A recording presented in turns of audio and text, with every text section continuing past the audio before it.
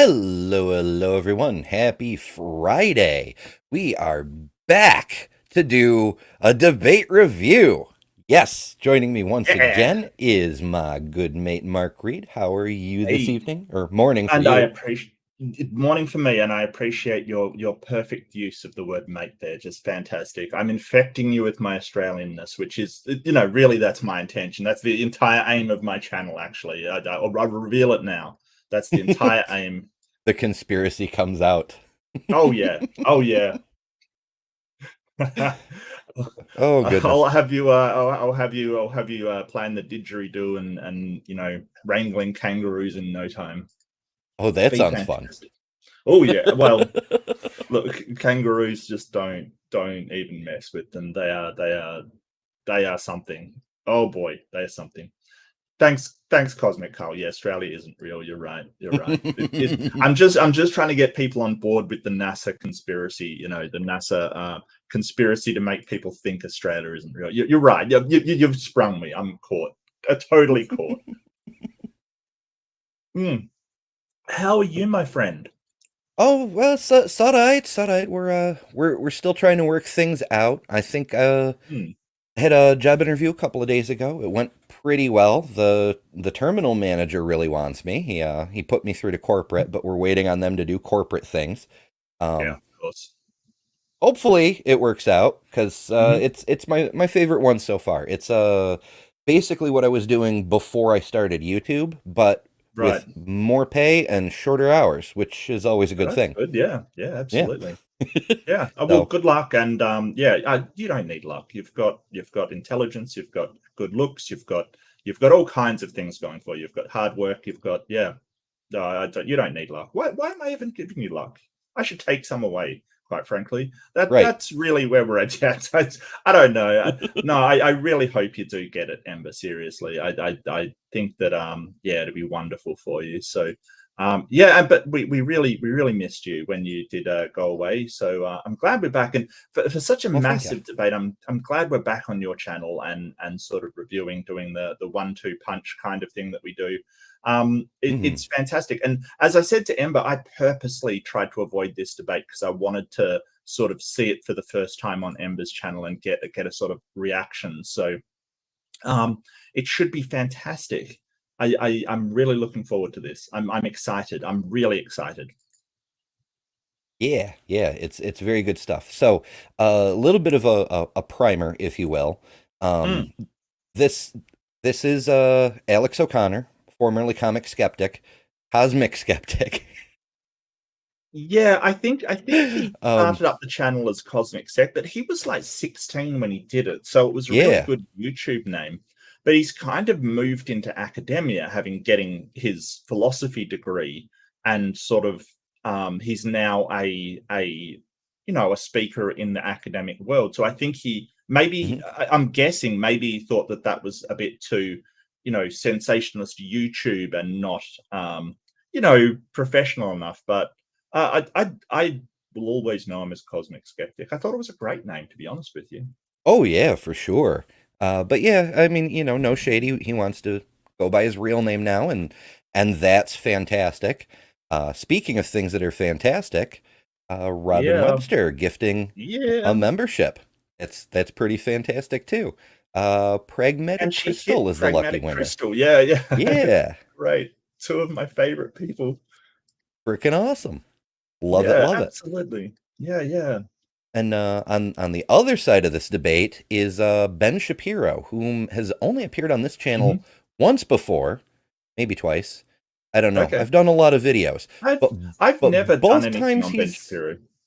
yeah he kind of pisses me off really fast. I've discussed Ben Shapiro with my wife, and he thinks himself an intellectual, and that's okay. I intellectuals can be wrong, but he makes some. I mean, the one thing that I remember, like that, I'll always laugh at him for was when H Bomber guy did that review on him and his opinion of Oh climate change. Um, sorry, am I done something wrong? Is that oh is that no, a I just black name? I I just became aware of H Bomber Guy just a few days Okay. ago with the YouTube plagiarism video. And yeah, now I'm very interested to see what he had to say about Shapiro.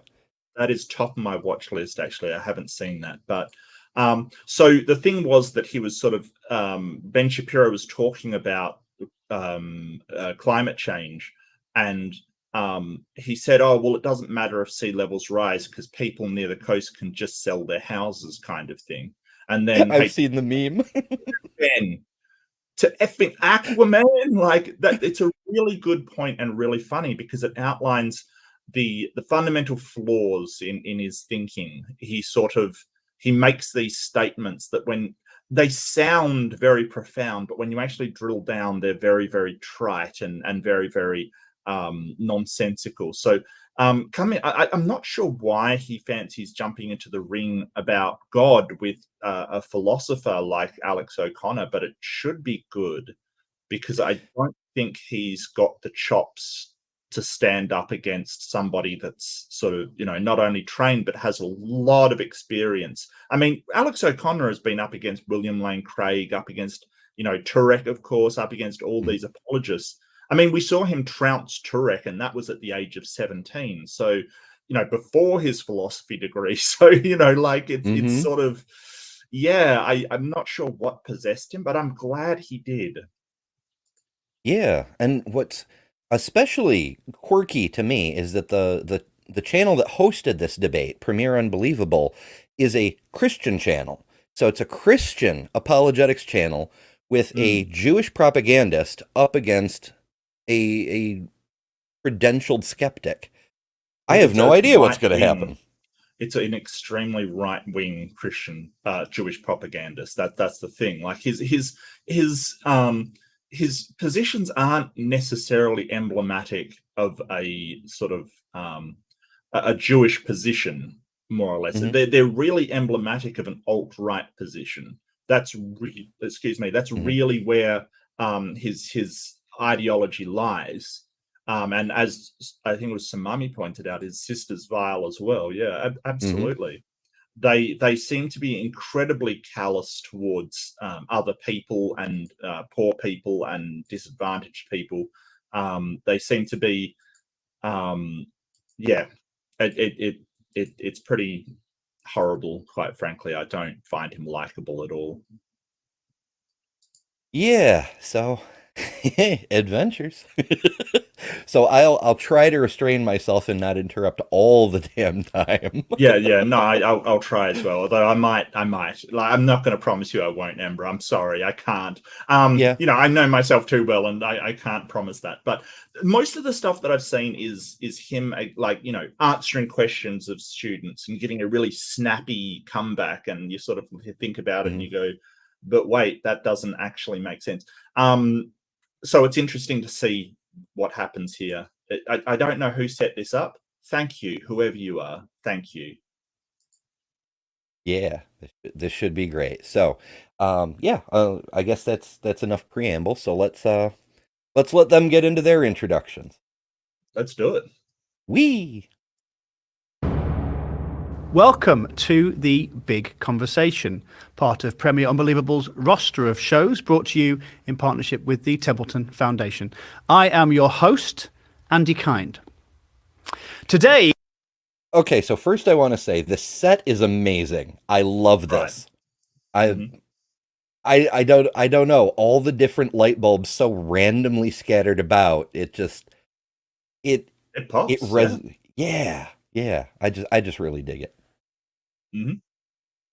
we are talking about a very interesting topic. The question is religion good or bad for society? And I've been joined by two very dapper chaps, Ben Shapiro and Alex O'Connor, who most of you maybe, will be completely aware of. We're going to have a very substantive conversation. I'm going to introduce them first. I'm going to give a little summary on who they are, and stop me if you've heard this before.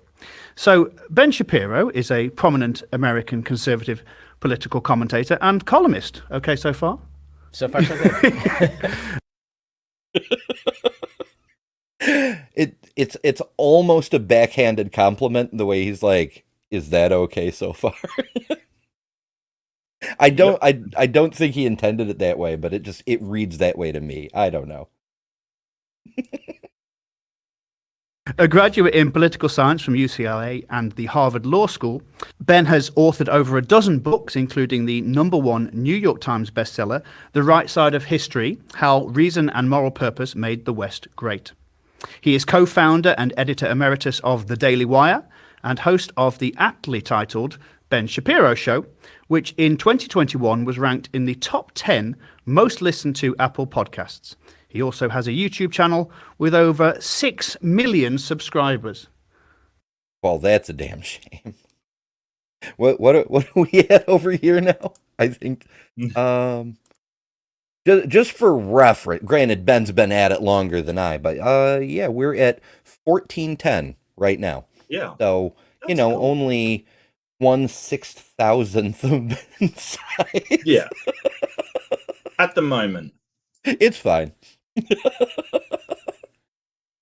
Kudos to you, sir. Joining Ben today is Alex O'Connor.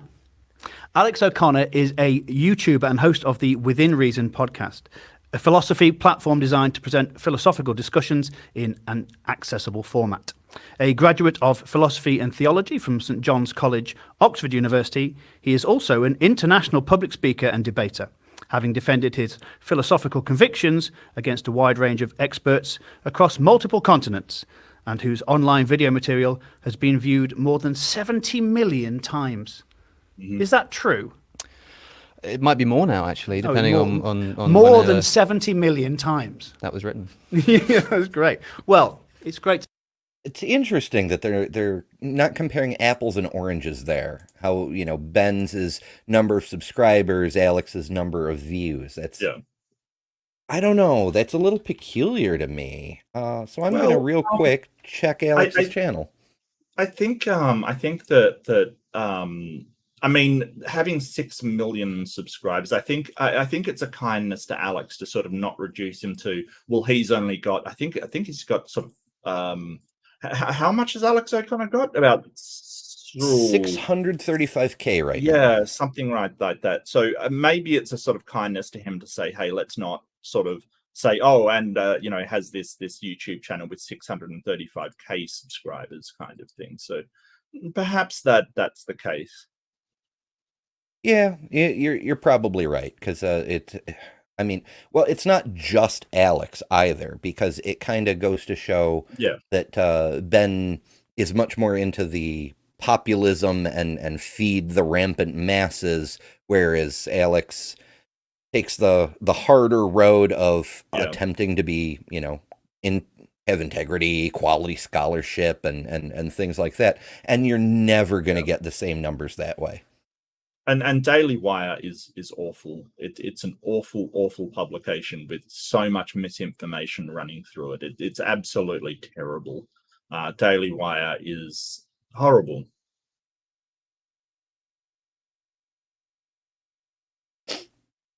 I'm amused. I'm not one to make a big deal out of people's looks one way or the other, but when I did sample the first part of this debate to make sure it'd actually be worth watching instead of just, turn into bleh. And even Ben has the hots for Alex a little bit in this, and that's kind of fun to see. Sweet. Yeah, nice. To have you both. Thank you both for taking the time. And for both of you, I'm a long-time listener, first-time caller. So hopefully we're going to have a lot of good stuff to say. We're talking about religion and society and how they interconnect. And we want to know, really, and I'd like to get this settled once and for all at the end of this conversation so nobody else ever has to discuss it if we can. Is religion good for society? Can a society hold together if there are no underlying beliefs that everybody shares? And we're going to be exploring what both of you believe are the most important principles undergirding any civilization. So those are three very, very different questions. Mm. It's weird that the second one especially strikes me. Can a society hold together if there aren't, a belief system that everybody shares? Show me one nation where there's a single belief system that everybody shares. There is no society like that on Earth. Correct. Yes. Although you could sort of say, well, can it hold together without a ubiquitous belief system, something that is overarching most of the people, or rather the institutions? Because a lot of the institutions that are relics of, say, the monarchy and stuff, do use that God concept as something to anchor to. And I think that's Ben's point. And he tries to use that as, oh, well, they anchor to this concept. But my point is that we don't need a God to anchor that to. We can use our values and the values of the humanity and the country even just to anchor to. It doesn't need to be a God. Mm-hmm. I tend to agree. What are the foundations of morality and ethics based on? So without further ado, let's start. I'm not going to go into backstory too much because most people will be aware of who you are, and there'll be a lot of fanboys and girls out there watching. But let's talk about something that, Ben, you have spoken on, and Alex, you have responded to, this idea of the atheist delusion. Ben, could you... Wow, let's start with the most loaded question we can, right? Let's start with you calling people delusional. Yeah, and you're right. This is a consequence of him playing to the sound bites and gotchas and these he playing to the masses basically, rather than engaging in healthy intellectual discussion, because he sort of said all of these things which are so contentious. Mm-hmm. It in a way, it kind of is the perfect place to start, because it calls Ben to account. At the same time, it just, we're cruising along. We got this nice baseline of an amicable, cultured atmosphere, and then all of a sudden, so tell us about how your opponent is delusional. Right, exactly.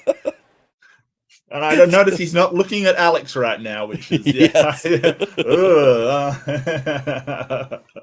Oh boy.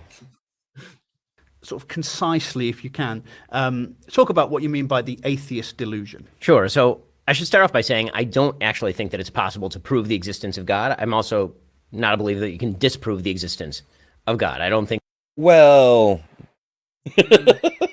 I personally, specific gods you can disprove, like the one in the Bible, but yes, and the claims made by people who believe in those gods, certainly. And the problem comes that you have to do a lot of unpacking of disprove and prove.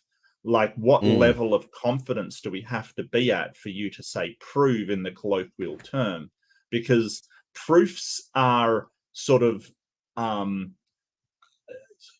overwhelming certainty to the point of, that will never change kind of thing. And generally, we don't really come to proofs except in maths, not technically. So just, I think it's sort of a weird language by him, and he'd probably have to explain what he would consider to be a disproof, for instance. Yeah, and also, we come back to the basics of agnostic atheism. Why should it be on anyone to disprove the claim the other side is making? Give me a reason to believe it, or I won't. But these two things are not on the same equal footing, right? So he's saying, oh, I think it's impossible to prove a God as well as disprove a God. It's to my mind, it's like, wait, those two things are not on the same level. I think that it would be very possible to prove a God, depending on, as Robin says, depending on which God. But the God that he believes in, the Jewish God of the Torah, it should be, you should be able to prove that God. Yeah, especially if it's the kind of God like that wants everyone to know because he's jealous and demands worship. Like, where is he? I'm not. Oh, but so one of them sort of unfalsifiable, and on the other hand, it should be trivial for the God to prove that they exist. Like, it's kind of weird to make these two things. Oh, well, it's not provable and it's not, disprovable. It's sort of, well, hold on a second. one of those should be true, and if it's an unfalsifiable claim, the other one should be true as well. So it's yeah, and that sort of brings us about to, well, really the burden of proof is on you making the claim that it does in fact exist. You're making a positive claim. Mm-hmm. If it can't be proven or disproven, why does anyone believe it? Right. But maybe Ben's leaning into that. Like, there's good reasons to believe that have nothing to do with whether it's true. We'll see, I guess. I think that logical argumentation is going to get you there one way or another. And so I'm not going to try and do that with Alex today, because I think that if people would have been able to... That seems wise. Yes, I think that does seem wise, because, his arguments aren't foolproof, and Alex is no fool. Yeah. Provide dispositive proofs, then people would believe them. And if people were able to provide dispositive proofs that God does not exist, then people would be more apt to believe those as well. What I think is an atheist delusion is that it is possible to live ideologically purely in a way that does not rely on fundamental faith principles. When I say faith principles, I'm not going to make the claim that those faith principles are direct from Sinai, or that those faith principles require the New Testament, for example. I'm going to make the claim that there are a bunch of principles upon which we base ourselves that are external to what we know about nature and evolutionary biology. And that many of the things that Alex does in his daily life, for example, are going to be things that rely on principles that are external to a philosophy that would assume a lack of the supernatural, a lack of the extra natural. That's a pretty tall claim. He's doing his typical Ben thing and mixing a whole bunch of ideas together and hoping that you'll think it's one point. And this is a weird way to sort of say, well, it's a faith-based position, but it's not. Like, he's trying to say, hey, atheists have faith too, essentially, to sum it up. He's saying, hey, atheists use faith too. But it depends what he means by faith. In the philosophical sense, no, we don't, not really. That's the whole point of skepticism. It's not to believe things on faith, it's to believe things when sufficient evidence has been presented to warrant their belief. That's the whole point of skepticism. But he sort of is using this very, very weird language where he's saying, hey, faith-based, extra natural. What do you mean by that, Ben? What is extra? Can you give me an example of something that's extra natural? Yeah, it's such a weird, like, we don't even have supernatural, and you want to add an extra thing, right? Extra terminology. But what hung me up is this idea that you have to be ideologically pure. Pure compared to what? Who's measuring it? What's the format? Why should it matter? If I want to be an ideological mutt and, borrow this principle from Confucianism and this principle from Buddhism, who's going to stop me? And shouldn't we be doing that? Shouldn't we be, sort of, our ideology should be what works to serve the purposes of what we're trying to use it for, rather than trying to create something new and test it out? Shouldn't we sort of incorporate all the things that have worked in ideology and sort of leave behind all the things that haven't worked? I don't see why we would be not filtering our culture through a lens of being able to see history or being able to remember history. Wow, you froze for a second in the most amazing position. I gotta say that was incredible. I wish I knew how I froze. I'm trying to replicate it. I can't do it justice. I'm sorry. I tried. Alas. Yeah. But you're right. The development of society is an evolutionary process. When somebody comes up with a new idea that gives their society a survival advantage, they prosper more, their mortality rate goes down, et cetera, then that idea is going to get promoted. Just, like Dawkins used to say, a meme is just a cultural gene. This idea would spread across the whole population of societies. Religion, in that respect, it may have conferred some benefits at some point in history, but sure, that's being generous. Today, to me, it looks kind of like a parasite. It's more of an infection. It's not there because it gives advantage it's there because we haven't figured out an antibiotic to wipe it out yet. Well, I mean, I wouldn't go that far, but I certainly think that a lot of these traditional institutions are hung over, sort of, remnants of clinging to old traditions, which sort of don't serve us anymore. And you're right, they probably did serve us back in the day, but we don't have to adhere to these traditional institutions. There's nothing stopping us from moving on and implementing what works and leaving the dross and the things holding us back behind. There's nothing wrong with that, and that makes conservatives really anxious because their entire feelings of security and safety are from these old institutions. But I don't see why we should be held back by a bunch of people that are just insecure about their world.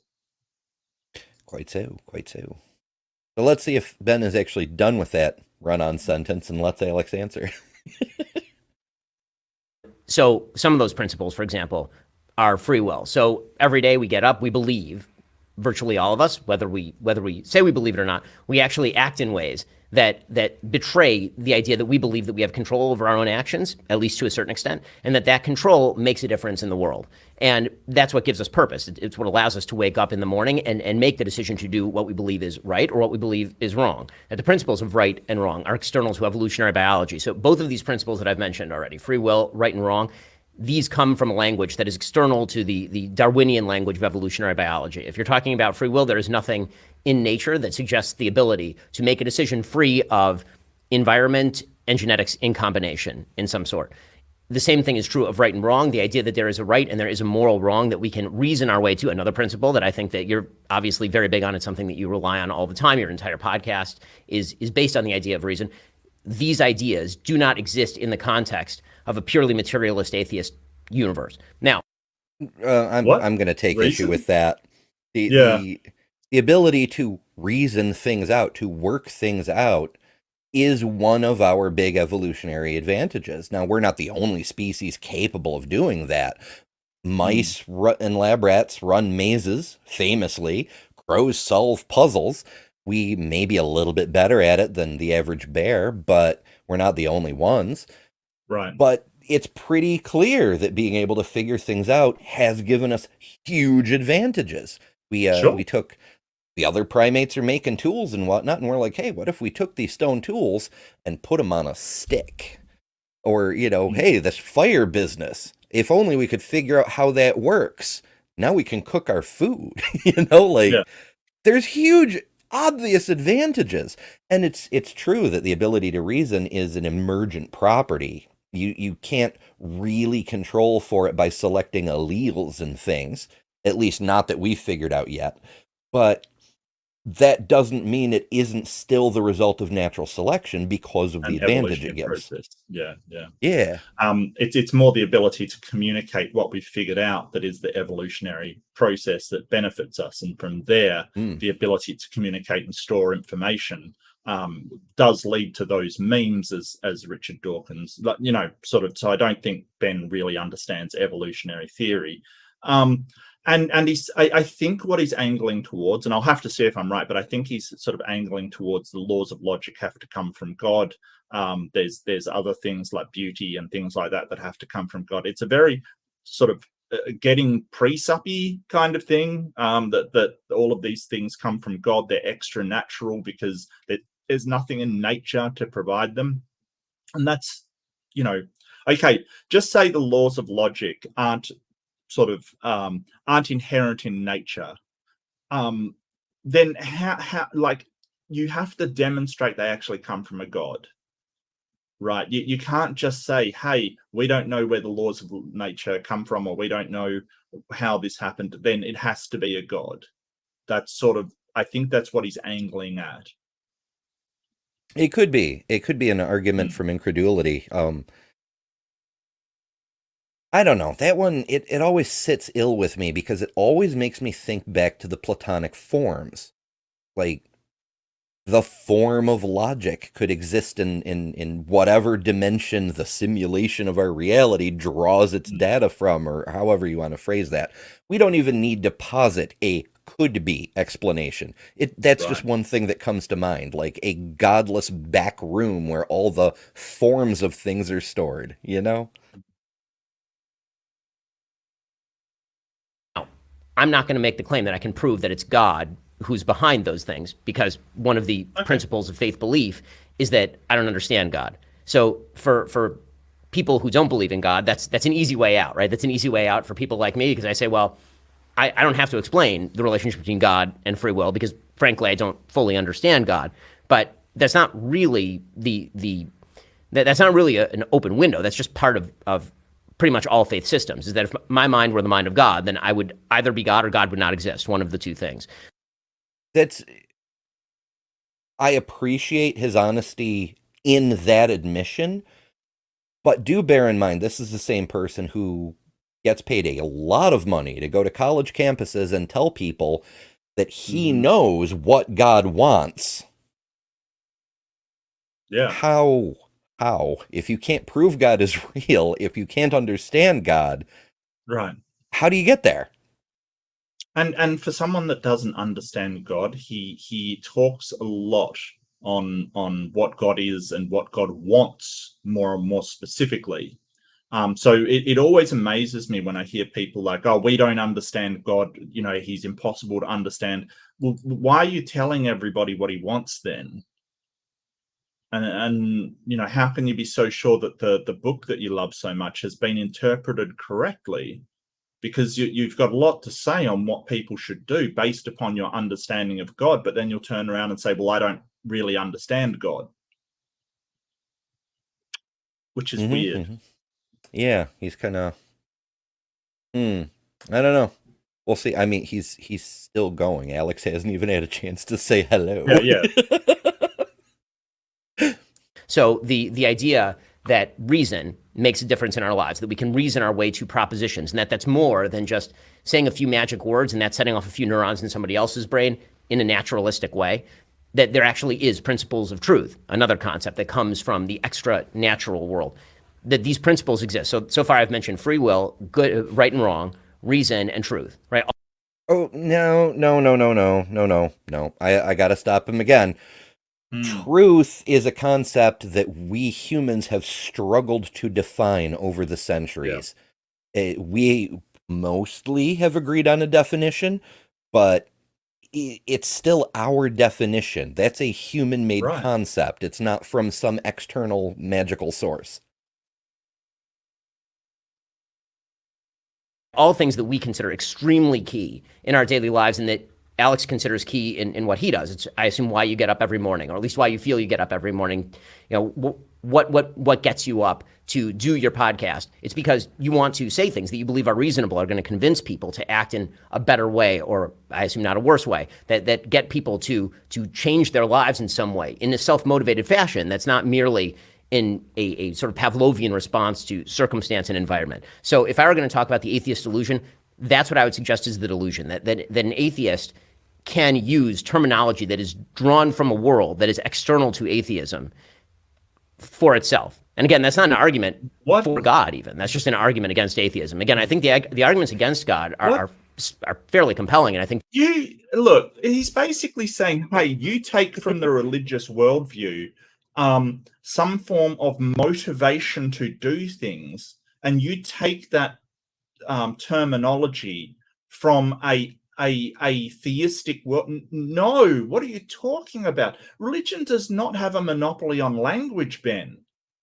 Just because you find motivation in all kinds of different things, like you might have a love of your family, religion doesn't have a monopoly on that. You can't say, oh, well, because people were religious back in the day and they love their families, that means that the love of your family is a religious concept. No, it's not, Ben.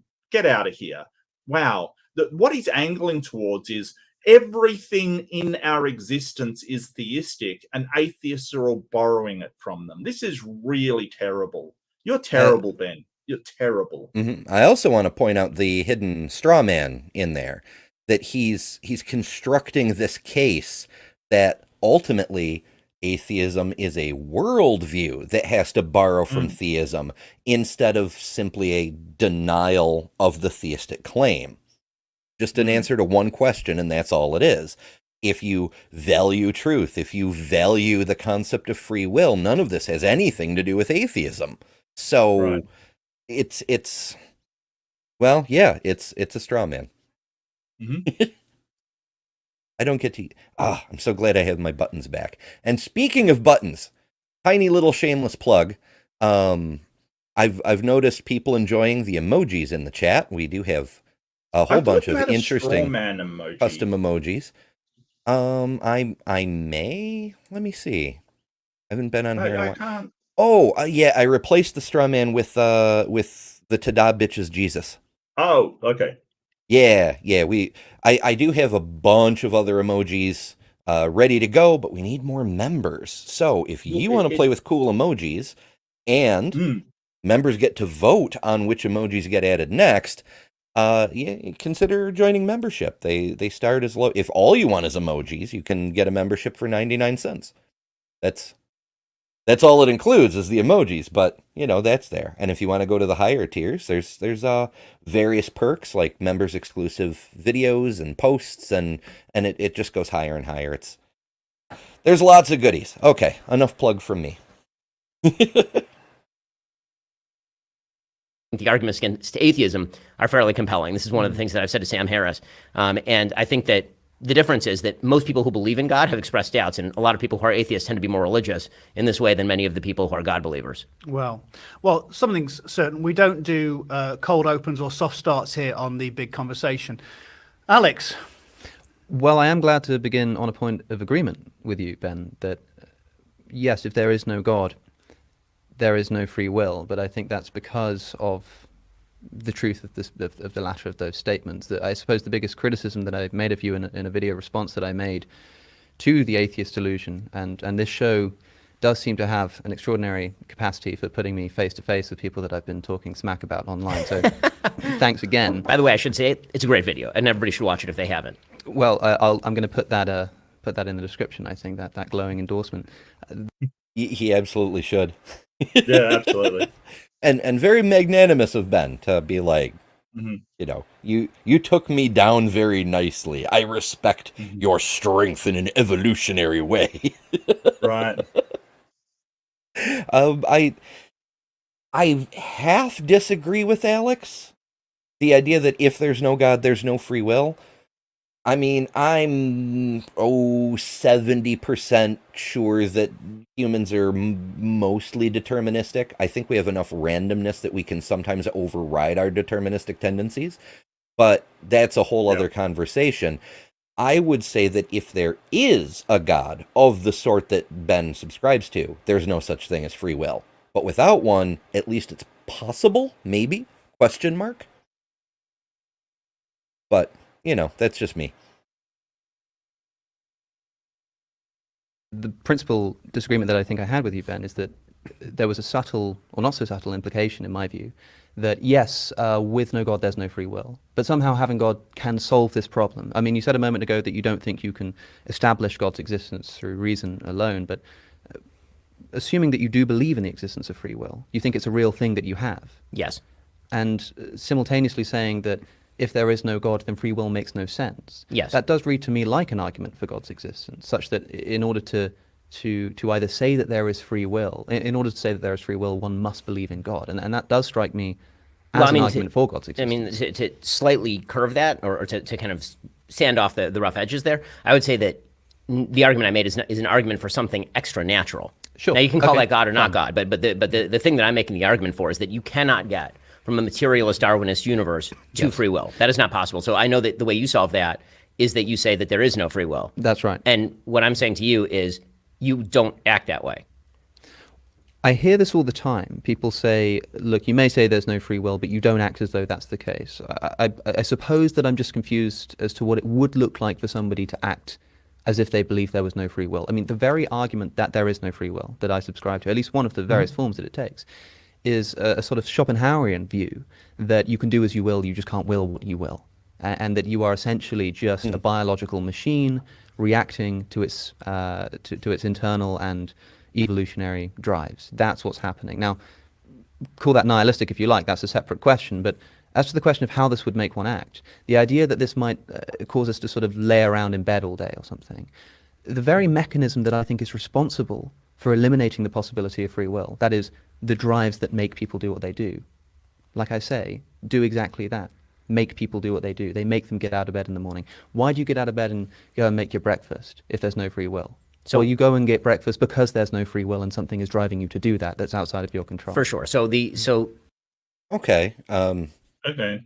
There's a lot of ideas wrapped up in a tight little package there too. Yeah. I see why they call this show The Big Conversation, because it's just, I don't know, it feels like they're monologuing at each other here. Well, I also think that there was so much in what Ben said, like to pick out free will as the one that he wanted to focus on instead of, all of the other problems of, atheism borrowing from the theistic world and all this kind of thing. It's kind of weird. I don't see free will argument as kind of falsifiable at all, and sort of so this kind of logical argumentation is the purview of philosophers, and I get it. It's kind of important to establish logical validity, but I'm more of in favor of, well, once you've got an argument, you really should test that in some way, scientifically, hopefully, to see if it actually holds true. So you can sort of make arguments for there not being free will. It at least seems like we have free will. He would probably say it's the illusion of free will. But I seem to be able to make choices, and I get that if you reduce everything to chemicals and impulses in your brain and things like that, very just materialistic things, there's nothing that would make decisions as such. Maybe we have to have the illusion of free will, but this is something I go back and forth on, but I kind of lean towards that we do have free will. I think I'm a compatibilist, and I certainly don't believe in God. So, what extra thing that would be, I'm not sure. It's a huge question. Like, this is, you're right. This is sort of massive question, but the idea that free will would support extra naturalism, is that what he's saying? Extra I don't know, like, you're just making up stuff as you go along, Ben. Seriously, extra naturalism, what the hell does that even mean? Does it mean like there's a word that Anne Rice? Mm-hmm. She wrote the Interview with the Vampire books and stuff. She loves this word, which is preternaturalism, right? And what it means is something that's natural. It's not supernatural. It still is natural, but so amplified that it seems supernatural, right? So you might say, hey, a mongoose's ability to dodge a cobra is preternatural reflexes kind of thing. Which is sort of, she uses it all the time in her books, and it's kind of, it really stands out because you're like, what the hell does that mean? And you look it up and it's like, oh, it just means, natural, but very, very, honed and refined kind of thing, so it seems like that's what he's doing by saying extra naturalism. Yeah, kind of. I feel like Ben's dropping. It's because he's afraid of the term supernatural because it carries all those extra implications. Whereas if he calls it something else, he can make the same point without the baggage. But I don't know. I think the question of free will, it's like trying to figure out how many bedrooms are on the third floor of a house when you haven't verified there's a foundation first. Like, to have free will, we first have to address whether consciousness is an illusion or not, Yeah. Like, we don't really know, but it kind of seems like maybe it is. Like, there's an evolutionary advantage to perceiving yourself as a single being, but we're still a collection of cells, and the function of a gazillion individual gray cells is what determines personalities and reactions. We're kind of a enclosed unit hive mind effect, I guess. So how do you get from an uncertainty about the realness of the self as we perceive it to what the capacity of that self is? What are its limits? Like we definitely have responses to instinct, responses to motive. Our emotions alone show that we're as much response to stimuli as anything. You know, someone says something Sure. that upsets you. You know, a person says, "I can't be your friend anymore," and you're upset. You know, you can't choose not to be. It's yeah. There's a lot of ground to cover before we even get to whether free will is a thing or not. Sure. Sure. Yeah. To get back to the nihilism point, which you kind of put aside, so that means that this conversation is essentially worthless in any sort of real sense. I mean, effectively, we were driven here by evolutionary biology and environment to have this conversation. Everybody who's watching this is driven by evolutionary biology and environment to have a particular reaction to that thing, and ever round the cycle goes. That seems like a very purposeless life. Again, I'm drawing from a realm that is not evolutionarily biologically here's the thing. Connected. You can still say, hey, you are determined to have this conversation, and then people may take different actions that was determined on this conversation. And you're right, it seems like that's, just whether it's nihilistic, as Alex says, is another question entirely. But that conversation may still change people to determine their behaviors. So it's not really purposeless, because it may influence people to take actions that they might not otherwise take. So even under no free will, the conversation still has a purpose. In fact, it has to have a purpose because it will determine things as well. So you can't look at it like, well, we might as well not have this conversation, because it still will determine outcomes. Everything does. That's the problem with hard determinism, that anything we do, you can say, hey, you were determined to do that, and that determined things going forward. So when you say, hey, my friend doesn't want to be my friend anymore, you can say, well, I go out and I get depressed and I eat, kind of thing, right? Just say that happens. You can say, hey, well, that behavior will also determine things in the future, which was determined by the person saying things to you. So he kind of is looking at it a bit wrong, I guess. Like, there's no point doing anything if there's no free will.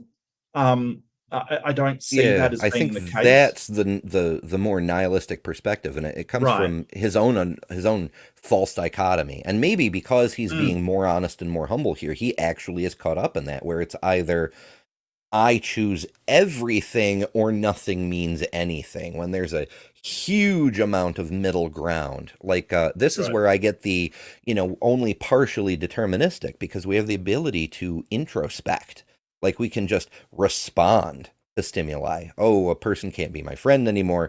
I'm going to be sad. And I can just be sad, and I can sit there and feel those feelings until I, work through it and feel better.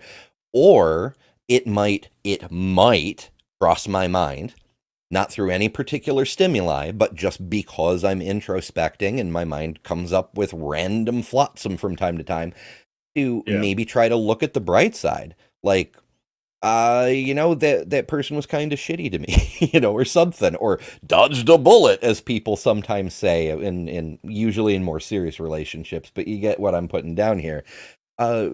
Sometimes bad things lead to good things. Not to feed into Ben's God is guiding everything delusion, but maybe you decide I need to get out and be around people instead of just being sad here. So you go to the park and maybe you meet some new friends. There's endless ways that your consciousness can override the deterministic processes of biology and input and output. You can still interrupt the flow of how things should go in a fully deterministic sense and cause a different outcome. Or so it seems to me. Mm-hmm. The word purpose is really, teleology obviously has been taken out of the realm of science, pretty thoroughly by atheists and by many people in the sciences, although I would argue that, again, most scientists speak in the realm of teleology literally all the time, and they're borrowing language from the language of teleology, even when they're describing functions of particular body parts, right? The heart pumps blood in order to keep you alive, right? They're constantly using language that's teleological in nature. The real question that I have, and this is what goes to the question that you were asking at the beginning, before the sort of pre-question question, which was the good of religion to society. One of those goods is people believing that their free will matters, and this actually is a useful thing.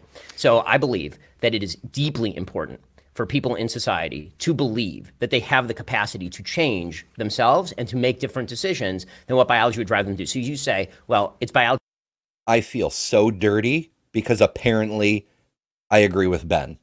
Or more precisely, Ben agrees with me. But still, I feel horrible. And what part exactly? That it's important people believe that they have the ability to override biology and make their own decision in some circumstances. Maybe that is the case. Maybe it's not. I don't know for sure on that one. If free will is an illusion, and maybe that is important, maybe it's not. That's the thing. A lot of people that don't believe in free will seem to function just fine. Mm-hmm. Well, so to an extent.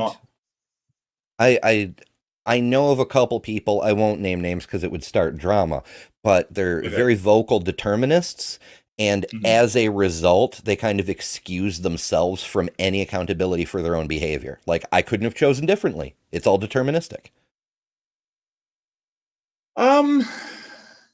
Yeah, I mean, I suppose so. I think that, that's not great. Because even though you might not have been able to choose differently, you can at least, like, you can say, hey, I've got no free will, I do things, and still say, hey, that was the wrong thing to do, and I have to make amends for that happening. You can't, even with no free will, you can't excuse yourself from the responsibility of the things that you've done. You've got to go back and say, hey, what was the criteria that led me to do this action, and change that, work on that. And maybe that is determined or not. Or maybe they would say, hey, I'm determined, not to address the consequences of my actions. I don't know. Maybe so. I tend to think of it like I'm capable of thinking of people as basically meat robots. I felt that way at a few points in my life, that I'm basically just a machine executing programs using biology instead of steel and circuitry. Yes, but even so, we're programmed with the capability of learning, of understanding new concepts and incorporating them into our functions and protocols. And so when we learn better, then we should apply that knowledge. We should upgrade our systems, as it were. And when it comes to interpersonal relationships, when we've upgraded our program and realized that previous behaviors were unacceptable and caused emotional harm to another person, then we should try to make amends, because it's advantageous to have better relationships with other people. Unless we're, purely opportunistic. Like, this person is not useful to me, so fuck them, Yeah. I don't know. Maybe I'm silly. That drives you to get out of bed in the morning, which is almost Calvinist in sort of the way that it's described, right? It's like you're predestined to get out of bed in the morning, so thus you get out of bed in the morning. But the reality is that we are constantly making decisions as though those decisions make a difference in the universe. And what social science actually does tend to show is that when people believe that they have control over their own actions, that when they believe that they're capable of changing the way that they live, they do make those changes with more alacrity and in better directions than if they don't believe that. If people tend to believe in a deterministic universe, they do act worse. So it may work. This is going to be sort of Straussian in its implications, but that may work for you. You're a very high IQ individual who can somehow reconcile the idea of living a very purposeful life with the idea that actually there's no purpose to anything. But for the you see what he's doing there? He's buttering Alex's toast. Yep. Yeah. vast majority of people, that is not actually how they live. And I would suggest that even in your daily life, you don't get out of bed in the morning thinking, man, my biology is driving me this morning to get on the bike, have a great day. The sun is shining. That's my biology doing this. And I don't think that most people who live purposeful lives, even if they believe that everything they're doing is predetermined by the world around them, by their own biology, I don't believe they actually feel that. They have to engage in what they themselves would term an illusion in order to feel a sense of purpose and meaning in their lives. Of course, but that's what. Is it necessary to feel a sense of purpose? Like, I get that it's advantageous if you're working towards your purpose. You're like, you have a bit more drive to do it, perhaps. But is it necessary? I don't think so. Well, I think it might be necessary. I mean, without a sense of purpose, even if that purpose is to make money to survive, how are you supposed to then have any kind of motivation to do anything? So I think that when he's sort of conflating purpose, like an overarching purpose, with just the everyday purpose that we have to meet our needs, or the desires we have to meet our needs. So I think that some people do have a very large overarching purpose. Like, we may have had I had a purpose starting the YouTube channel that I did. And I feel like I want to develop the purpose of my YouTube channel. But that's not the same as me having a purpose when I, drive down to get some food or something, right? It's kind of on two different levels. One is just the immediate satisfaction of my needs and desires. And the other one is this sort of more ephemeral idea of, an overarching purpose kind of thing. So I don't disagree, but yeah, that's kind of what I was driving at. Is there's an unspoken equivocation going on between the purpose of carrying on your life, or even just enjoying your life, and this grander purpose of what do I want to accomplish with my life. They're not the same. The evolutionary process, in my view, in my worldview, I should say, has done so well is provide precisely that illusion. I mean, it's not as that. I mean, you say, look, you don't get out of bed in the morning thinking, gosh, look at my biological my neurons drive. Are firing. Yeah, of course not, because if I did, then the whole evolutionary purpose that this illusion serves would fall away. I mean, you say that this is a fairly purposeless. Little tangent. Sadly, we're not on Mark's channel where there's an emoji for tangents. I'm reminded of a bit from a book. It's a Wizard's First Rule by Terry Goodkind. I reference it occasionally. Spoiler alert for a 20-year-old book if you haven't read it, too damn bad. There's a character in there who has the capability of, her one magical power is with a touch. She can make a person love her, but not just love her. Like, the power eradicates their personality entirely and replaces it exclusively with devotion to her. And so it's kind of terrifying. And the crux of the situation is that the main character gets caught by an evil sorcerer, and that he has to help him perform a ritual to take over the world. And in order to make sure that the main character helps him, he uses this other character called a confessor, makes her use her power on him to make sure he does what he's supposed to do, because it's a very complex ritual, and if it gets fucked up at all, he's a dead man. Okay. So that's what happens, and they go through the whole thing, and it turns out that the main character cheated the test. He did fuck up the ritual and killed the evil sorcerer. And the lady who's a confessor is like, how that's not possible. I used my power on you. And he says, well, funny thing about that, if you already love someone completely, there's nothing for your power to grab onto. And then the good wizard comes in and explains, shh, you can't tell anyone, because if they know about it in advance, it won't work. It's reminds me of what they're talking about here, because what they're describing is that if you ever realize you don't actually have free will, then the trick will stop working. Oh, and Robin reminds me to mention Kentucky Atheist is doing a book giveaway. Is he? Yeah, Dave Warnock, a wonderful person, does a show on the line called Dying Out Loud on Tuesdays.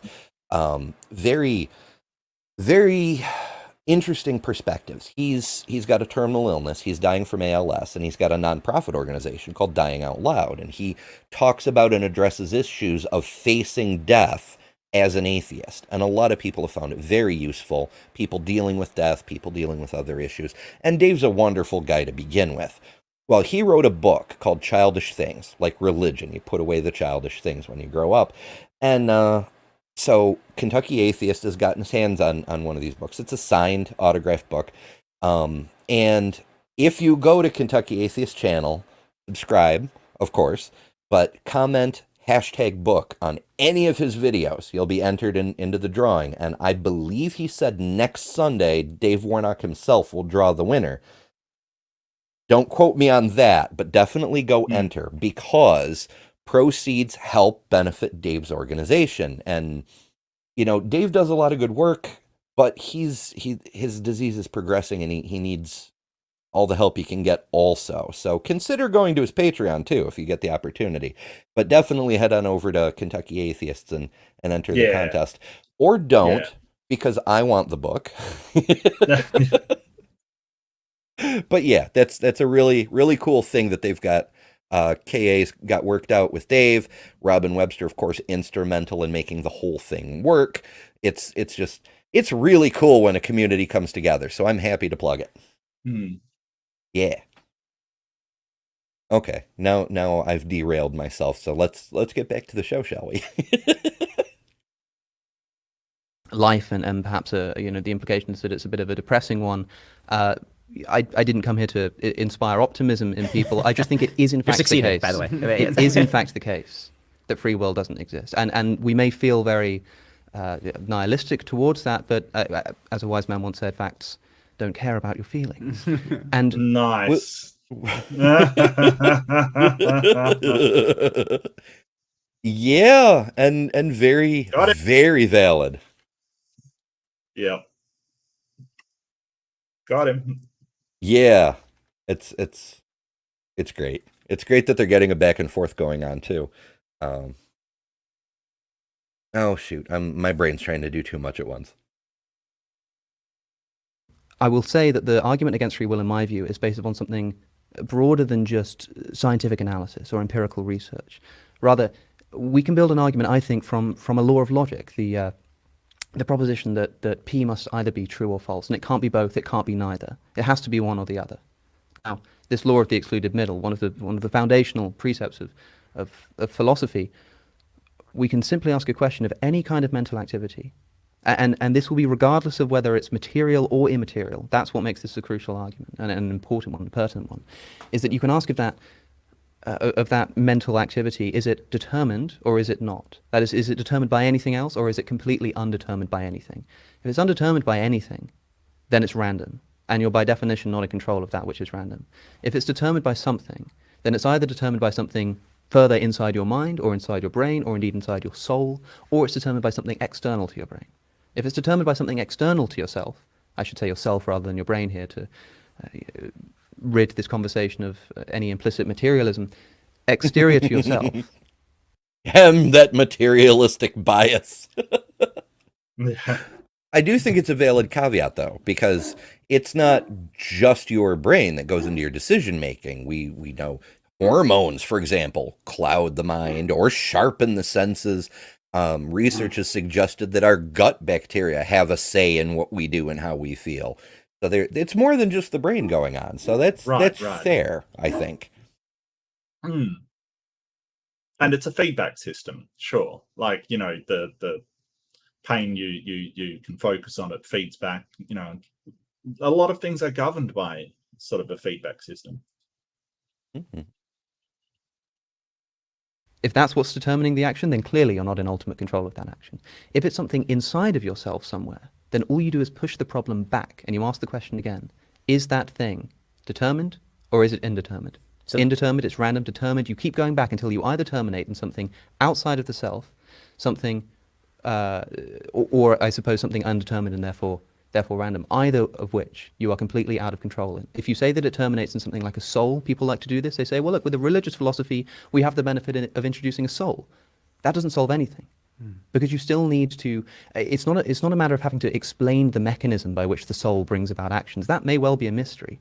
But if it is the case that whatever it is that's doing that is either determined or it's not, and that if it's not, it's random and therefore out of your control, and that if it is, it ultimately terminates in something outside of yourself or something random, and both of which are out of your control, free will cannot exist. Well, I'm not sure I agree. I mean, I've heard Alex this paints an before. interesting picture, Yeah.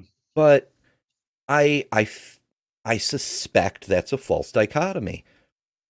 I don't think you can trace the decision-making pathways in the brain. You can get it back to, certain synapses between certain neurons, which in turn goes to certain electrochemical channels in the neurons, which eventually you'll get it all the way down back to microtubules within the cell that happen to be rotated in a certain direction, so on and so forth. I don't think you can ever make the case that it's external to yourself, unless you do believe that the self that you are is actually some sort of teleoperation from the great beyond. You're not actually in your body, you're just operating your body like a sim. But that doesn't really help either case. But I don't know that it's necessarily random either. I have heard this argument before that things are either deterministic or they're random, and if they're random, then they're outside of your control. I think that, I kind of think that there can be sort of pseudo-random things that are deterministic, that we call random, that are deterministic. I think that sort of when you're talking about looping feedback systems, like you might sort of play out a number of scenarios in your head and then sort of seem to choose, or at least it seems like we choose which of those scenarios you think will get you to the best result. Now, Alex's claim would be that's deterministic on what you know about the situation and all the priors that came before. But I'm not so sure it is. But the whole idea that it may be either random or deterministic, I'm not sure I completely agree with that. It's hard to refute, though, because if you're talking about systems that are deterministic, if something isn't determined by a number of priors, then it kind of has to be random. Like, what else is there? So let's just say it's a false dichotomy. What's the third option? Not a single cause. It itself could be an emergent property. Like, so, I mean, first of all, I want to throw out the external option. There's no reason to think so, I think. That's fine. Yeah, let's throw out an external option, sure. Yeah. That's fine. But like, so even with emergent properties, that doesn't sort of foil determinism, because you can sort of say, hey, there's a number of things, a number of priors that all lead to that emergent system. But any of those priors are different, then that system will be different, because necessarily it is made up of the priors that contribute to it. So, just sort of saying, hey, it's a number of things doesn't overcome that deterministic category. It's still deterministic. It's determined by all the things that make it up. It's like how the health of the stock market is a emergent property, whether the stock market is up or down, but that's made up of all the priors of how the stocks in it are doing, right? So if all of the stocks in America are down, then the stock market as an emergent property is down. And if all of them are doing well, then as an emergent property, the stock market's doing well. But if you change some of them, the emergent property will change. The health of the stock market will change. So just because there's a whole bunch of priors doesn't mean that it's not determined. Well, I feel like this is an argument that was specifically designed to lead to an erroneous conclusion, which is why it's got us kind of running up against this wall. The wall was built there on purpose. Like, it doesn't matter if you have one switch or 10 switches, they're all still switches. Either they're random or they're deterministic. But it's a circular argument at the base, because both of the options that are presented assume the conclusion that there's no room for choice. We don't know that, so we can't pre-conclude that and construct the argument in a fashion that presupposes that. If I got that right. Well, no. Well, when you're talking about a false dichotomy, you're talking about being presented with options, and there are in fact more options to consider.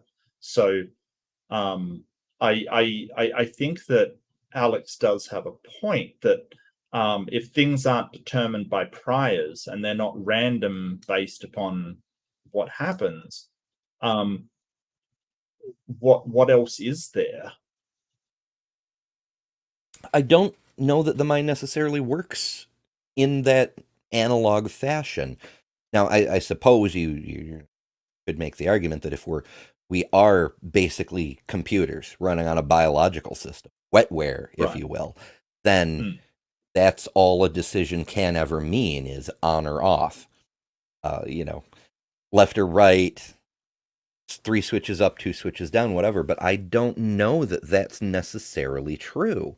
I'm thinking of a complex transistor where, you can have enough electron energy to reach one level and create an arc and get a signal output, or you have even more energy and you go to a different level and get a different output. It doesn't necessarily have to be on or off. It could be 0, 1, or 2 from the same output.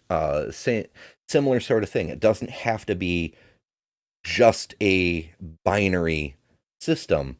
And it's so hard to think around because of the way that it's laid out in that circular fashion, where it's either random or determined. I can't quite conceptualize a way to phrase it that doesn't also create a circular argument in favor of choice. I have to ponder it for a while to come up with a way that doesn't presuppose either conclusion,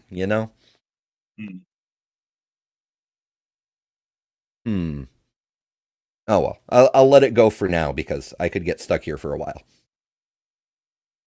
And so I would be careful. That argument does rely on the complete deconstruction of the self. Right? I mean, you're using the term self in this argument in, I think, a couple of different ways. You're saying something outside yourself, but then you're breaking down the self into a bunch of separate components as though the self is a computer. Right? As though if you took the self and you broke it down into a machine, and there's like the microchip, and you've got the processor, you got all these different parts of it. So it has to be coming from here, or it has to be coming from here. But I think the very idea that we have of ourselves as selves is as a deciding being. And so the attempt to carve that down into, so which parts of the deciding being, that is an avoidance strategy. So I don't think that the argument quite holds. Well, if we can call the self just a deciding being, call it a deciding being, then that sort of fundamental assumption that we make about the nature of the self, I don't think is going to be incompatible with atheism. How so? Because we're talking about what the self is here. I mean, atheists believe in the self. Everybody believes in the self. Well, no, that's not. I mean, that I find difficult to believe. Why would an atheist believe in the self? The self is a series of. Why of all things is he questioning this one? Yeah, I why wouldn't we believe in the self? We understand that I am an agent, and I am a different agent than Ember, and I'm a different agent than the people. Like, why wouldn't we subscribe to the sense of self? Yeah, you don't even need philosophy for that one. Experience. What? You experience a self, so that would be the default assumption, I should think. But even if you study philosophy, introduction to philosophy, meet René Descartes. Yeah, I think I therefore believe in I the am self. incognito. Yeah, I don't. That's a really weird thing to say. Like, what do you think atheists think that they're part of other people or part of just a gestalt being that doesn't have any independence? Because that's not how atheists think. What is running through this man's mind? Seriously, I have no idea. I feel like I suspect he's playing conversational chess. He's Mhm. quibbling about something that, just for the sake of stalling, because he's trying to visualize all the chess moves. He wants more time so he can plan out the next real move to try to get ahead of Alex. Right, right. Just my speculation, though. Of non-deciding mechanisms, as you've described. I see that your view of the self is an atheist view of the self, a meatball wandering through space, as I've put it somewhat colorfully. The sort of Spinoza idea that you're a stone that's been thrown, and you can comprehend that you've been thrown, but you're a stone that's been thrown, and that's just the way that it is. Why would there be in atheist philosophy such a thing as a deciding self? The deciding being is external to the idea of an evolutionary cause, because the very word deciding suggests uncaused decision making, and you've just excluded it through your own philosophy. Uncaused decision making, I suppose, is a concept that I think is unintelligible, and therefore, if there is an unintelligibility of the self on atheism, I suppose the thrust of the criticism that I made to essentially every point you made in that video, except for the argument from motion, is that what you're saying to me, if it applies to atheism, I think simultaneously applies to theism as well. How so? An uncaused decision. I mean, what is the process by which a decision is made? But now you're falling into the same sort of argument that I excluded at the beginning, which was, I said that the beauty of religion is that there's a bunch of stuff I don't understand. So I can't. Yeah, So it's that's a throwing up real your arms and cop-out, saying, who though. knows? Yeah, so that's a real cop out because he's sort of saying, okay, what does it mean to have an uncaused decision? Like, if you decide to get something to eat, you know, you're hungry or you feel like eating. There is a cause behind it. If you decide to drink, you might be thirsty. You might just like, you know, soda or pop or whatever the Americans call it. You know, there's usually some cause that we can point to, and I kind of agree with him on that. I wouldn't go so far to say it's deterministic, because even if I am thirsty, I can go, well, I'll get a drink later. That's okay. I can override that, but Still a decision, though. it's still a decision. But you know, when you look at it, and it might be that I'm busy or something, so I've made a decision based on a cause kind of thing. So I don't know what an uncaused decision would be. You know, like, even if I go, oh, well, I'm just going to go and stand on my head, it's because we've been talking about uncaused decisions. It still has a cause. And maybe I can choose to, that's a different question than free will, because I can choose to do that or I can not choose to do that. Or apparently I can, according to Alex, I can't. That's all determined by priors. But he's right that I don't know what it would mean to have an uncaused decision.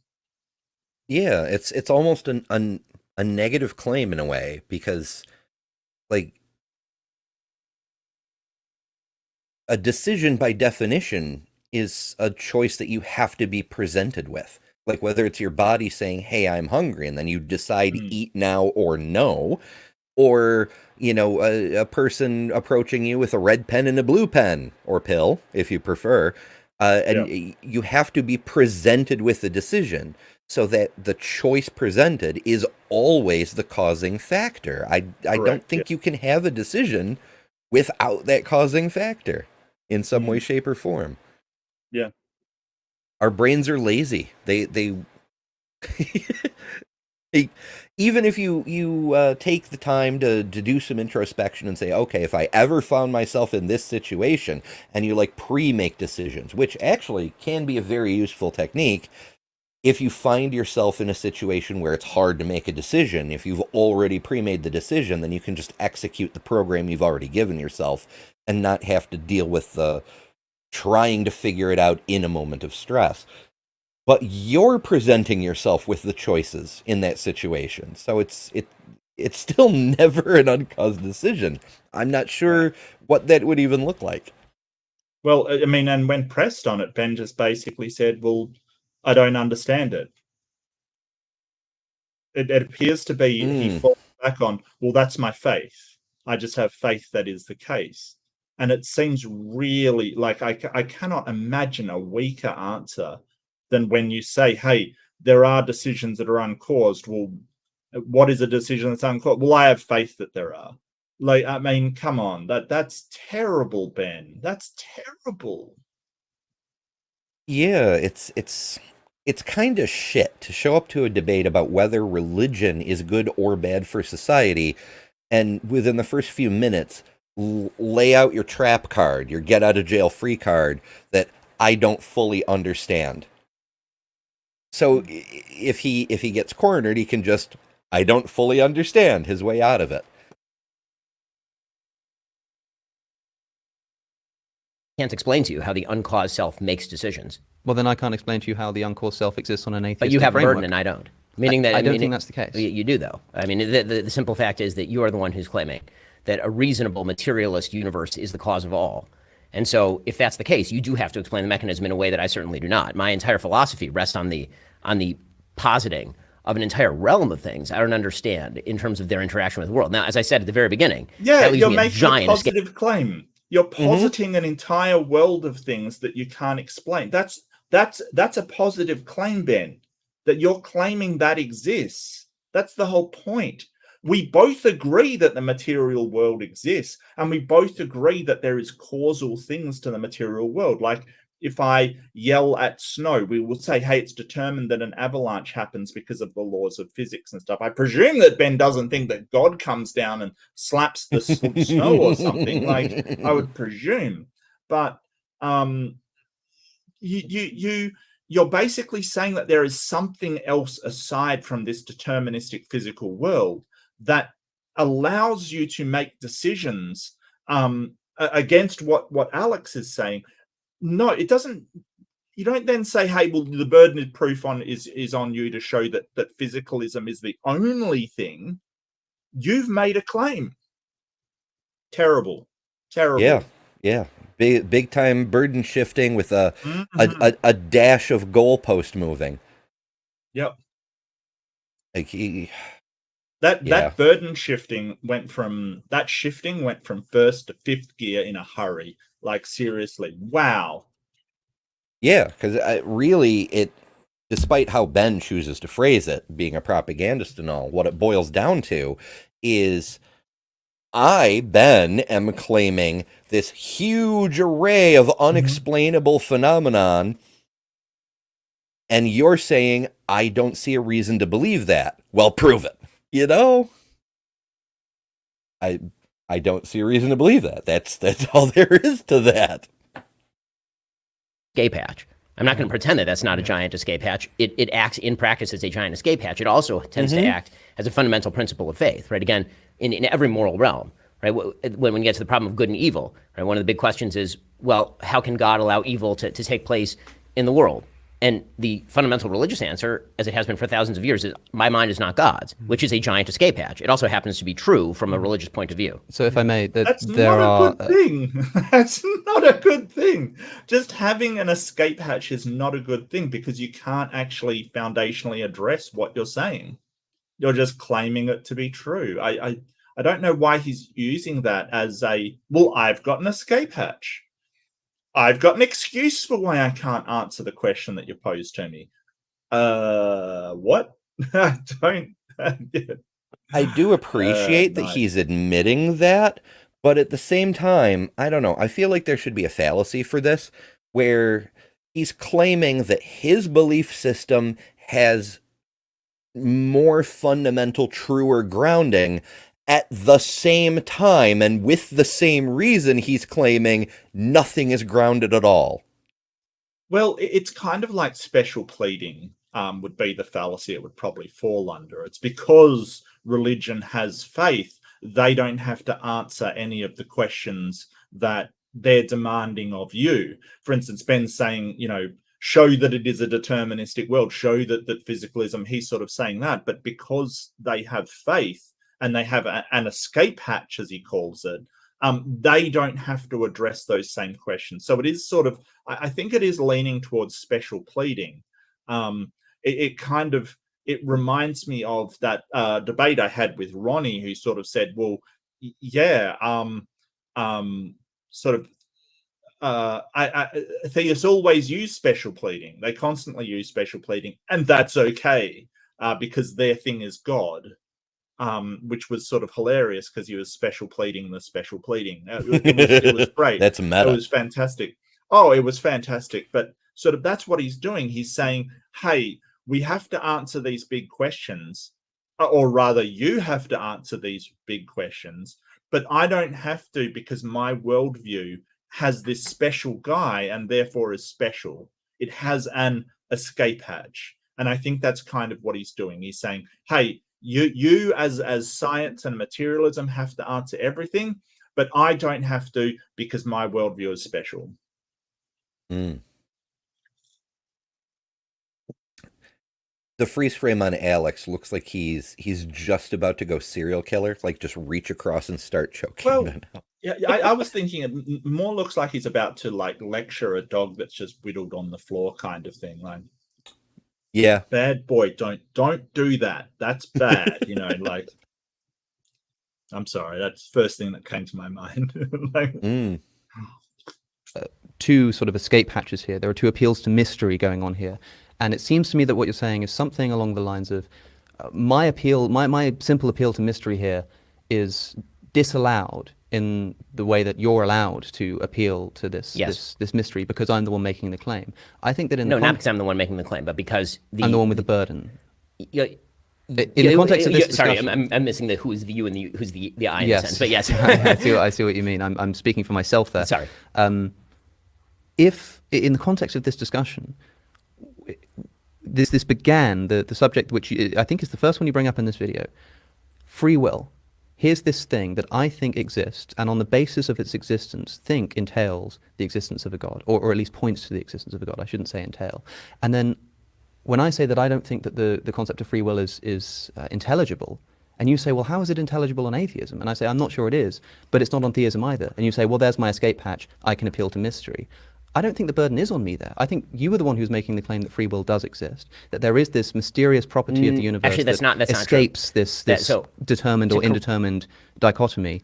And then when I say that this is unintelligible to me and based on what I see to be fundamentally appeal to a law of logic, suddenly I'm the one making the claim. I'm the one with the burden who has to do the proving. No, the actual claim that I originally made, if you recall, I love claim. just as a side note, I love that Ben tried to overtalk him, and he just this is what should be done in debates. At least if they're reasonable debates, when someone tries to interrupt, you just keep talking. He just kept talking.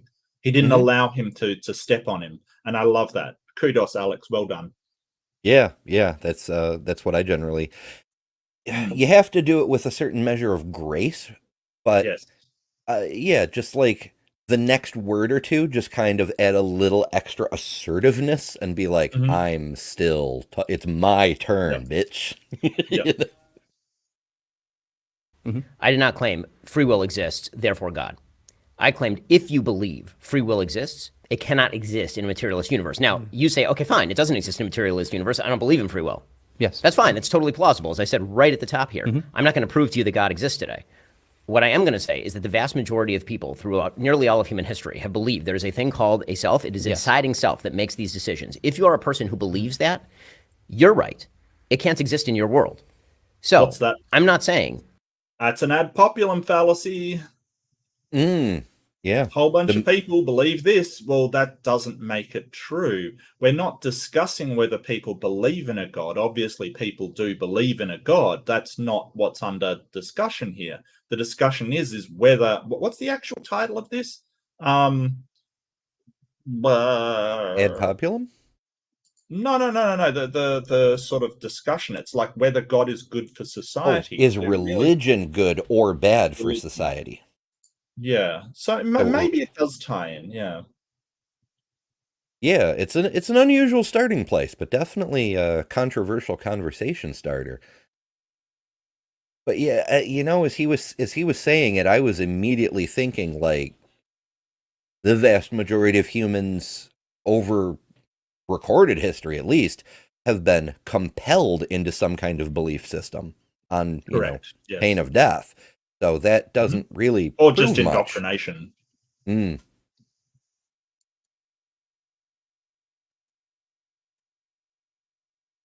Come on, Ben. You can do it. That it does exist. Maybe it doesn't. Maybe you're right. Maybe you're totally right. And all of this is just a series of chemical firings. That's quite plausible. That's fine. What I have said, and this is the argument that hasn't yet been rebutted, is that society does require an extraordinary number of people to believe that they are capable of making decisions for the good or for the bad. Because again, not everybody is you. Not everybody is capable of waking up in the morning, putting one half of their brain on hold, the side that says what I'm doing today doesn't matter, and we are all going to wind up in the cosmic nothingness of space anyway, and the sun's going to explode and eat the earth. Most people don't function that way. And so a functional society, a society that actually works, relies on people actually believing that their fate. That's a weird thing. That's like a negative argument from consequence. Like it doesn't, fake nihilism, right? Nothing matters because the earth will be devoured by the sun. Right, but you're still experiencing your life, so it does matter. Maybe not in the grand scheme of things, but that doesn't mean it means nothing. Yeah, It's such a weird way to put things. I will concede to Ben that it seems likely, based on where the conversation is right now, that it is more beneficial for a society to be filled with a population who consider themselves to have agency. They can make their own choices about what's good or bad, and they can decide for themselves what is good or bad for themselves and for society, which is one of the reasons that I think religion is less good for society, that it's more harm than good, because if nothing else, it tends to take agency away from people in part or in whole. Mm-hmm. Fate is in their hands. And the way that people tend to understand that on a day-to-day level is I get up in the morning and I make a decision whether I'm taking my kids to school today. I get up in the morning and I decide whether I'm giving charity today. I get up in the morning and I decide whether to go to a job today. Because the truth is that for a huge number of people, and I would say this is true for not virtually all, many, I would say the majority of people, if they were informed since the time they were small that their decision-making process does not exist, there is no decision to be made. Whatever's going to happen is going to happen. Those decisions have no moral weight in the universe because the universe has no moral weight. There is no way to create a functional society on the basis of these premises. There may be a Platonic world where philosophers, can think about this in the gardens of their imagination and feel great about it, but that's not actually how society functions. Not for children, not for teenagers, not for adults. Yes. And we're going to go on and talk about that in the second section. I had free will to ask any of the questions I've had written down here, but I just didn't want to. I didn't want to stop either of you. It's been breathless and captivating. I'm sure you'll agree. Before we go to our first break, we are going to go on and talk about society and how morality undergirds society and civilization. May I just say, but just I know we're coming to the end of the section. Just to close off this moment, that if people listening agree with me that free will in fact doesn't exist, and simultaneously agree with you that free will is somehow necessary for the upkeep of civilization, then I would simply ask them to consider who's relying on the delusion here. Yeah. And I don't mean that as an insult, but you see what I'm saying, right? I totally agree. And so from my argument, you would be, and from your argument, I would be. Yeah. Meaning, I think that you are delusional, there's no free will, and you think I'm delusional in the sense that there is no free will, and yet I believe in it. Yeah. Something like that, yes. Yeah. So for you, Alex, just before we go to the break then, because we're trying to break it down, we've got two insane minds here, really kind of grappling, and I feel as though I've won a prize in a competition just to be sitting with you both. Yeah, because unless you're talking Ben Shapiro was literally insane, maybe. I'm sorry, I'm just throwing shade at Ben all of a sudden. I don't know why. I'm sorry. No, well, it was the priors. It was deterministically produced by him saying these minds are insane. Yeah. Yes. Because I thought something similar. I'm like, what'd you just say about your guests? Yeah. To break it down for the viewers, Alex, would you say that free will is maybe, if there is no such thing as free will, is it nevertheless a helpful fiction for people, a convenient narrative that we can cling to sort of bat away despair? Precisely why it evolved, in my view. I think I totally understand that, but because it evolves so strongly, I will say that we are all, if we are sort of delusory in our belief in free will. I mean, you're quite right in saying that I act as if free will exists in the sense of not constantly being aware that it doesn't. I don't wake up and do those strange morning affirmations that you mentioned into the mirror about, the sort of heat death of the universe. But, maybe you but should. people, I think it is good to reflect on your mortality. I dig that. I did. I wonder if we ever tried something like that, because I do find some value in nihilism, and a lot of people, take it wrong, like, oh, it's so depressing, nothing matters, meh, meh, meh, meh, meh. No, not at all. Like, nothing matters. So do what you want to do. Do what you think is right. And by right, I mean what coincides with what you value in life, what aligns with the goals you wish to achieve because you wanna, not because anything is telling you you must, Well, there is some. To me, the lack of free will, it kind of it takes away responsibility and personal responsibility to the point where even someone like Jeffrey Dahmer, for instance, right, somebody that's absolutely despicable in their actions, you can no longer blame them for what they've done. Everything was set in motion far before he was born. So there's a lot of discomfort I have with considering that, like. How do you then hold people accountable or sort of take any action against them, or sort of do these things which require you to take somebody out of society when they didn't really have any choice in what they were to become? So some of that's very uncomfortable for me. I'm just commenting and saying, hey, you can't. Then nobody is to blame for anything that happens. And that's sort of like you were saying about some people that sort of use no free will to sort of evade accountability for what they've done. It is an uncomfortable thought that nobody's really accountable for what they've done. So how do you blame Dharma for doing what he did, when essentially the argument is that if you were Dharma, had his past, had his brain, had his upbringing, had everything identical, you would have done exactly the same thing. And I think that is very uncomfortable for theists who think that through a matter of choice you can reach heaven. It's not to do with any kind of circumstance that you were born into or neurology that you have. So I think that makes them it makes me uncomfortable. I can't imagine how it makes them feel. Yeah, I think you've hit the nail on the head, because if free will isn't a thing, then there is nothing they can do to ensure their eternal afterlife. It's either they ring the bell or they don't, assuming there even is a bell. And I mean, Calvinists kind of get behind that, and they don't think there's free will either, but for a different reason. They think that God planned out everything in advance and you don't have any choice. And they say that some people are elect and will make it to heaven and some people won't, and there's nothing you can do to change that. So but that brings about bigger problems. Like if you're a Calvinist and act like a piece of crap, like what's your incentive to change if you're not being picked? But for some reason all the Calvinists think that they're the ones to be picked, regardless of their actions. So it's very strange. It's very odd. Calvinism's kind of this really weird one that they basically say, hey, yeah, God does evil things. Yeah, I mean, I appreciate that much honesty anyhow. Sure. Yeah, all the various views are trippy. Yeah, I appreciate that they don't just go, well, God works in mysterious ways and leaves it at that. They say, well, no, bad things happen because God wants them to deal with it. And so, okay, well, I mean, I don't agree with you, but at least you can acknowledge that bad things are happening, Yep.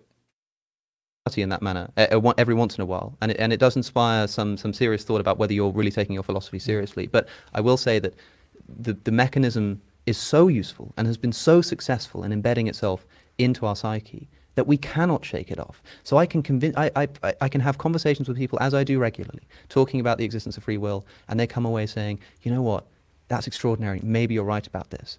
And nothing about the way they live their life changes, precisely because of the fact that the very argument I'm making relies on the assumption that we will still be driven by our drives. All I'm doing is identifying what's actually going on there. This reminds me of your anti-precept argument. If you believe free will doesn't exist, if you believe you don't actually get to make your own choices, then why are you trying to convince me of your point of view? Yeah. So that's the question, right? And the answer is because your that your sorry, chat's distracting me for a second. Sorry, Ryan. No, I get you. You're saying he did, but some can't believe it. Yeah, that's ridiculous. I've seen it. So why are you trying to convince others? Because it may be their priors to believing the same thing talking to you, right? Which was determined. This is what the hard determinist thinks, that was determined. And so, for instance, I've posed before to the hard determinist, like if you think everything's hard determined, then why try to go to psychology and change the way you think? And they sort of say, well, the reason why you went to a psychologist to change the way you think was determined, as was what the psychologist told you, which changed your thinking. All of that's determined as well, right? So it comes as sort of a, why do it? Well, you don't really have a choice in doing it, but why try to convince other people of things? Because that may be a prior of how they change their mind in the future. Planting seeds, as they say. Sure. Or sort of just being one of the deterministic factors in changing the way somebody else thinks. Wow, you froze again with your hand on your heart. I feel like we're about to do the national anthem or something. Nah, I'm just... So I told Mark off the air before we started, I've got a tooth infection again, and it's doing that thing where it sends shooting pins and That's not needles good. all Have you over the place. I dread to think, but have you seen a dentist? Like dentists exist? I live in the United States. I haven't seen a dentist in 5 years. Oh, yeah. I do have some antibiotics, however, so I'm, hoping that I might survive. I for a long point in my life that I didn't see a dentist. I couldn't stand dentists, and it was hard to pin down what I didn't like about tangent emojis for everybody right now. I couldn't pin down what I didn't like about them. I just found them, it's so uncomfortable, and the noise and the feeling and everything. Once I was diagnosed with autism, it actually was made really clear to me that it's the noise and the sensation of vibrations that I can't handle. Right. It's not so much any of the pain. That's not the problem. It's not, it's nothing to do with that. So once I identified it, I got sort of these really good noise filtering headphones, and I've never had a problem with them since. Knowledge about who you are and what you are and how you are is so powerful in sort of your life kind of thing. And I think that's a really good point to, we were talking about me stimming as well. Like if you see my camera vibrate, my legs are stimming. It happens. I do apologize, but that's what I do. I'm constantly swaying back and forth. You might notice. I also off screen have my little fidgety. I showed this off earlier. I may as well show it off on my own stream. This was a present from a friend who works at a nuclear plant. Nice. Little atom thing. I love it. For science. So that's 6 electrons. So that is carbon.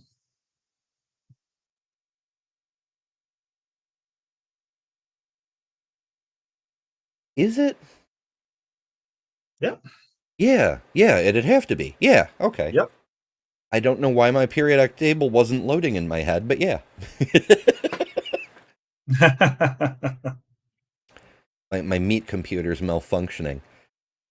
While we're on sidetracks for a moment, people were asking about Discords.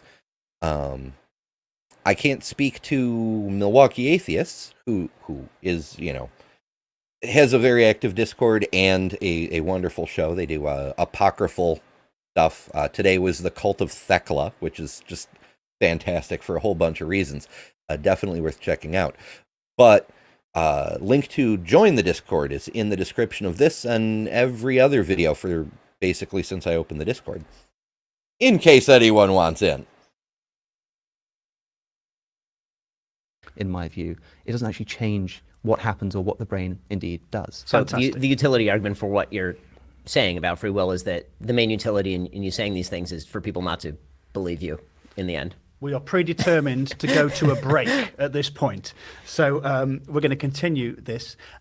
You're watching and listening to the big conversation from Premier Unbelievable with me, your host, Andy Kind. I've been joined today by Alex O'Connor and Ben Shapiro, and we are having a fascinating conversation about religion and whether it's good or bad for society. No, you're not. There's You're having a lots more to conversation come. about free will. I hate to break it to you, but you're not discussing whether religion is good or bad for society at all. Yeah, haven't quite gotten there yet. Yeah, I think we're a third of the way through this thing. I mean, don't get me wrong; it's engaging conversation, It's but it hasn't interesting, yet even approached the topic. So I think Ben's angling for thinking you have free will is good for society, therefore atheism bad, because in his thing, atheism says there's no free will. That's basically what he's angling for. John, I can't tell if it's be. carbon-14 because we can't see the composition of the nucleus. Right. But I wouldn't want it to be a carbon-14 because that means sometime in the next few thousand years it would decay into a nitrogen, and that would be no fun for anyone. And it's radioactive. I mean, slightly so, but radioactive. Yeah. So carbon-14 has got 6 protons and 8 neutrons in the center. So, and the 6 electrons going, because the amount of electrons always equals the number of protons. So, we can't actually tell. It's probably just carbon-12. Carbon-12 is incredibly abundant. Carbon-14 is insanely rare. Like it's only 1 part per millions, I believe. Yeah. Although it's still cool because the only way you get carbon is through stellar nucleosynthesis, and the only way you get carbon onto another planet forming later is from a supernova chucking that carbon out into space. At least that we're aware of so far. We'll be back after this short break. Enjoying the conversation? Tell us who persuaded you in our survey. And if you want more from today's conversation, then register to get early access to the next show. I'm going to do a chat poll because it occurs to me that break was completely unnecessary because this is an edited video. So they put it in there on purpose, which means that they believe it's advantageous to put commercials in the middle of their show. So should we put commercials in the middle of our shows? I mean, we know YouTube does. If you tell it mineral ads are okay, it's doing it. But should we do it on purpose? I'll just leave it at the basic yes no though, so I don't have to type a lot.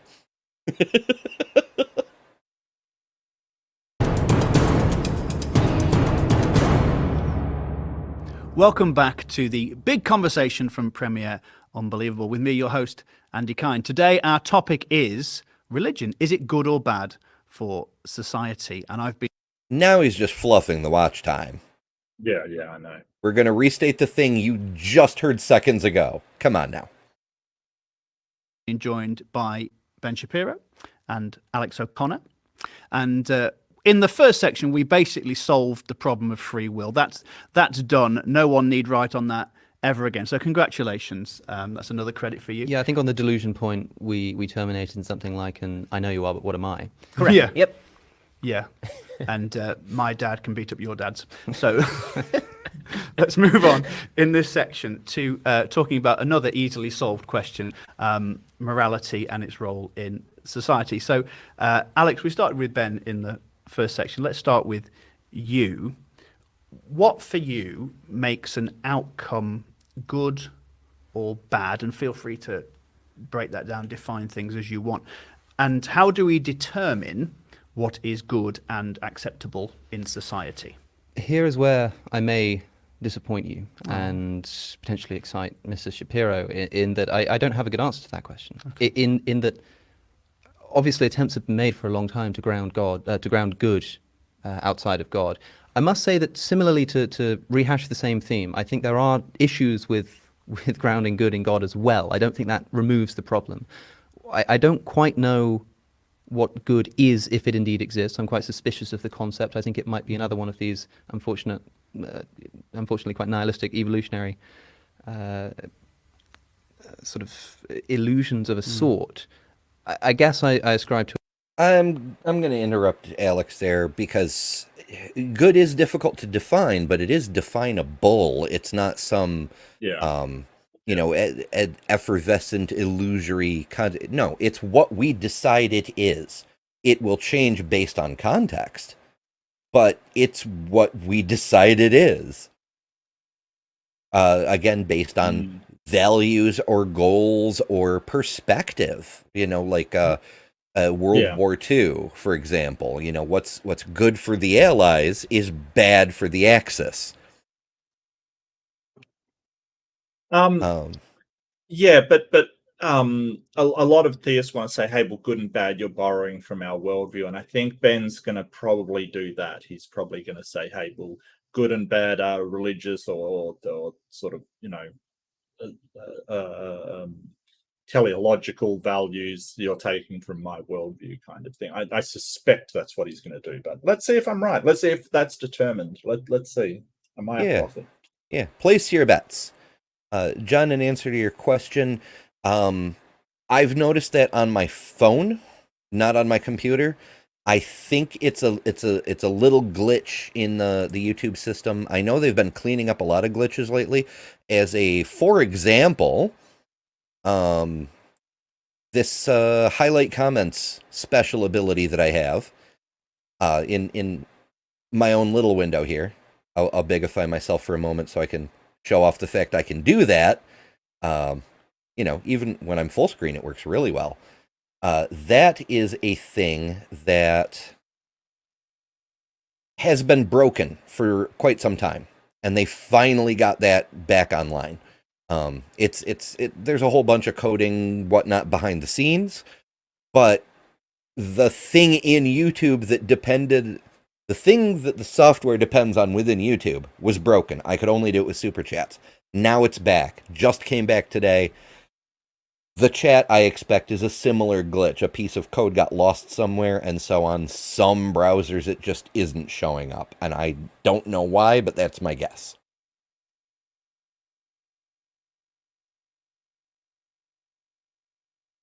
Now I got to click around and get myself back in place here. Okay.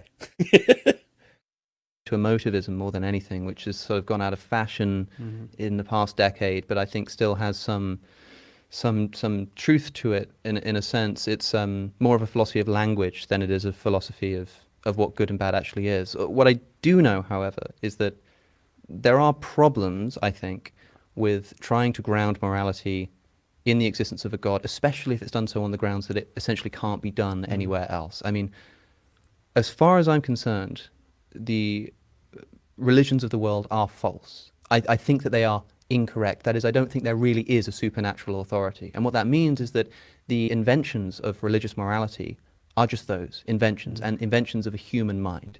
Now, if you have a human morality that recognizes that it is essentially a series of compromises between the history of mankind trying to get along with each other on a planet, then what happens is sometimes these ideas and these philosophies rub up against the real world, and we can adapt them as necessary.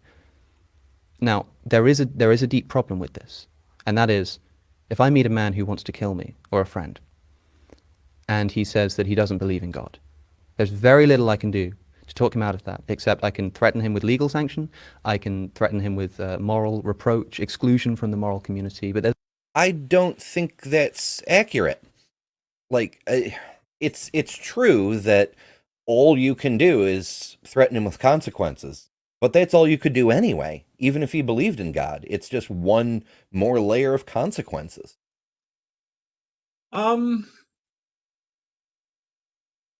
Yes, yeah, I get what you're saying, that you under a sort of God, you would just appeal to, hey, you're going to go to hell if you take this action, kind of thing. I get that, but you could also appeal to what is um, um, objectively right and wrong.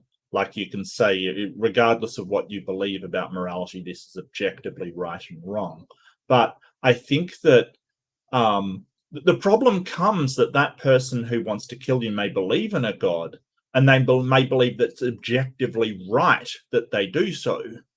I think you're going to have the same problem of convincing. In fact, you might find it harder to convince somebody who thinks it's objectively sanctified by a god to kill somebody, to convince them otherwise, to perhaps appeal to their humanity when they think that it has been handed down by divine commandment, than somebody who just is sort of has some sort of problem or thing. Look, that's not even a poll. Come on, you're not even trying now. We know who's to blame. Come on.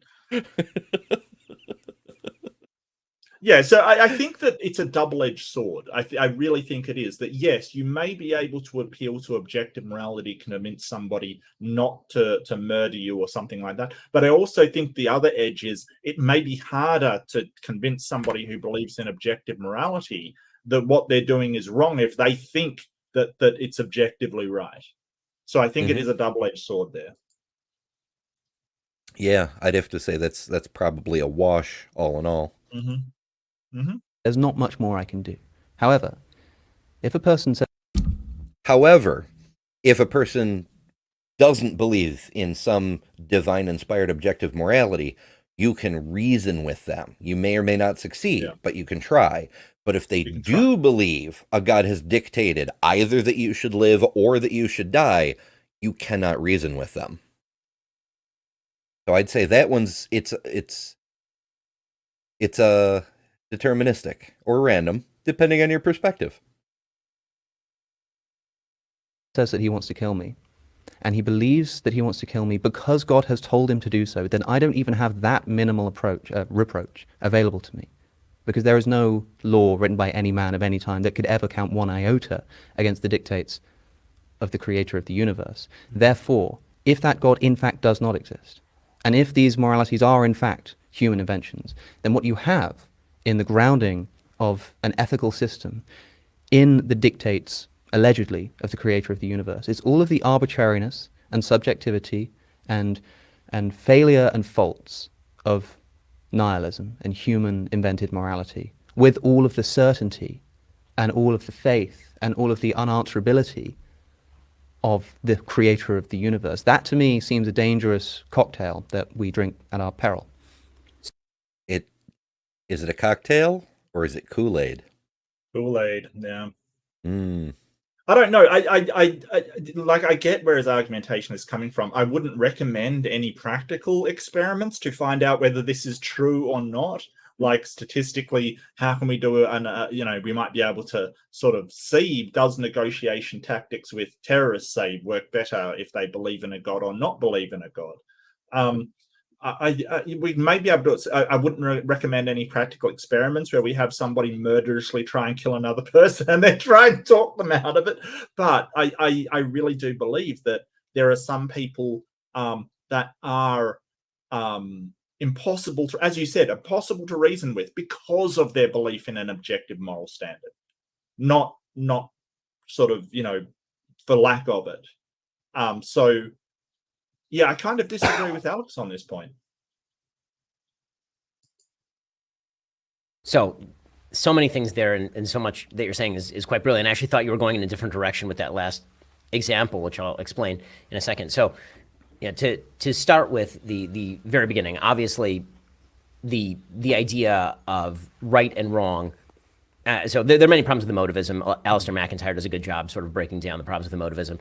But the sort of idea that there have to be certain moral absolutes that are beyond contention. And those moral absolutes have to be universally accepted.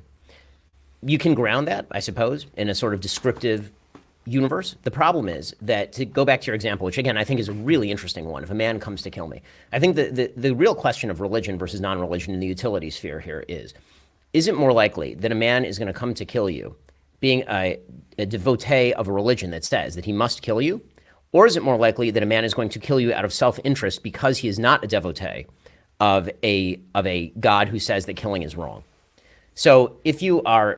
Well, that's a false dichotomy, and it's an obvious false dichotomy, because he's selected one out of two options from group one and two out of two options from group two, when even the way he phrased it makes it clear there should be four options at minimum. Faced with these two alternatives, to kind of remove your example one step, the question is why the man has come to kill you. I mean, that's your premise is the man has come to kill you because God told him to, and so he can't be dissuaded by force. Agreed. We see that full scale in the real world on a fairly regular basis. It is also true that over the course of human history, men have come to kill one another on the basis of self-interest in extraordinary amounts of the time. And often they've done it out of self-interest and justified it through religion, or they've done it for religious purposes and the religious people disavowed them and post hoc said it was out of self-interest.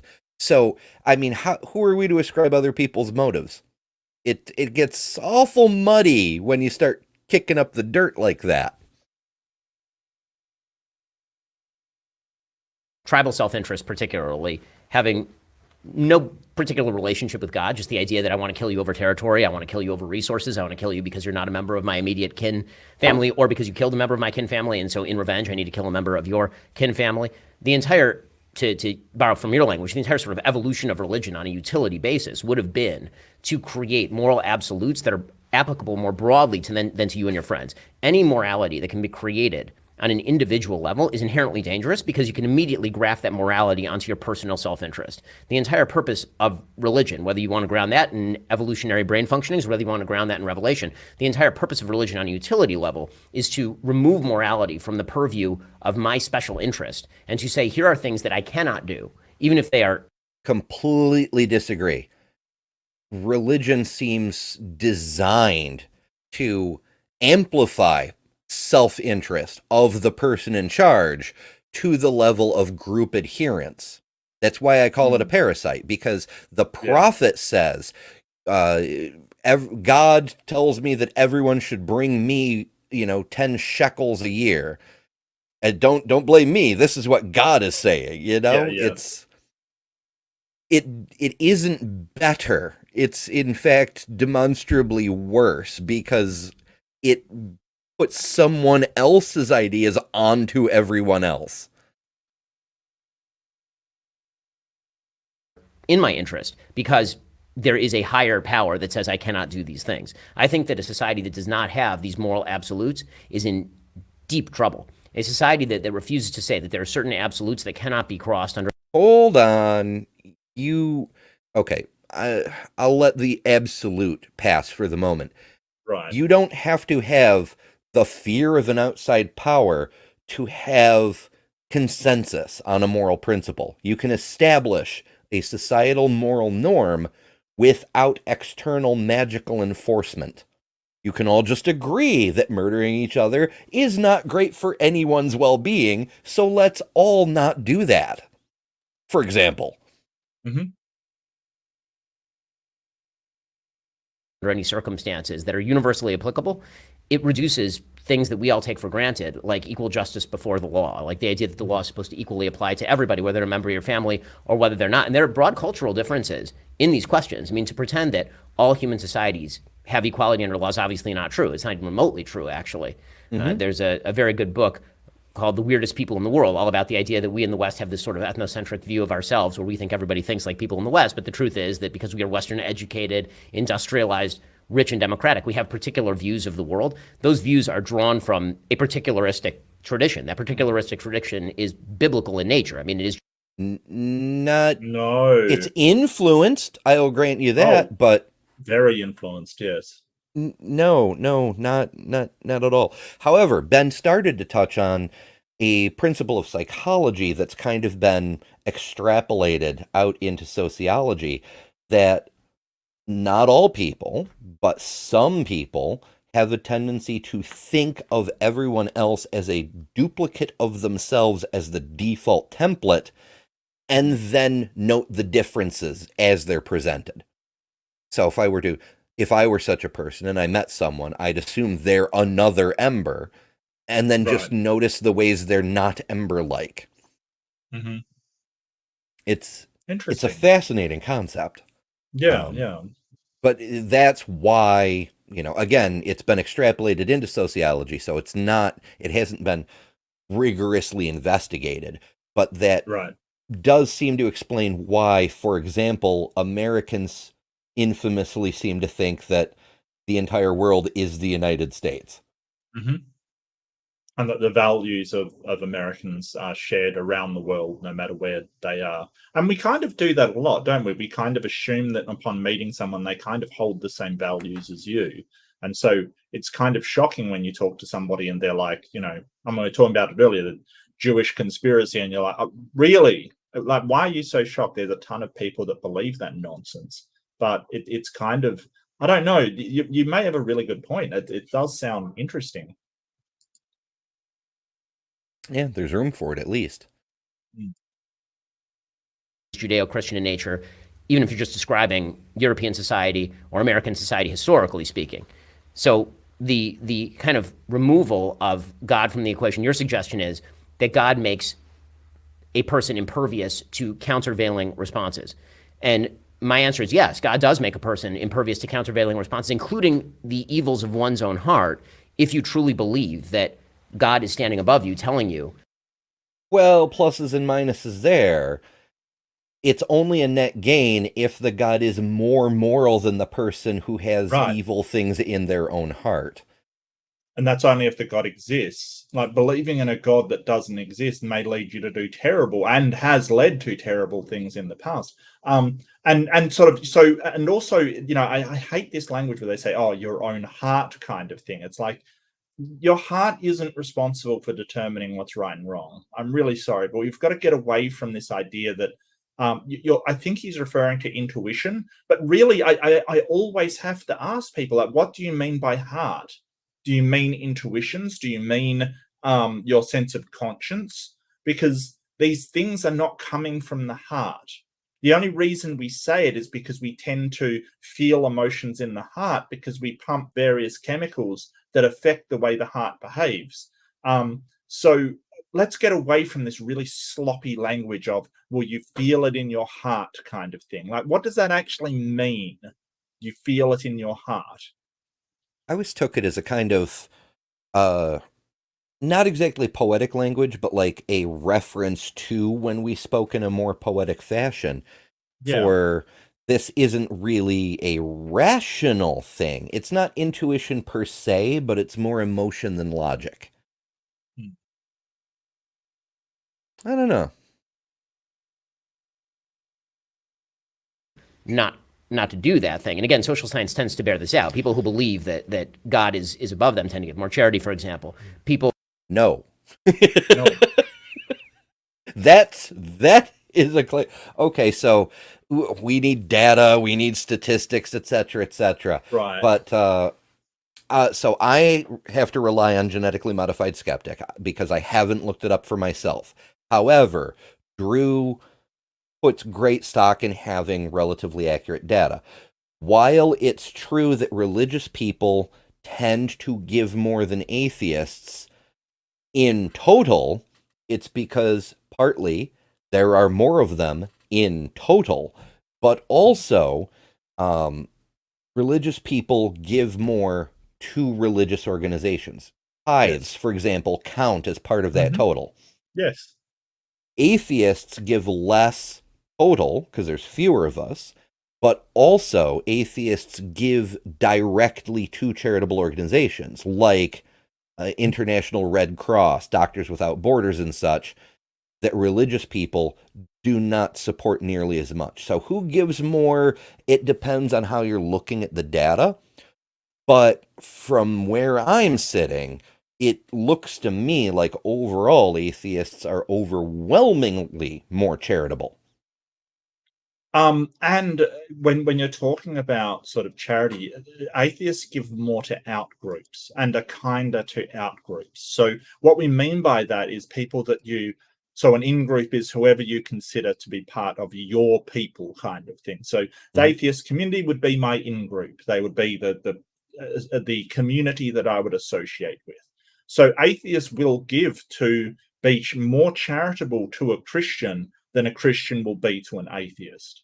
Christians will not give money to people they do not see as part of their religion or their in-group.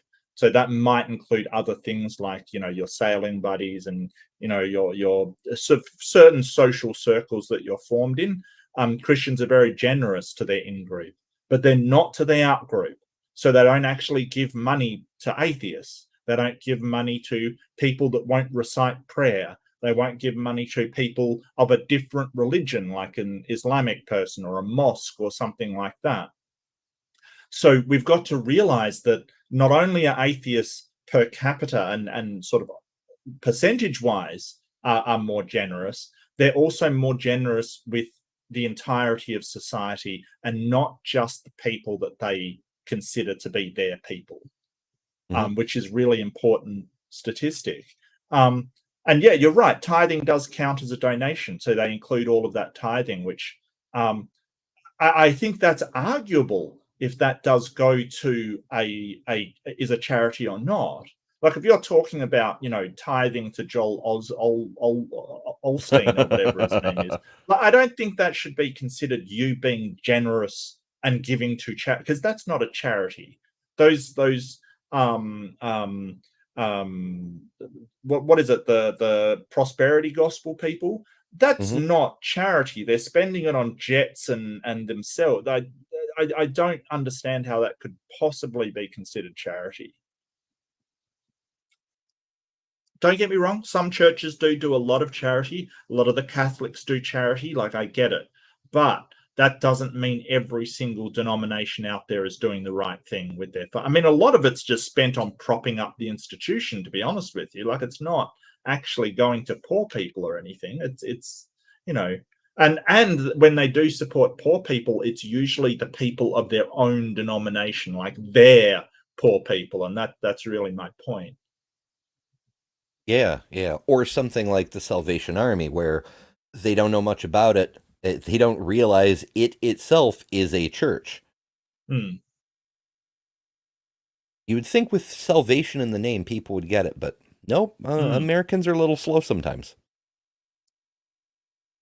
People who tend to live inside religious communities, within the religious community. And I'm not going to pretend that I think all religions are equivalent in their truth propositions, because I don't. I mean, if I did, I wouldn't be wearing a yarmulke, right? So that's just what it is. Inside religious communities, a lot of social bonds and a lot of social frameworks are built on the basis of this shared belief system. In other words, diversity itself, self-interest, cannot always check self-interest, and it tends to tear apart societies and communities unless there is an orienting goal. That orienting goal traditionally has been performed by church. It's been traditionally performed by the idea that you are serving God together. And because of that, people build these social bonds, including the institutions of police, for example, to prevent people from killing each other, because we now all agree that killing is wrong. And so we ought to have a third party that we can actually give the power to stop that killing. So again, I think that the question of utility here is one of whether you think that the chief danger is that people are going to believe in a God who tells them to kill in God's name, or whether you think that the chief danger is in man's own heart, and that man is going to be driven by his own self-interest to commit. Well, fortunately, we can answer that question. We can look back at history and we can tally up, at least in recorded history, the number of homicides for sneakers or for loaves of bread or for whatever, for one's own self-interest, or the serial killers who just did it because they wanted to, which I suppose you could also chalk up to one's own desires. And we can also tally up the body count of people who were killed because someone thought a god told them to kill that person. And the bad news is that the total for god-related deaths dwarfs every other kind of crime humanity has ever committed by multiple orders of magnitude. Mm. Now, if you want to design a god who says thou shalt not kill, and I freaking mean it, don't do it, period, no exceptions, that might have some utility. But when you have a god that says thou shalt not kill, except for that entire civilization and also those guys on your land that I've decided to give you, of course, and et cetera, that all kinds of loopholes. Yeah. That's not helpful. But sort of that sort of religion that you're describing that says thou shalt not kill under any circumstance, that's sort of getting towards Jainism kind of thing, where they're so pacifistic they won't even raise their hand or kill an insect kind of thing. So perhaps, but I don't think that would particularly work. I think that someone would find some way to branch off somewhere and start reinterpreting that as well. We meant don't kill anybody except, like as you say, when they're on your land, or when it's necessary, and then necessary becomes wider and wider kind of thing. It kind of George Orwell's Animal Farm, it kind of reminds me of, where they have the commandments of the farm down there. If you've ever read that book, it's a really good book. Oh yeah. That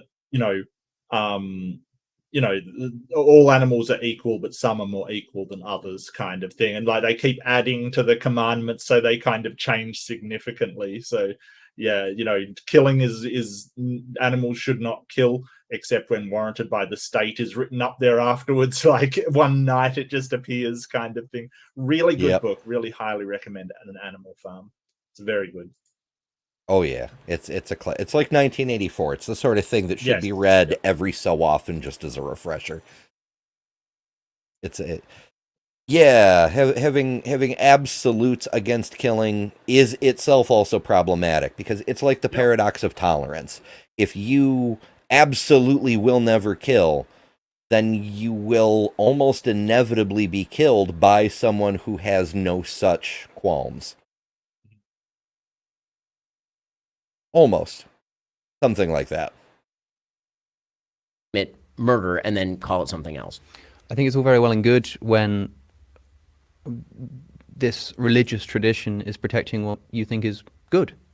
But as we know, it can do the exact opposite, and it can do so with the same force. Sure. And I suppose the question we have to ask is whether this is a worthwhile trade-off.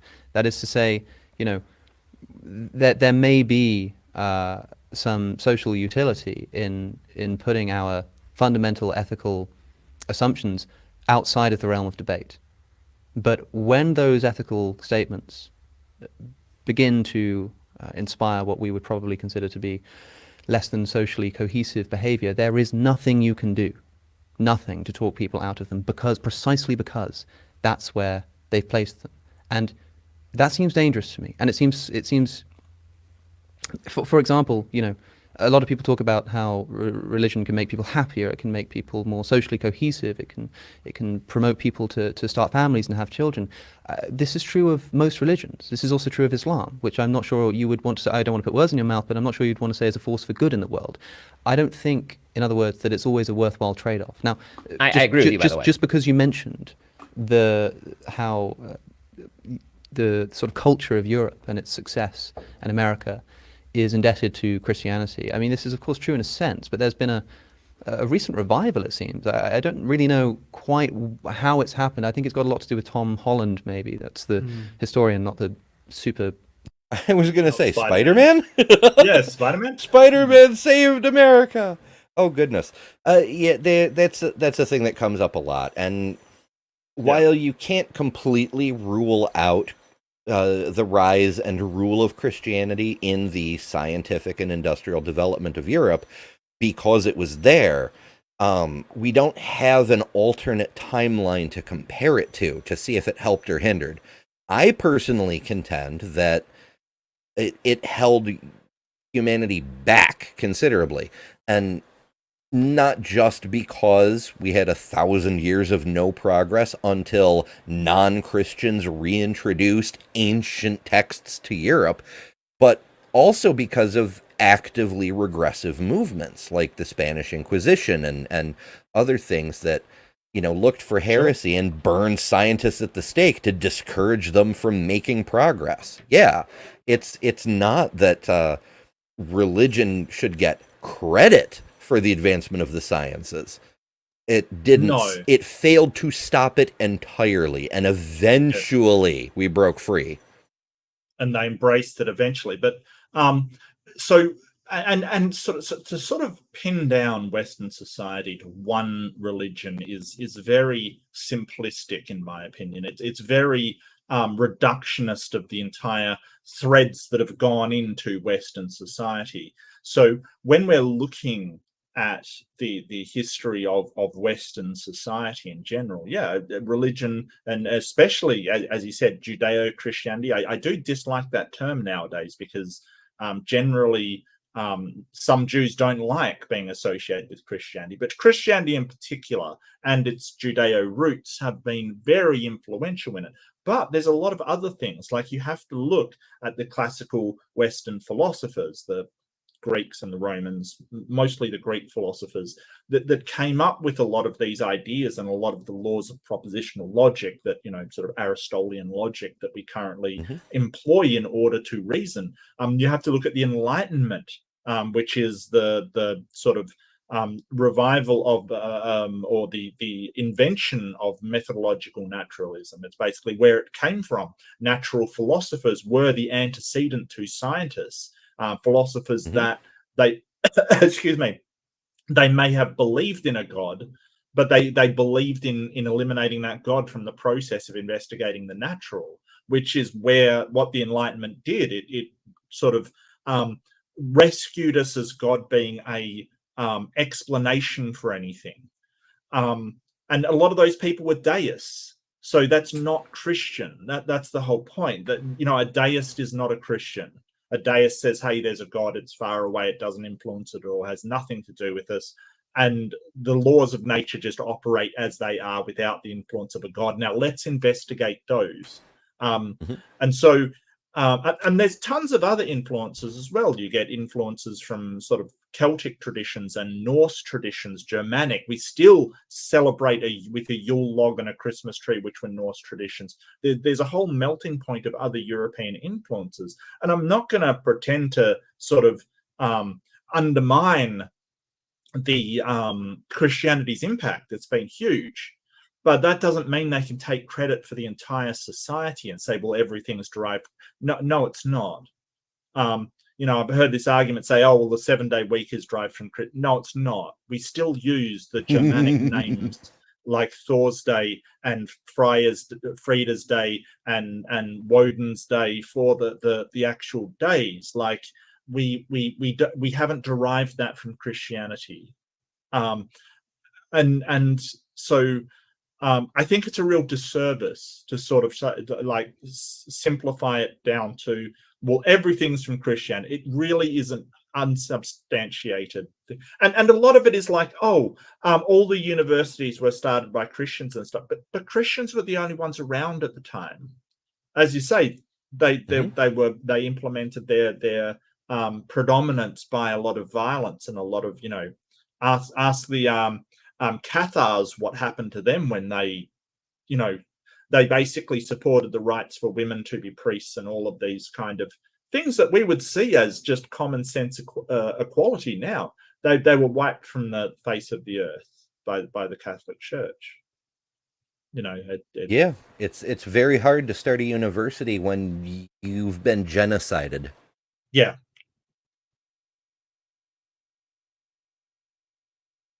Oh, and speaking of genocides, Robin Webster gifting another membership. Thank you, Robin. And that went to Nee. Awesome. Enjoy some emojis. Like tapirs and nils and ashos and all sorts of fun things.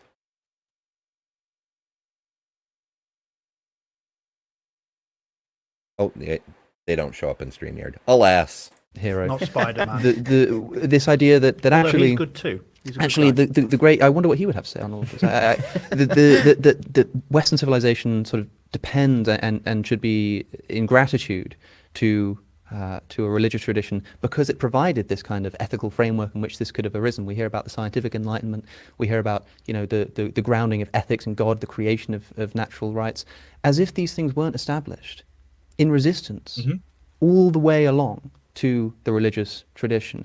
A society that today, I'll expand on this if you like, a society today that decides that religion throughout its history has been wrong about the position of women in society, wrong about the mortal fate of practicing homosexuals, wrong about the position of the earth in relation to the sun, wrong about the age of both of those celestial bodies, wrong about the common evolutionary ancestry of every animal, including the human animal on planet Earth, wrong about the ownership of other human beings. Ben, I don't know. I don't recall him railing against it, but I don't think it's politically advantageous one way or the other. So whatever he believes, the market hasn't dictated what he believes yet, I suppose. Because I very much think that whatever the truth is, if it did become a political football, like as you know, our current Speaker of the House in the U.S. is a young Earth creationist. If he runs for president in the next cycle or something, and it becomes an issue about whether the Earth is 6,000 years old or not, then Ben will have an opinion, and whatever Ben's opinion is will be whatever supports the right-wing candidate. But maybe I'm cynical. Yeah, I agree with Robin. He doesn't talk about it so he knows that it's true. Yeah, no, I agree with you. It'd be bad business if he did say, hey, evolution is true. Because he'd risk alienating part of his peoples. As private property, now has to contend with a religious tradition that doesn't come to us with contrition and apology and say, well, maybe we were wrong about these things. But no, these are all our things after all. We're going to claim these things. That is, I know that St. Paul says, I suffer not a woman to teach, nor to usurp authority over a man. Rather, she should remain silent. For Adam was formed first, then Eve. And that man is the glory of God, but woman is the glory of man. But don't you know that the social justice movement is essentially Judeo-Christian in origin? I know that the Old Testament not only explicitly condones the ownership of other human beings as private property, but gives detailed instructions about exactly how to buy and indeed take them, sometimes including as sexual property. But don't you know that the abolitionist movement was essentially Judeo-Christian in origin? Yes, I know that Galileo was shown the instruments of torture by the Inquisition for having the temerity to suggest that the Earth might orbit the Sun rather than the other way around. But don't you know that the scientific revolution, which he authored, was essentially Judeo-Christian in origin? I'd find it funny if it wasn't so offensive to the people who established these very developments against the very religious traditions that now want to claim them as their own. Okay, so that is really good. Yes. Wow, Alex, 100%, mate, 100%. Yeah, he had a That's a down in history level rant, and the way he did it so calmly is just, I mean, it's trademark Alex. That's just how he is. But yeah, flawless. I'm very interested to see how Ben counters. It's almost like a fencing match, right? It's like they've been clash, and then all of a sudden Alex is just and Ben's all the way in the damn corner.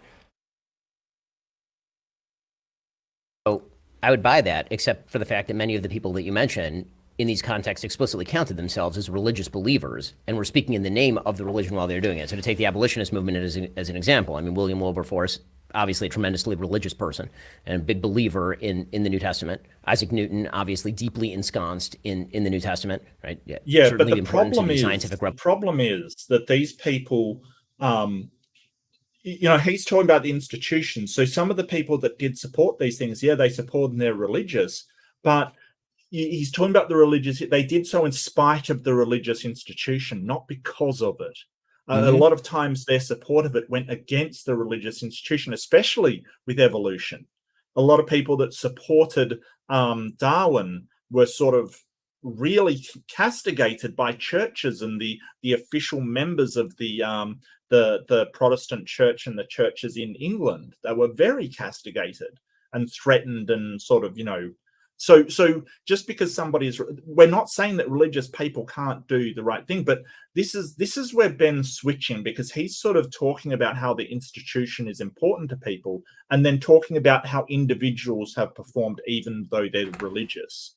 So I think I would try to pin him down to, what does it mean when we say, is religion good for society? Are we talking about the institution of religion, or are we talking about the beliefs of people?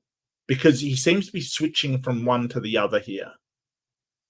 Oh, yeah. There's a definite shifting of the goalposts. But also, there's, like, how do we control for that? Like, did Wilberforce believe what he believed because of his religion, or would he have believed it anyway, and his religion, his version of his religion, happened to coincide with the values he would have held regardless? I think the tell for this is the fact that Ben has to pull out the names of individuals. He can't say the Catholic Church did this or the Lutheran Church did that. Yeah. He can only bring up individuals who happened to be members of a certain religion. Correct. Yes. In an environment, more often than not, because it's only been, heresy and apostasy has been a death sentence for much of European history. So if a person is a Christian in a country where they will die if they are not a Christian, of course they're a Christian. Yes. So yeah, it's there's a lot with the equivocation and the goalpost shifting and the assumptions and revolution. The point about religion, and this is why when I wrote my book, I have to name the title now and plug myself, because that's the way it works. The right side of history. But the reason that I talked about how reason and moral purpose made the West is because I think that one of the fundamental precepts of at least Judeo-Christian religion is that when God gives a text or a set of ideas to human beings, he expects us to use our reason to apply to those texts. And so the sort of evolution of interpretation is part of the religious tradition. I mean, that's always been the case in my religion anyway. So I can only, I always hesitate to speak on behalf of other people's religions because I don't know them nearly as well as I know my own. So when I talk about sort of the application. That one, I partial credit, because that is actually true. I've heard, as you know, I hang out with Bible scholars and investigators and such over on Aaron's show. There's another Blasphemers Bible tomorrow morning. The premiere here will actually take people over there. And so I've heard from them that one of the reasons that religious fundamentalism here in the United States seems so brain missing to people who are either Jewish scholars or have studied the Jewish scholars, because there's this tradition in Judaism that if you ever reach a point where you can no longer pull additional interpretations out of a text, that text is dead. So to say a text has only one meaning, well, that's brain dead in the eyes of at least the scholarly traditions of Judaism. You're supposed to reinterpret things and see how many ways you can do it and what other bits of wisdom you can glean from it. It's really kind of beautiful, but we don't always see that. Like that's one of the things that Judaism, I believe, does very, very well. You see it something similar in a few of the Eastern traditions. Buddhism has a few sects who do something like that, though it isn't formalized in the same way as I understand it. But yeah, unfortunately, the Christian side of things, almost all the schisms between the churches, as I understand European history, are over absolutist interpretations. This verse means this, period. Oh no, it doesn't. And now Constantinople and Rome aren't talking to each other. And then Martin Luther's breakaway churches and the Holy See aren't talking to each other. And then the Methodists are fracturing, and et cetera, et cetera. Nobody is willing to consider the possibility that there's multiple interpretations, and they're all either equally valid or equally invalid, depending on your perspective. Humans are weird. I don't understand humans. Application of reason to tradition. In the religious tradition, obviously we have books and books and books of texts discussing and debating these very ideas, and the idea of religious debate has always been central to the idea of Judeo-Christian religion, and when it hasn't been, it's been seen as repressive and has spawned then other Christian movements that then argue with the original movement and end up generating in almost Hegelian fashion some new form of interpretation. The point that I'm making is that outside that framework it doesn't exist, meaning that once if the argument is over interpretation of particular biblical verses in a context in which there is a God who puts certain moral precepts beyond human judgment, those arguments you can have without threatening the entire social structure. What is very difficult is to have a social structure at all in the absence of fundamental moral precepts that are presupposed by everyone. And I think one of the reasons that you're seeing a sort of revival of this idea that religion is very important to the West is because one of the things that we have seen is that as religion has become less important to the West, we've seen declining birth rates en masse. We've seen rises in suicidal ideation. You can't tally that up to religion, dude. Like, seriously, that's sort of the consequence of modern living. And it may be a good thing because people are living longer. That's weird. It's also p-hacking is, I believe, the term for it. We are seeing a decline in birth rates in the more developed nations, but that's compared to the last couple of generations. Do remember that in the grand scheme of things, the Industrial Revolution wasn't that long ago, and that generated a surge in population growth. So, are we seeing a decline in birth rates as compared to the surge, or are we seeing a decline in birth rates as compared to the pre-surge birth rates? And I think you'll find that we're still above the pre-surge rates. It's just kind of leveling off, which is probably a good thing, because people have different ideas about at what point Earth counts as overpopulated. Some people say, if we farm every square inch of arable land, the planet can sustain up to 20 billion people, perhaps, maybe, we hope. But, there's limiting factors. There's fresh water, there's weather, there's everything going perfectly, etc., etc., etc. I tend to favor the ecological view. And it's a little on the conservative side, but it factors in the preservation of other ecosystems that we're dependent upon for our controlled agricultural food systems to function. Like, you can grow corn and soybeans everywhere, but if you wipe out all the bees, nothing's going to pollinate your plants. That's right. Yeah. Yep. Yeah. So many ecologists estimate that long term, the planet can only sustain the use of around 20% of all land-based photosynthesis. And I like that number because it works in an ecological way. Yep. But here's the thing. We're currently using between 60 and 70% of the total of all land-based photosynthesis. So we are massively overshot already. So declining birth rates, probably a good thing. Yeah.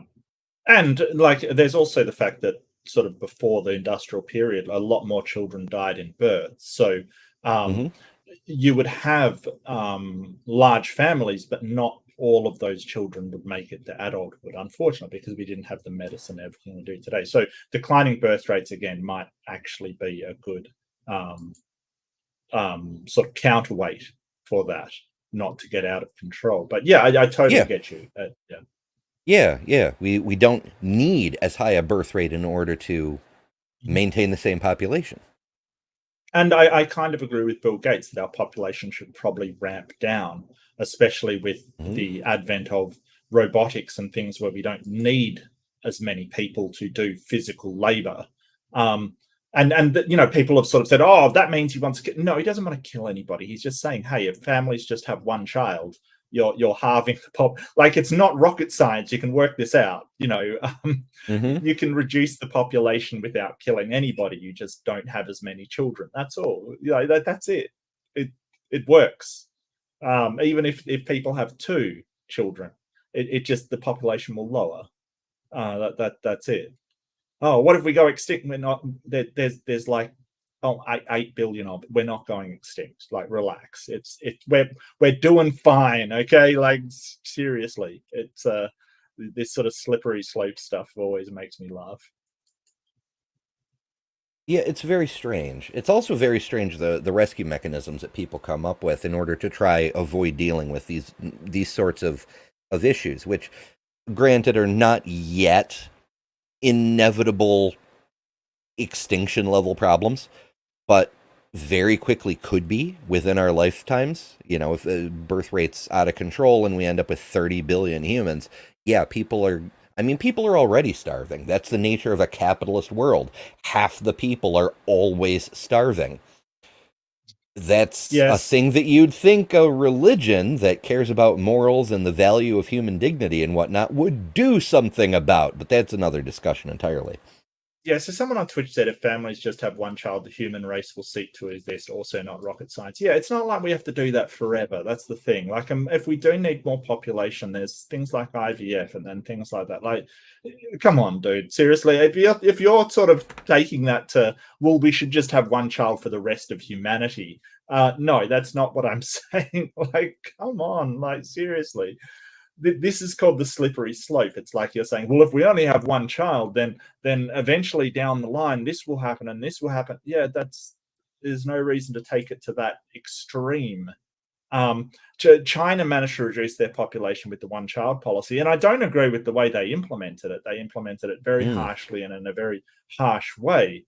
But it does reduce the population. It's not like they went extinct or anything. Come on now. Are you sure China didn't go extinct? I don't know. I'm just sure.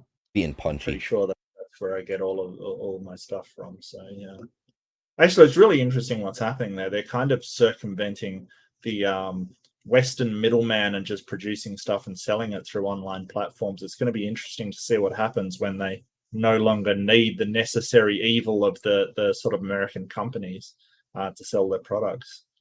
Should be weird. Amazon, Chinese version of Amazon.com. Actually, come to think of it, Temu, yeah, it's called Temu. And I was gonna say there's a couple that are already getting pretty big. Like there's like an app version of Alibaba. What is it? AliExpress, something like that. I don't know. I don't have the data that I'm looking for within my brain, and it's. Oh yeah, there we go. AliExpress. Yeah. Especially over the last 10 years, tremendous individual atomization, certainly an extraordinary amount of less social connection. Right? All of these things are things that, frankly, used to be provided by church and these social institutions that, again, were oriented toward a single purpose. So when you talk about the idea that, I'm going to put aside the free will discussion because I think, again, it's easy to get caught up in the reversion to the argument that I was making before when you were saying that, can you argue the man out of stabbing you? To use your framework, I mean, you can't argue him out of doing anything. I mean, you're going to say words. The words are going to have an impact. But you can't argue him out of doing anything. But not to get back into a topic that we've handled. Free will is done. I'm not gonna answer that. Although hopefully people will know from what I said before that I think it's still sensible to say you can argue somebody out of something. The first half of what you say there is in so many words, I think, what I was saying before, which is that yes, this goes both ways. That is. Thanks be to God when he is able to provide us with the grounding for resisting oppression and throwing off tyranny. Yeah. But what about when the same God is used to justify the exact opposite?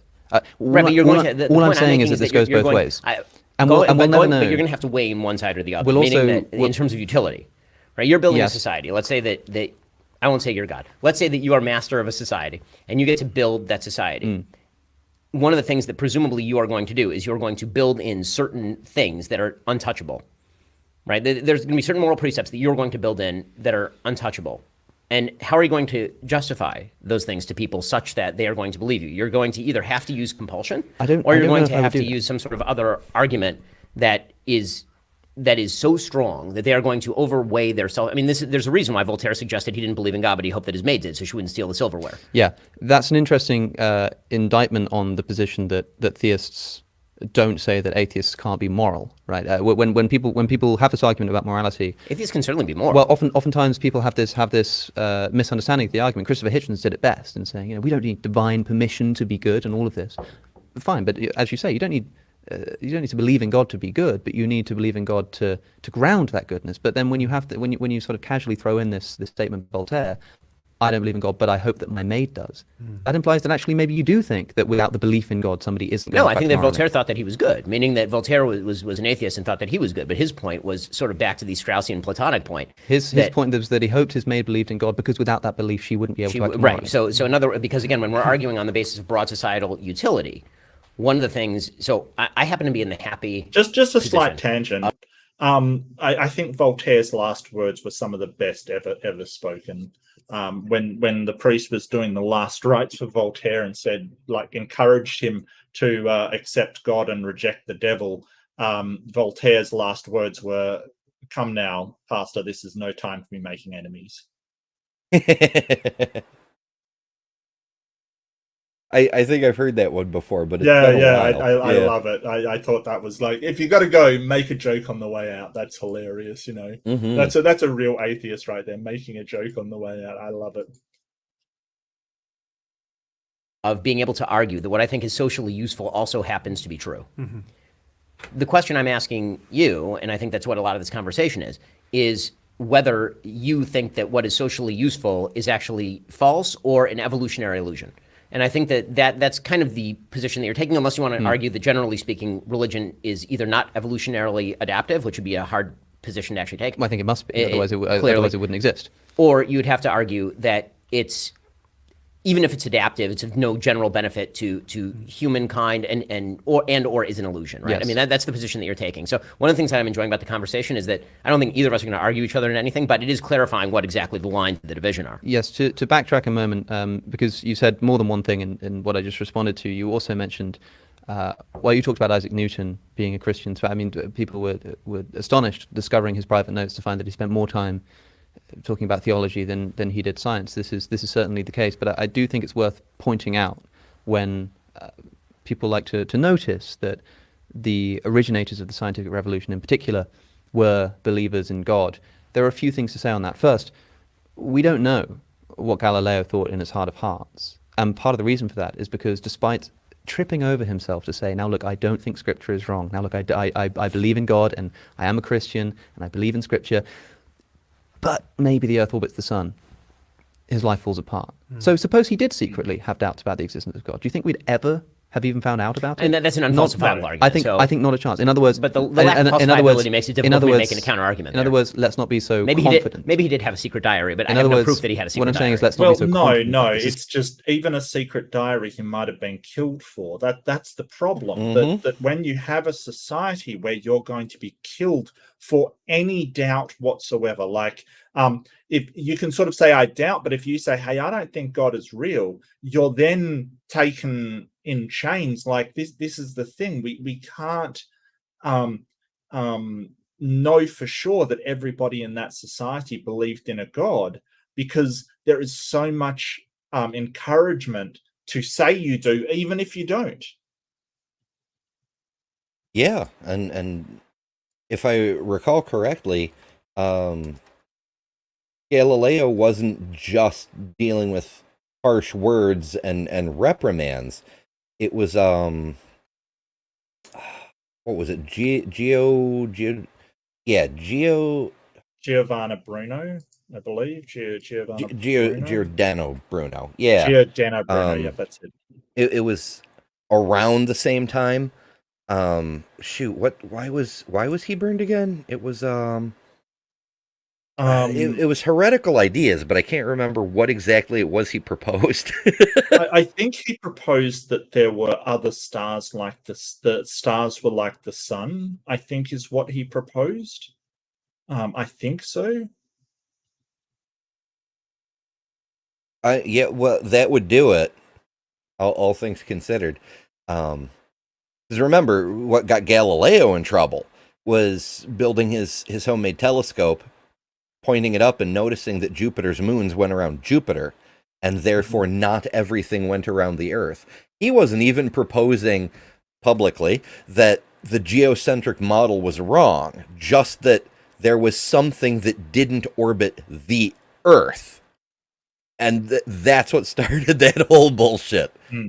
And, you know, another guy making similar astronomical claims gets freaking burned at the stake for it. Yeah, he's going to be a very good Christian. The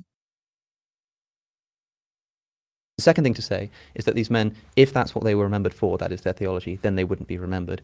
Thirdly, is that just on the minor point that people often like to point out that, well, the originators of the scientific revolution were religious, and so science can't conflict with religion. I'm not going to make the claim that science does conflict with religion in principle, but supposing that it did, this would not serve as a rebuttal, because if it were the case that the scientific revolution and the scientific method undermines religion, then of course the people who invented the scientific method would themselves have been religious, because they hadn't invented the mechanism by which it came to be undermined yet. Yeah, It but would then be like afterward saying, they presumably would be irreligious or a-religious, It right? does- which is what happened to Darwin, for example. it doesn't right? happen that quickly, right? It really doesn't That's happen. not true. On It an doesn't- individual level, it certainly if we're talking happens about if we're talking about the development of the scientific It can. It depends on how can. much their religion means to them. Like, I mean, we've all met people who they found one irreconcilable contradiction between their religion and reality, and Right. that was it. They were. Meanwhile, we've also met people who've had the same level of irreconcilable contradiction and just kind of bracketed it and continue to be theists. Just leaned And into everything it. in between. Yeah. Yeah. Mary Schweitzer comes to mind, who, according to legend, was a creationist, Mhm. found out dinosaur bones actually are millions of years old, Yeah. abandoned the creationist belief because it doesn't they're comport with the still reality religious. she discovered, but still a Christian. Yeah. Yeah. So, you know, there's a whole spectrum of reactions to discoveries. Yeah. Although, it is interesting to note that the deconversion process runs in a number of stages, but that's not true the other way. When a non-believer encounters something that they consider to be proof of a God, whether it's a specific God or just an idea of God, they tend to either discount it or convert. They become fundamentalists instantly. I don't It's think very, that's true very either. peculiar. I think that some people do. They might go for pantheism, for instance, and then switch to panpsychism and move around a bit and step towards a personal God. I think that that's more than possible.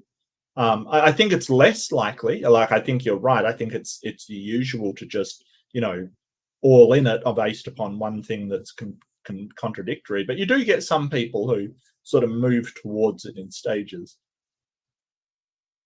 Possibly so. I suppose it depends on how strong the stimulus is.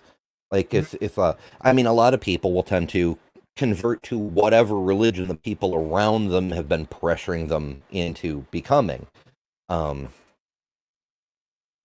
Although there are some notable exceptions. I'm thinking of a video.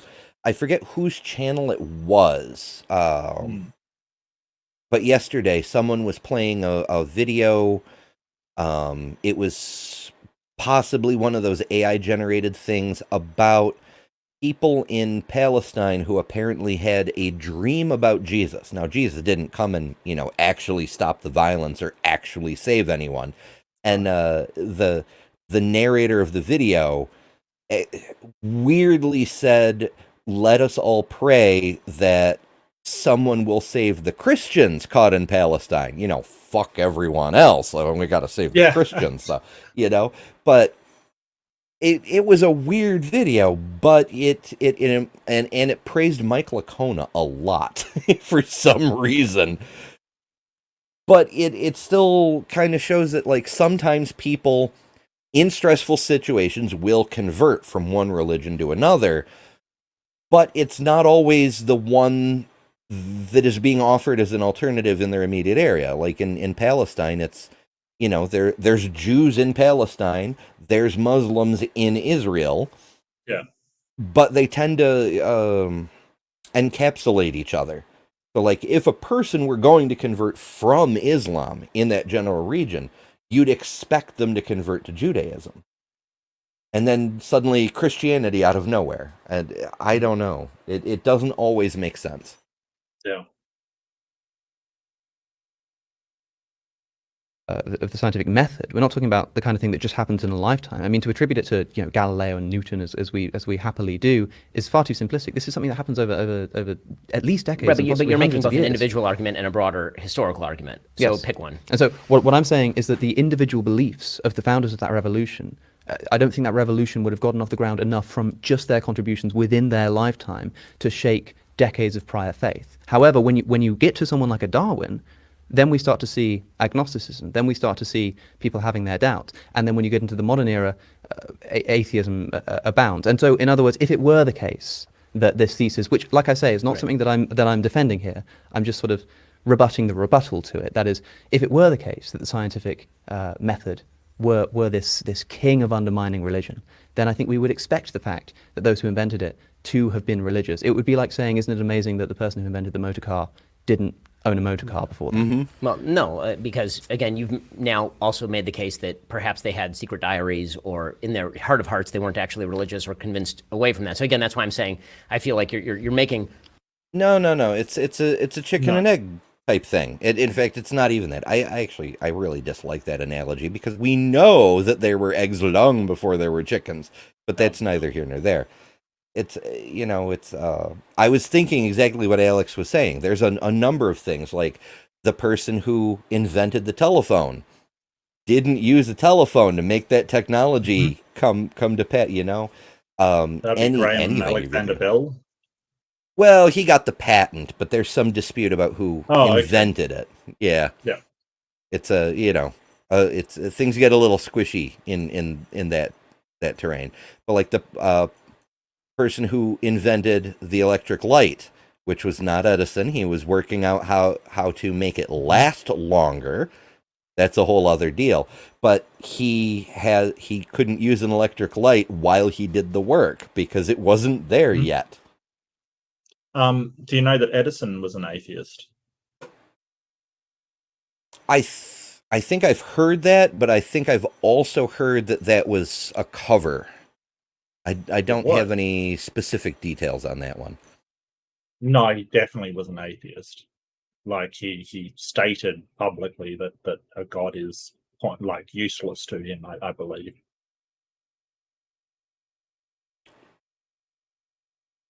I mean, that kind of tracks, considering the nature of his work. Like, if God knows all and has revealed all in the Bible, and yet, no germ theory, no theory of electricity, no Maxwell's equations. Not even saying, hey, this idea about the luminiferous ether is nonsense. None of that. Yeah, it's not super useful as a concept. Yeah, so Edison stated, nature is what we know. We do not know the gods of religions, and nature is not kind or merciful or loving. If God made me the fabled God of the three qualities of which I spoke, mercy, kindness, love, he also made the fish I catch and eat. And where do his mercy, kindness, and love for that fish come in? No, nature made us, nature did it all, not the gods of the religions. Yep, that's pretty atheistic. Pretty much, yeah. Yeah. Also, pretty true. We run into, of course, the problem of evil is really only a defeater for a god with all the omni traits, but it does still kind of apply even to the, as they're so called these days, the little g gods, like the Greek pantheon or even the Norse pantheon. Like, if your god really does favor you, then why do you still get killed in battle? It's very strange. a broader historical argument that works, and I think you're making an individual argument that doesn't quite. I'm not saying that is the case. I'm saying that we would never know because why is that? Why will we never know what Galileo really thought about religion? Well, I'm going to just accuse you of assuming facts, not in evidence. I mean, like, Let's move it away from because Galileo. again, you're, like, I don't want to get into the mind of Galileo, nor do I care very much. But the reality is that many of the people who were the progenitors of the scientific revolution and participants in the scientific revolution specifically were searching for something higher because they thought that was their godly duty to do so. I mean, this has been true since the time of Roger Bacon. Well, as I myself have pointed out on numerous occasions, it's one of my favorite phrases. Almost every discovery up until round about midway through the 19th century has been made by someone who went in and attempted to prove something in the Bible true and discovered something else instead. Yeah. I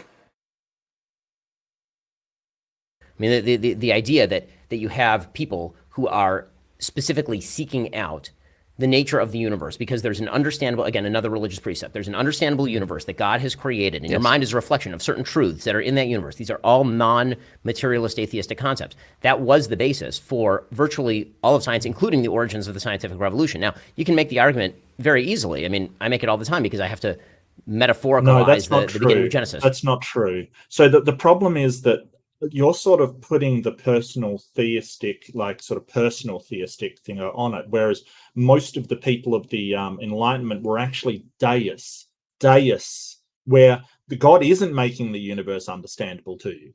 The God doesn't care if the universe is understandable to you.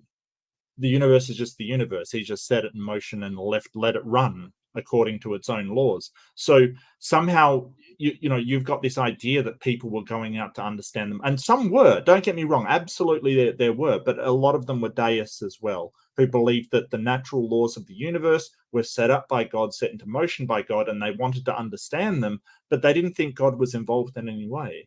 So that's not entirely true. And people have had different motivations for it. And yeah, but it's not surprising that a society which is dominated by religion produces scientists that think that they can get to the bottom of their God. Like, it's not like, this is sort of the conflation that he's making. It's like, was that scientific inquiry caused by their belief of God? Or was it just that the only people around to inquire about things scientifically were religious people? Mm-hmm. Or there's also the challenge function. Like I'm not sure how long the phrase has been around, but what does God have to fear from honest inquiry? What does the truth have to fear from honest inquiry? Like, if God is really out there, then me looking up at the sky to see if things actually do go around the earth isn't going to hurt him at all, Yeah. For example, that the words of Genesis don't jibe with the words of science when it comes to the age of the universe, for example. And obviously that's true, which is why both Maimonides and Aquinas are talking about in the Middle Ages the idea that if science comes into conflict with religion, you're either getting one of them wrong or you're getting both of them wrong. And so the constant sort of reinterpretation of if whenever science comes into conflict with religion, you're either getting one wrong or both wrong. And, it's interesting to note that while science has been wrong from time to time, at one point we thought the earth was only 1 million years old, and then, 10 million, and then 1 billion, and so on and so on. And we keep revising. Like, I was talking with a Kentucky atheist earlier about the age of the universe. We only realized the universe is bigger than the Milky Way less than 100 years ago. Yeah, we science gets it wrong from time to time, but science sometimes gets it right. We realized the universe is bigger. We realized germs do have something to do with disease. We realized that it's possible to transplant human organs and save lives from it. You know what's never been right every single time there's been a conflict? Religion. Of religion in light of the facts that are established by the scientific method, I don't think that that's a rebuttal of religion. And so and more than that, I think that the peculiar idea that religion itself must fundamentally be undermined by scientific discovery, I don't see quite why. Well, I would agree with that. I'm just saying that the rebuttal that's presented to that opinion fairly commonly, I don't think works for the reasons that I've said. Okay, well, let's give you both a little breather, because we're going to go to another break very shortly. We fitted in so much, and I had all these questions, and I haven't asked any of them, and I'm worried now that I'm going to be left unemployed. Before we move on, I don't know if I can have one final word on this Galileo point, because I know it seems quite strange that I'm sort of hypothesizing in this way, but you said that when religion and science come into conflict, either one is wrong or both is wrong. Galileo was wrong about one of these things potentially. What happens if I mean you can? It's great talking about the utility of his religious belief in inspiring his scientific endeavor, but what happens when the immediate fruit of that is him discovering something which should have been a celebrated idea and instead was suppressed, and he ends up under house arrest in Tuscany for the rest of his life? Why? Specifically because the religious authorities, in their sentencing of Galileo, did not just say that he failed to prove it, did not just say that he was, being a bit of an a-hole in his approach to the things, but said specifically because it is false, absurd, and contrary to Scripture. That is why that scientific position was suppressed on specifically religious motivations. And far be it for me to defend the Catholic Church and its crackdown on Galileo. Okay. You've come to the wrong place for that. Okay, it's time. It's time for another break here. You are watching and listening to the big conversation from Premier Unbelievable. That's what he's talking about. Like the church was the dominant religious force in Europe. I'm sorry, Ben. Like, it wasn't like you're sort of going to Judaism and saying, hey, but Judaism, has all this inquiry. And, as you say, Ember, he's probably not wrong, but the one that it was the dominant religious force in Europe for Western society was the Catholic Church. I'm really sorry, but that's the reality of it. So when you want to appeal to religious tradition of Judeo-Christian tradition, giving you these scientific things, you have to account for the Catholic Church, because it was, for the overwhelming majority of the formation of Western structure, the dominant religious force. I'm really sorry. That's the reality of it. So he has a right to point out where they have stifled religious scientific thought, yet you are crediting them for scientific endeavors. That's the problem. And O'Connor's got a fantastic point here. Let's see, where is it?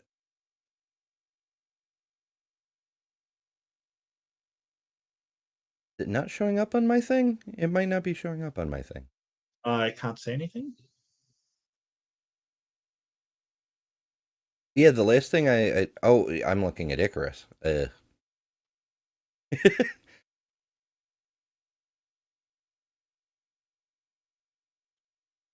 Yeah, I don't know. It's all good, but yeah, it's there's a reason that after Galileo, the scientists tended to get out of Dodge. Rome was no longer a safe place for discovery and breakthrough, because things were starting to, not reinforce what a lot of people say, oh, well, nobody was a bigger benefactor of the sciences than the Catholic Church. Well, that's true, because they had all the damn money, but that's a whole other thing. But after Galileo and Bruno, scientists tended to set up further north, like as far away from Rome as they could get. For example, England, London became a scientific capital for a while, because they spoke English there, which was the one language that the Catholic priests never really got around to learning, except the ones who were specifically stationed there, because they thought it was a bastard language, which is technically true. In fact, I believe, I think my source on this is Dan Brown, so take it with a grain of salt. But I believe Galileo started writing his scientific stuff in English so that no one in Rome could read it. But that may not be true, because it's from Dan Brown. I don't know. almost anonymous here, Andy Kind, but my day will come. And I've been joined by Ben Shapiro and Alex O'Connor. We'll be talking about religion and society. Is religion good for society? So much more still to talk about. We'll see what we can fit in. We will fit in as much as we can, but we'll be back after this short break. Enjoying the conversation? Tell us who persuaded you in our survey. And if you want more from today's conversation, then register to get early access to the next show.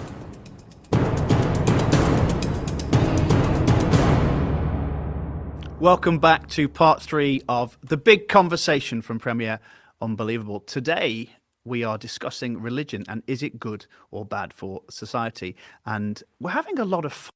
I still want to point out we haven't actually really gotten to that topic yet. Yep. Fun with it, I think. I mean, I I know agree. you're sort of in disagreement on things, but I think we're just having fun with it today, aren't we? As ever. Well, I've been joined by Ben Shapiro and Alex O'Connor. And as I say, we're talking about religion and its role in society. One observation I've got from watching you guys talk, I wonder whether religion is being used as a bit of a catch-all term. You know, there is no summer festival where Ben and I would meet up because we're religious and have a beer together. You know, plenty of Buddhist people don't even believe in God. So we probably don't have the time to unpack it now, but That is a semi-valid point. We should have defined our terms at the very beginning, shouldn't we? Are we Sure. talking about religion as in the social traditions of worship and holidays and so forth? Are we talking religion as in the dictates of a pretend God? These are not, there's overlap, but they're not necessarily the same thing. religion is maybe not a helpful catch-all term at all points. I wonder whether, when we're saying religion in this context, we mean the Judeo-Christian worldview. But it's interesting, you know, I, as a Christian, there's lots of things I agree with Ben on, some things I disagree on. Lots of things, as an Englishman, that I agree with Alex on, and other things that I wouldn't. Spelling. So, yes, spelling, absolutely. It's aluminium. Anyway, I just think that's interesting. I'm not trying to start this theist gang and gang up on you, Alex at all. But yeah, what do you think quickly about that? When we're talking about religion, do we need to be more semantically sort of accurate? Rigorous, yeah. I mean, Yeah. yes. I mean, again, I'm not here to defend every form of religion under the sun. There are various forms of religion. I enjoy the camera moving around here and there with the light bulbs kind of making, you know, High production foreground value, yeah. stuff. Yeah. I even like how the names kind of flicker on like they're light bulbs too. It's pretty neat. Pretty good production value. Ranging from things that people in Judeo-Christian tradition would consider pagan to Judeo-Christian monotheism, to the distinctions in Judaism and Christianity, which are substantial, obviously. And so, I do believe that there are right forms of religion or righter forms of religion than others. If I didn't, then I wouldn't be a particularist in my religious practice or my religious belief. And so I do think that, you're right to sort of boil down the question so that people... I'm curious why of course, he's only going to believe a religion that he believes is right. You know, it's a doxastic voluntarism thing. You can't choose to be convinced of something. You either are convinced or the information presented is insufficient to convince you. But I'm curious to think why, since he opened the conversation by saying, there's a whole mess of stuff I don't understand. Yes. Like, what convinces you that you're right when you concede that you don't understand what the hell you're talking about? Well, that's where the faith comes in. So you just sort of say, well, I have faith, and it's this. I mean, Matt Delahunty says it's the excuse you use when you don't have a good reason, and he seems to expressly say, "Hey, I don't know a lot of things about this." So I'm not sure if I would keep to that definition of faith. It seems like his reasoning is that it's a position that is more presuppositional, that he believes that based, with not sufficient reasons, but he uses that faith to shore up that doubt. I don't know. It's very strange to hear someone talk about reason and rationality and then just say, well, there's all these things I don't understand, but I just use faith. It's very odd. Yeah, it's like the old saying, how fortunate for him that he was lucky enough to just happen to be born in the family of the one correct religion. Hmm. People don't end up defending things or being forced to defend things that they wouldn't defend. I mean, you mentioned before Islam. I'll say more radical forms of Islam because, again, I'm one thing that I tend not to do as a religious believer is simply take people's texts at sort of face value, because the reality is that very few people in religious circles take their text at like I can just pick up a Bible, read it, and now I know everything that's going on in the Bible value. That really is not how the practice of religion works. I tend to actually judge faith by faith practice, more so than I do by trying to read somebody else's book and then. It's actually surprisingly enlightened for Ben, I do believe. Stephanie Helms lately has been saying that it's less about what you believe and what you do with those beliefs. And I think there's a lot of wisdom in that, because as we've been seeing, with the recent Bible fight flat earth debate and a bunch of other examples, people will use the same Bible verse to prove two opposite viewpoints. So it has almost nothing to do with what's in the text and what people spin the text and interpret it to mean because of what they want to do with those beliefs. Yeah, maybe. I don't doubt that that's certainly the case for some people, that it is, what they prior have decided to do that informs their beliefs and sort of leads them down to believe, to back up what they want to do. But sort of, even if the two interpretations are different, that's still what they believe. They believe that interpretation and take whatever action. So I don't know. It's hard to say. So I mean, obviously it depends on what you do with the belief, but beliefs still inform our actions. I think that there's an irreconcilable sort of thing that your actions are determined by your beliefs, so they will always have a huge impact on it. So it doesn't matter what you believe. Like if you believe that stealing is wrong, you won't steal. But if you believe that stealing under certain circumstances you can do that, then that person, our beliefs do inform our actions. There's no way around that. Yeah, I think that's where we run into one of those old paradoxes, like how much of what people believe is dictated from the religion and how much of what they believe is they would believe anyway, and they justify it with their religion. Because we see that a lot in the United States, where people have very contradictory beliefs claiming to use the same text, and also their beliefs contradict what the text actually plainly says. So they're clearly just believing what they want to believe anyway, and then using selected bits from the text to pretend they've grounded it.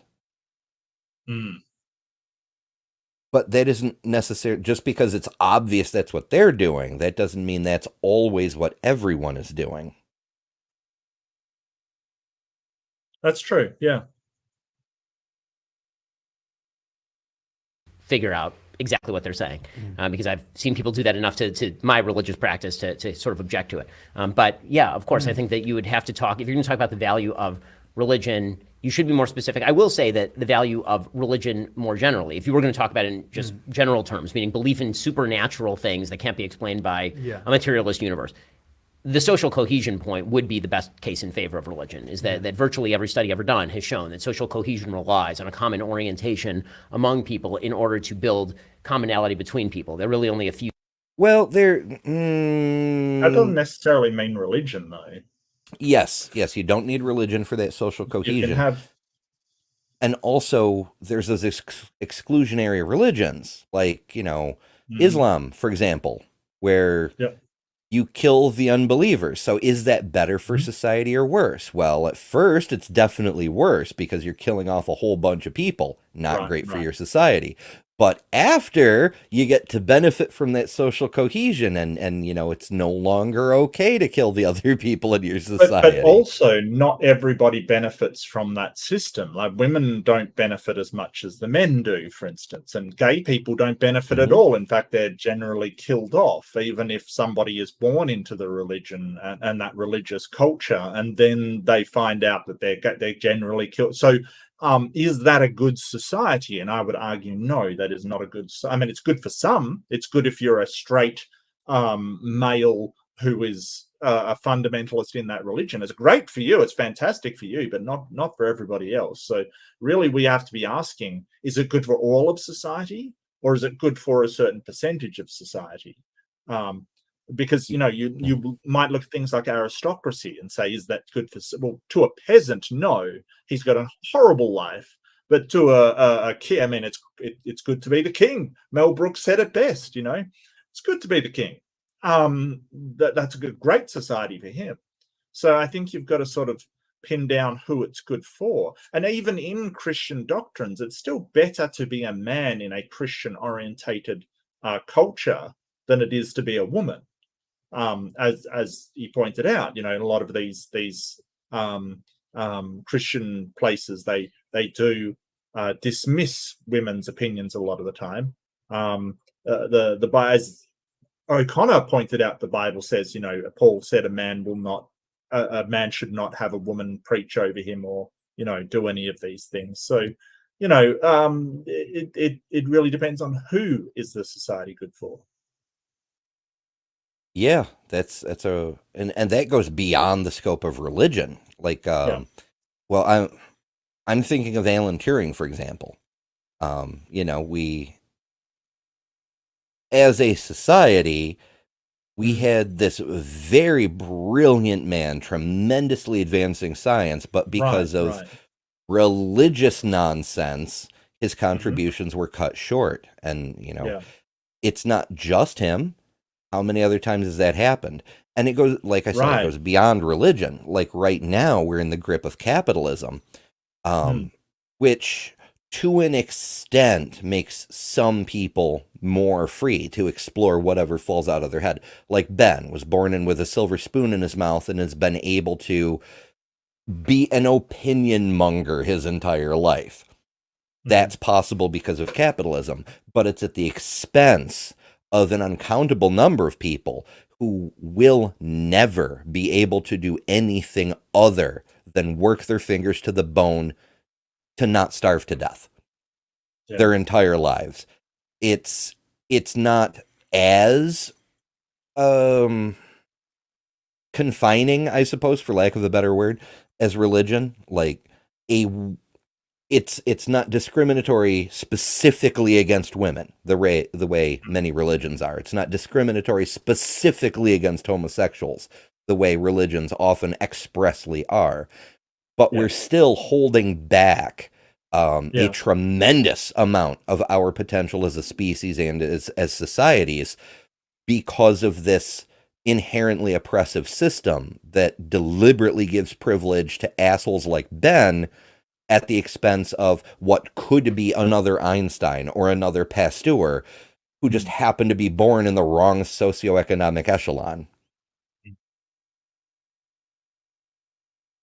Yeah, and I think that stability can be taken from other places. It can be taken from cultural places. It can be taken from other moral-based systems. I think that the idea that sort of religion necessarily has to be there to impart stability is false. I mean, Japan's very irreligious, but it does have a very strong cultural, normative cultural behavior pattern where people are very encouraged to be neat and tidy and clean up and things like that and give great respect to one another. I think that is more than suitable.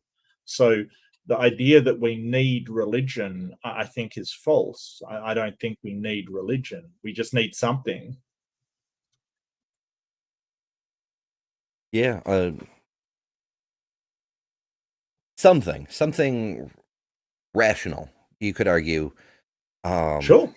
It like I'm thinking of Japan now that you've mentioned it, and the way that as soon as they were exposed to technologically driven Western societies, they immediately like jump started their own industrial revolution. Yes. Yep. Like they went from effectively the equivalent of Europe in the 16th century to Europe in the 19th century in a decade. Yeah. And it was, yeah, it. But I can't say that that was entirely devoid of religion, because at the time there was this tradition. I don't know if religion's really the proper term for it, but the emperor was the incarnation of a god. So there's religious aspects to it at the time. So it's hard to divorce the two things. Mm-hmm. Few structures in human history that do that. One is a kinship structure. The problem with kinship and tribal structures is that they pretty quickly devolve into tribal warfare upon other members of different tribes. One of the things that religion has done is an attempt to universalize that beyond the immediate sort of tribal self-interest that we discussed a little bit ago. And again, well, yes and no. Obviously, religion, Christianity specifically, utterly failed to stop the tribal warfare in Europe. After the Western Empire disintegrated, Germany and France were at war more often than not, and when they weren't, England and France were at war. Germany didn't unify until the 1800s because all the tribes within the Germanic states were constantly at war. It doesn't stop the tribalism just because you're all brothers in Christ. And on top of that, it causes you to seek out extra tribal conflicts that you wouldn't necessarily ordinarily seek out, like the Crusades. Yeah. And the fact that there's inquisitions and purges, and people don't believe the same thing that we believe. That's heresy. Let's get them. And, you know, Spain was doing its own thing. I mean, the Holy Roman Empire merged and then fell apart into all these warring states. Like, you know, the idea that religion somehow stops tribalism is laughable. At the moment, we have the tribalism of evangelicals versus Protestants versus Catholics versus Anglicans versus, you know, the idea that and that's only one religion. That's just Christianity. You know, you then have the Sufi, the Shiite versus Sunni, which has been going for thousands. Like, the idea that religion stops tribalism is kind of laughable, to be honest with you. Yeah, like you may see on the individual level. Oh, I have no quibbles with you, my brother in Christ, yada yada yada. But it just on the larger scales, no, it makes the tribalism worse, arguably. I mean, even on YouTube, you should see the Christians argue about sort of eschatology and their soteriology, like how they're saved kind of thing, free grace versus works, and they will attack one another so viciously, like just insanely viciously. I've never seen atheists go at, you know, putting somebody's head on something and giving them devil horns and making them and say that they're, you know, child eaters and deviants and all the, like, it's savage. I just, you know, maybe that's just anecdotal from what I've seen, but wow, it's pretty grim if you look at Christians fighting among themselves on YouTube. It is pretty horrible. You know, praise I am, I'm looking in your direction here. But the savage things that guy says about other Christians while calling them his brothers in Christ is just, you know, it would be funny if it wasn't so brutal. It was just like, wow, do they really deserve to be called all those names? I don't know. Maybe I don't understand the religion, and I'm happy for it. Yep, I feel you there. Pretty much universally, social science suggests that many of the institutions that we hold dear, that shape us, that provide us social support, that provide us friendship structures, marriages, that a huge amount of this used to happen anyway inside of these traditional religious structures, and there really has been nothing to replace it. And so the the sort of breakdown of those structures, you could make the case, I suppose, for the breakdown of those structures, but there's been pretty much no replacement for those structures in secular society, and it's creating some pretty significant strains on societal bonding. Great. I suppose I do have two ask, things to I'm say. going to ask you, I want you to say both of those things, but I want to ask you, Alex, can secular societies potentially achieve the same level of social cohesion as religious ones? Potentially, maybe. I don't know. That seems to be an empirical question, insofar as we can... I would say not only can they, but they already have and exceeded that level. When we look at the more secular societies in the world today, the Scandinavian countries and so forth, they don't suffer from that kind of we're only okay with each other because God said so, or they don't even have the same level of toxic nationalism that we see from more religious countries. And then in turn, when we look at the more religious countries, I'm looking at the Middle East in particular, but there's also a bit of that nonsense going on in Africa, Indonesia, Southeast Asia, etc. They're kind of at each other's throats all the time. Yep. So I don't think not only can secularism equal the level of social cohesion religion provides, it can surpass it. Because, I mean, everything else aside, they're not constantly at war. And that's a plus. Yeah.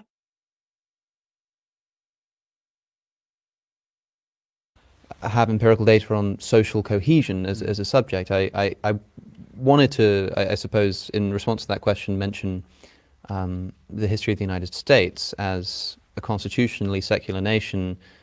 Presumably the discussion there devolves into whether America can be described as a Christian nation or not. But based on what you just said a moment ago, before we maybe get into that, you said, of course, we need more specificity is hardly ever worse than less, and that you're not trying to defend all religious traditions. And then you say, but look, this idea of there being a God and there being an unalterable authority and a moral author of the universe is itself valuable, and without it, there are all kinds of societal discohesion comes about.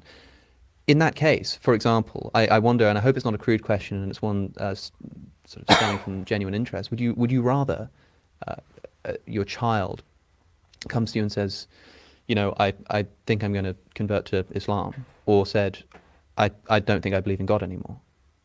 As a Jew, I'm fairly indifferent on the question, meaning that my priority is for my child to remain a Jew, and which direction they go from there is of much less interest to me than staying inside the religious tradition that I believe is correct. Okay, maybe I should... That's a dodge. That's a dodge. It's not just a dodge, it's also kind of a self-damn. Like, because it highlights one of the main gripes I personally have with religion. Ben's priority is that the child stays in his religion that he believes is correct. Whereas a secular person's priority is the child's happiness and well-being.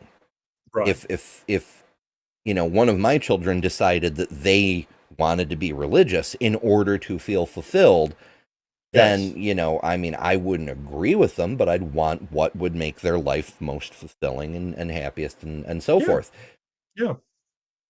The fact that Ben's religion puts him in a position where the child's happiness and well-being is a secondary priority is itself an indictment of the harm religion does on a societal level. Yeah, you're right. Because he's thinking, what does God want over what does my child want? You know, or God's will over their child's self-actualization, which is kind of that's a problem. Mm-hmm.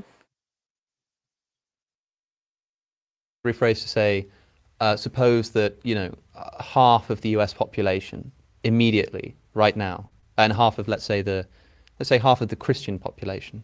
So it's not to do with Judaism, and it's not to do with your own family. Half of the Christian population in the United States are immediately going to convert today to atheism if you press this button, or to Islam if you press this button. Which one would you press? So I'm going to ask for more specificity Sure. in line with the conversation. So which form of Islam are we talking about, and which form of atheism are we talking about? Because they come in various strains. But meaning, like, if we're just starting from the premise of no God or Islamic God, that actually is not enough information. Because as I say, I'm not judging people Yes. based on their faith propositions nearly as much as I am based on their behavior, which I think they base on faith propositions. Well, So let's say this is the only thing that changes. You press this button, half the Christian population become convinced that there is no real God of the universe. Everything else is random. Whatever you might, because what we're discussing here is essentially what are the implications of such a worldview? Right. What are the implications of atheism, which is just the disbelief in God or the belief that there do is people have not. memories? Sorry, in this hypothetical, do people have memories or they don't have memories? Because this makes a difference. They have memories. Okay, fine. So then probably in the West, atheism, as opposed to a more radical form of Islam. That's why I was asking for specificity. Well, Because they're more the button moderate on the forms. right-hand side was going to be that they just become convinced that Muhammad is the final prophet of God. Right. That's it. And again, I was going to ask for more specificity on that because I know many moderate Muslims who are not radical in the implication of their faith, as opposed to some who very much are quite radical in the implications of their faith. So, but let's, if you don't mind, It's curious. I mean, this doesn't reveal much about the actual conversation, just about how Ben thinks about things. Mhm. But I've seen many theists be asked a similar question, and whether Christians will usually say, "I'd rather see them become Islamic." Because at least they accept there is one true God, and it's probably the same God. We just disagree about the details or the divinity of Jesus or whatever. I find that varies actually, It does. because I've they're heard it both aware ways. because they're aware that there are a lot more Islamic people out there killing others than there are atheists. I wonder if that's one of those statistics that depends on total population versus percent population versus I don't percent know, but I total don't know incidence. a lot of atheists around the world. Like, you can point to individual sort of instances like Stalin and things like that, and Mao and stuff like that. But if you're talking about antisocial individuals who will actually kill people, there's a lot more religious people that will do that. And societies that are irreligious are generally more stable. That's the thing we've got to realize. Secular societies like America, and like you said, you can argue whether America is religious or not based upon the majority of the people, but the government's certainly secular, and it appears to be pretty stable. Same with Japan, same with Australia, same with the Scandinavian countries. The places where you have a theocracy in place usually aren't very stable. I'm looking at Iran, I'm looking at Iraq, I'm looking at all of these countries which have had theocracy. Saudi Arabia. Actually, Saudi Arabia is pretty stable. But I mean, they're a bit of an anomaly because they've got just so much oil money coming in that they can essentially just buy their citizens whatever they need. But I don't think that, and I think that his answer is very telling, that he doesn't think that religion in general will give you more stability. He thinks his religion will give you more stability. Yeah, that's also an important distinction, particularly when you're arguing with anybody who's a theist, is when they say religion, do they mean religion in general or their specific religion? 'Cause Yeah. I don't know if they're able to get out of their own head and the presupposition that their religion is the one true Right. faith or whatever. Right. Yeah. Yeah, it's very curious. I'm going to set up your hypothetical in a way that I think is more clarifying for me Please. anyway. And that is button on the right is radical Islam, like Taliban style Islam. Okay. And button on the left is don't believe in God. Oh, we should add a center button. Taliban-style Christianity, which is kind of actually where the United States is going. Yeah. Well, I mean, you can do that. No, the reason I'm doing that is because that elucidates a difference that I think is being obscured by the simple sort of belief in God, not belief in God question, meaning that the cultural heritage of that's why I asked if people have memories or people don't have memories. If people have memories, then that looks very much like secular Europe right now, which does have The cultural in the heritage of bloodstream Judeo-Christian a lot of values. Judeo-Christian values in a way that Yes. would not be true if you were without memory, right? Would I rather that a child found in a forest be raised in a moderate Muslim household or be raised in a secular communist household? Or a secular atheist household, if I may say. Again, from which tradition? Are we talking in the USSR or are we talking in Britain? Like, what are we talking We're talking about about here? Britain. Okay, so we're talking. Well, we were talking about the US, but let's say Britain. In Britain, depends on the strain of Islam. If we're talking about like a liberal form of Islam, which do exist, then probably a liberal form of Islam. If we're talking about a fundamentalist form of Islam, then probably a secular strain of Britain. Fine. The second point was to say, So he's hedging like hell, but he really is. he has to acknowledge the fact that secularism doesn't really have extremism, whereas religion runs the risk of extremism, which is kind of telling.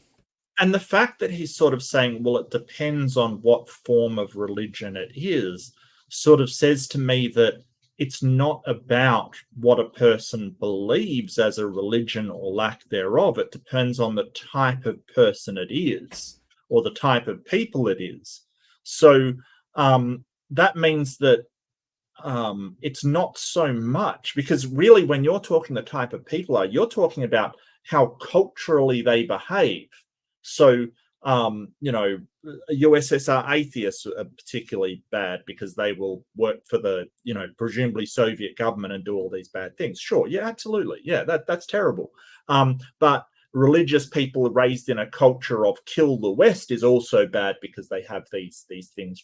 Yeah. So basically what it's telling me is that, in fact, it doesn't matter what it matters culturally what they believe. So you've just undermined your own point, Ben, that you're saying, hey, we need religion to have these stable systems free of these awful things. But really, it depends on culturally where they're raised, not the religion that they're raised in. Yeah. Or thereof. Yeah. I mean, we've seen those kind of changes in the past before, like the golden age of Islam. Still Islam, but very different from what we see today. There's yeah, Robin, I'm not entirely sure.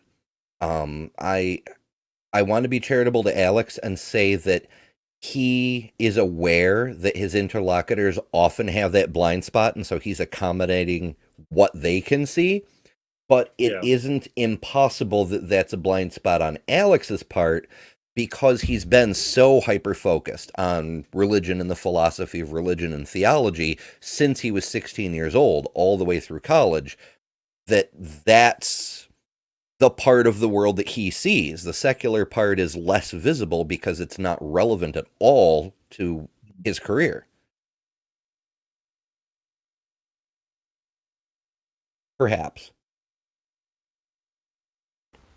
I mean, you mentioned not wanting to just to take scripture at face value, and I understand the difficulty of taking scripture essentially out of context and trying to take a literal approach where a literal approach isn't supposed to be taken. I mean, people forget that the Bible is a collection of books rather than a book with lots of different with an oral genres tradition and all the rest. I saw a video once of somebody trying to use the Bible to disprove the divinity of Jesus by quoting the book of Job, saying, God is not a man that I might question him. God is not a man, you see. And I thought, not only is this in the mouth of Job, but also, that's the kind of thing that we want to avoid. But it does seem to me that there are some things within religious scripture that do need to be taken.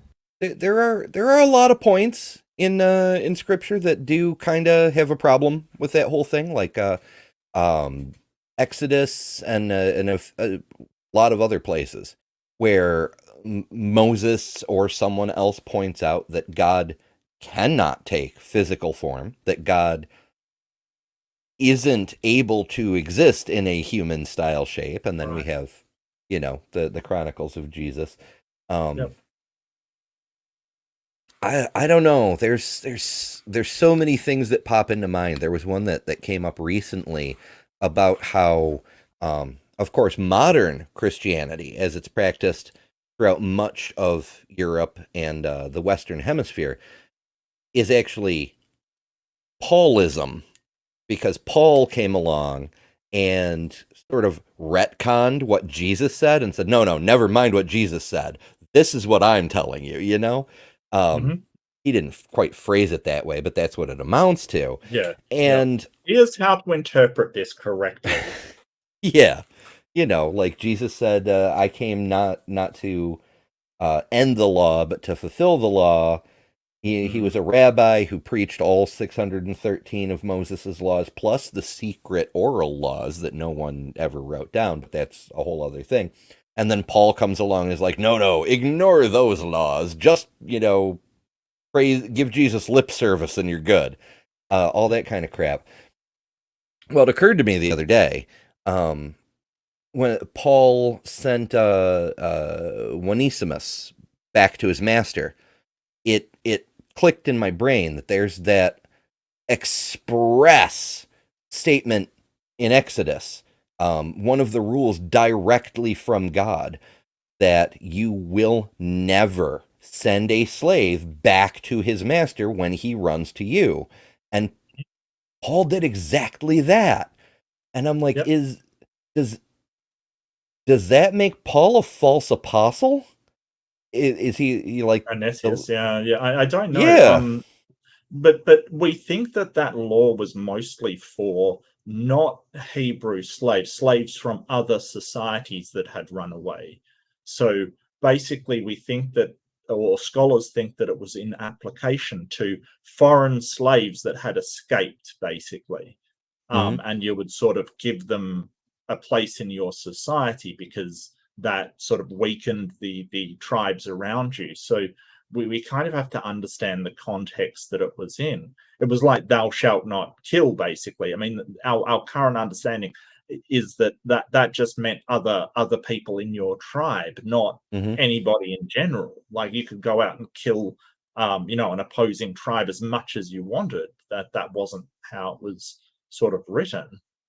Yeah, because they're not they're not the chosen people. Yeah, but Onesius is weird because a lot of people point to it as, oh well, see, they didn't want slaves, so Paul was sort of freeing a slave, and it's like, yeah, but his reason for freeing it wasn't because slavery was wrong.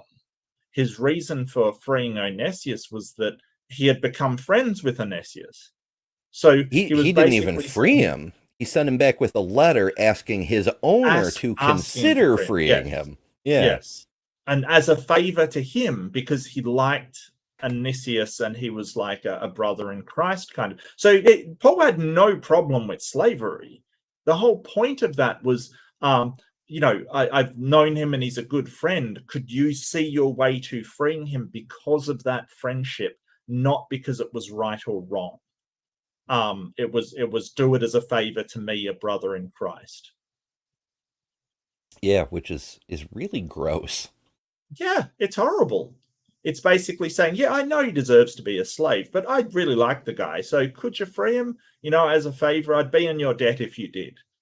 None of it is that's horrible that he works as a slave. You should free him because, we are opposed to slaves and that's not the way you treat some. No, that wasn't the sentiment at all. So it's weird that they try to use that as an anti-slave sentiment when really it was, Paul didn't have a problem with it, except it was someone that he liked and wanted to, sort of help out.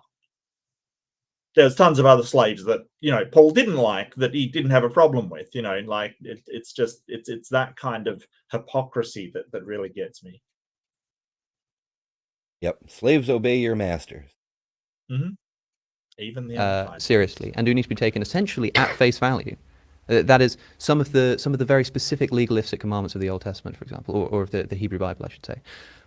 These are not, when people list these and say that these are potentially morally problematic and may have done something towards hindering, for example, like I mentioned earlier, the abolition of slavery in the United States. Of course, there was a great deal of religious influence on both sides, as which is something that I've already mentioned. But don't you think that this problem could have been solved a lot more easily if there had been a stronger religious tradition of opposition to the ownership of other human beings? Why can't that have been the case? Okay, because Scripture quite explicitly condones it. Right, and in fact gives you the details of how to do Yes, it. so- that's something that couldn't have been done, in other words, This because is you've fun for me. taken Now I this, guess you tell me to law. So this here's moral the- principle that's placed outside of meaningful debate. Right. Before we move on, can I ask, where are we getting these buttons from? Are they from Amazon? You know, you press one and everyone's an atheist. There's this wonderful thing Are that these available on the market? that I think you both need to use in this conversation, which is imagination. Oh, right. So let's. As far as why didn't the Bible prescribe the perfect world as I would see it, or as you might see it, and the answer is because two reasons. One, as stated right up top, I'm not God. I assume he has different logic than I do. Mm-hmm. Two, the Bible is in an inherently problematic position in the sense that, on the one hand, it's trying to divulge important truths for all time. At the same time, it's talking to a people of a particular time. Yes. And this is a well-worn tradition inside Judaism. So to take the slavery example, there is no mandate to hold slaves in the Bible. Right? There are lots of mandates in the Bible. Many, many mandates. There's 613 of them according to my religion, right? That's why I do all these weird things that I do. But one of those mandates is not to hold slaves. Right? And so the idea of Well, I'll There's let him other go on. mandates, like putting people to death for working on the Sabbath, for instance, that you don't follow. Yeah, there's quite a lot that gets ignored these Yeah. days. I mean, nobody stones their children, but there are workarounds so that people can do certain things on the Sabbath that wouldn't have been possible otherwise, and Right, so on right. and so forth. But it's more like a hold yourself accountable rather than I'm going to kill everyone who doesn't obey my rules kind of Right, thing. right. And Yeah. and that's a little different. That's why many of us militant atheists don't really have a problem with Judaism in general, because they're not really running around telling everyone else they have to live by their rules. Right, You know, right. it's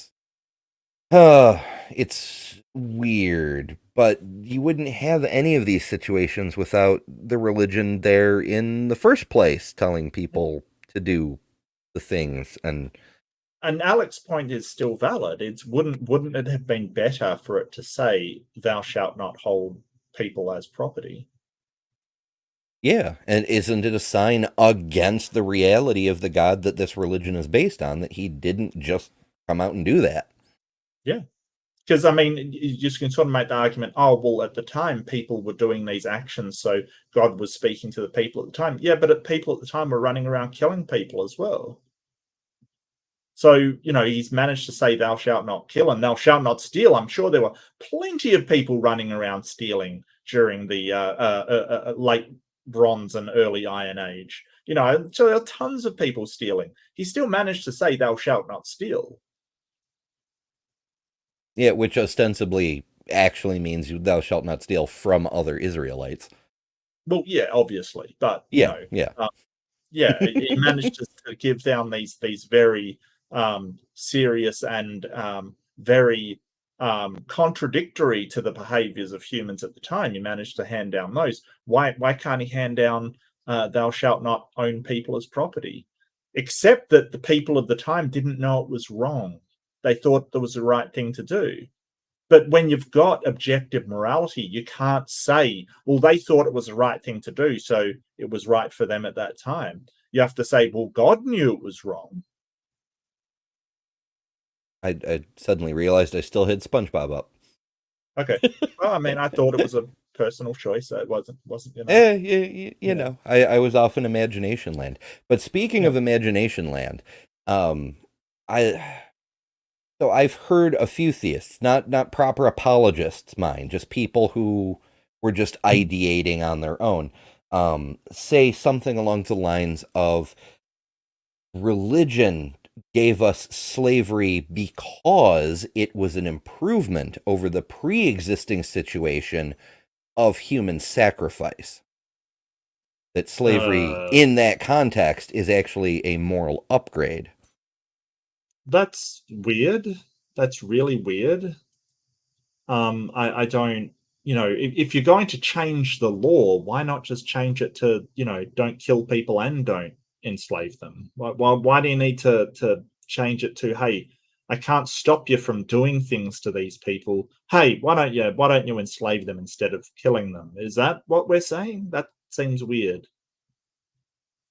Yeah, like the well, I guess a couple biblical examples would be some of the cities that were destroyed. They, instead of killing everyone, they just did the big bad wolf and blew their house down and then brought them all back to be slaves. Yeah, So could have killed them all, but instead enslaved them. It's hard to say which way is more morally horrible, but I mean, the case has been presented. It's hard to say how well thought out it was, but it was kind of, they were building towards a progression of things that God was gradually stepping humanity in the direction he wanted, and he was doing it in stages for specific reasons. Like, first, the Jews needed to condemn human sacrifice, accept slavery, etc., so that when Jesus came along, he could be the slave of all and then become the ultimate atonement sacrifice in order to, free all of humanity, not just the chosen people, and everybody, bathe in the strawberry jam of Jesus. And oh, the blood cult stuff is so freaking weird to me, but yeah. It's. I think that's a terrible argument, though. I really do. It's just, if you're an all-powerful God, why are you limited by, oh, well, the people of the time wouldn't understand, they wouldn't get it, they had to ease them into it. You're an all-powerful God. You don't have to ease anybody into anything. You can just declare what is right and what is wrong, and that seems to be the way that it happened. Just declaring things either right or wrong, except for this one thing, because in the meantime, we seem to have found out, hey, that was actually really bad. So you've just said, hey, well, he was easing, and he didn't ease them into anything else. So I don't know why he suddenly cares for this one thing that we found out was really horrible. Yeah, and the chat raises some really good points too. It's a little weird. I don't know. I'm gonna let that one go, because like my brain's trying to go in like 5 different directions, and I'm like, this is we're getting way off topic. So yeah. There was a society that existed at the time of the Bible in which slaveholding was not only ubiquitous, it was universal, and which was true for virtually all of human history. That's right. And could be justified not just. Well, we don't know that. Like, as far as we can ascertain, slavery in any form, whether it's a chattel slavery or in-home servants or whatever, has only existed. It seems to have arisen about the same time humans got the idea in their head that they can own a parcel of land and take the land of someone else. I can take your land. I can take you. It's the concept of property going beyond your own personal possessions. The propertization of non-property things, land, people, etc. Women, all these sorts of things. And once we got that going on, I mean, you could argue that was kind of key to the agricultural revolution, though I don't think that would hold up, because we do see some pre-agricultural tribes practicing farming and ranching and, agriculture. It was just the concept of owning land, and immediately after that, owning people. So that's only been around 12,000 years. We don't have written history before then, but we do have anthropological history, paleontological history. There's the Upper Kingdom of Egypt is older than that. The African kingdoms west of what's now Egypt, prior to the desertification, pushing them all into the Nile. The Anatolian nation states that we're only just now learning even freaking existed. There's so many places where there's no evidence of slavery whatsoever. So it's not like it's unnecessary thing to be human. Sure, and yeah, there were sort of native tribes throughout the world that did keep slaves. I'm thinking sort of the Mayans and the Incas, for instance, famously kept a lot of them. But there's other native tribes that didn't, like most of the Native American tribes didn't keep slaves. The Aboriginal Australians didn't keep slaves, because the idea of owning, well, anything really, apart from the tribe owning it, was completely antithetical to them. They didn't really have that concept. So, oh, okay. Look, nobody's in charge of the tangents. That's It's true. It's true. biased. But I am reminded of something Nara pointed out when we did our slavery show months and months ago. God handed down to the Israelites the rules for keeping slaves, for taking slaves, and how you treat slaves, and punishments for mistreating slaves, and all that stuff. He gave it to them immediately after freeing them from Egypt, according to the story. So he delivered them out of slavery and then immediately gave them rules for getting slaves of their own. Right. That would have been the moment to be like, just as you realize how bad bondage is when you were enslaved, maybe don't take slaves of your own. But that's not what happened. Seems very human to me.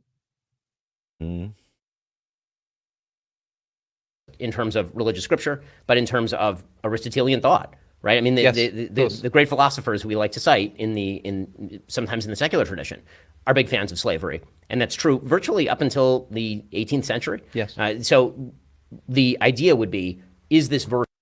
Well, that varies by culture. You know, England famously abolished slavery. So it's a complicated timeline.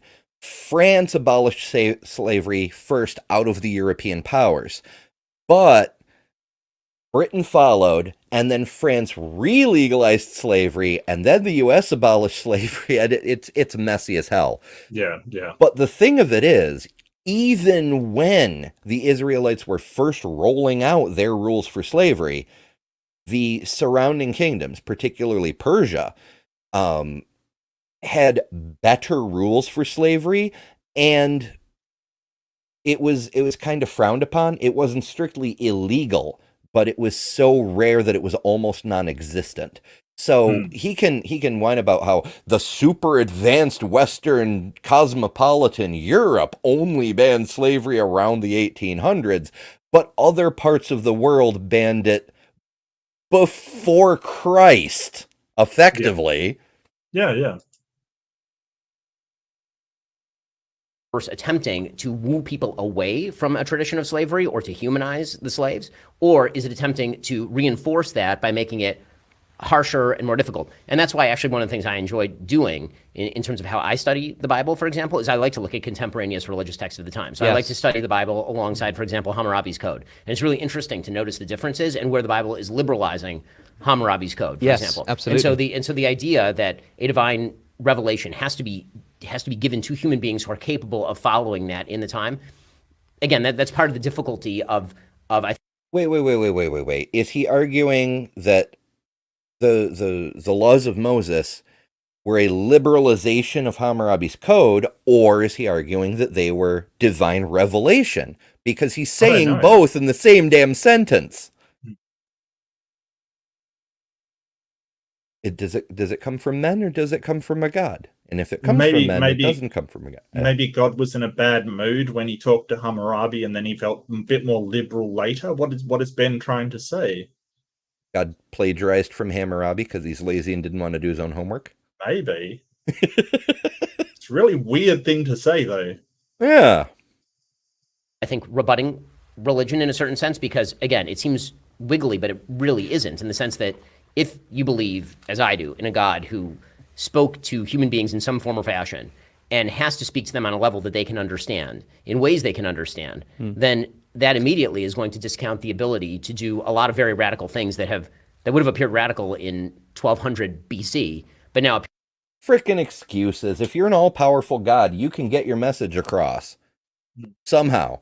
You're not limited by the ability to communicate with the people. I mean, this is a God that, according to Scripture, was able to write with his finger on actual stone tablets. Yeah. He can booming voice command everyone in the desert.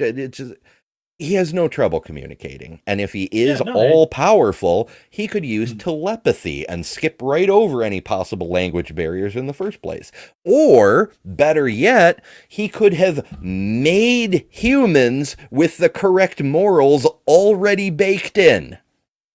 Well, yeah, and sort of, they run into free will arguments and things like that, sure. But The idea that God was having communication problems is then you're getting into, well, why should we believe the Bible if it's miscommunicated?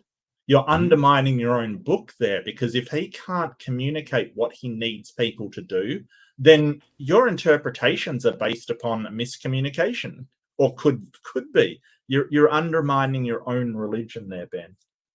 So yeah, this is a terrible thing to say. Well, he couldn't get it across. Yeah, Weird. It's bad excuses. It's lazy thinking. Yep. It's spur of the moment excuses.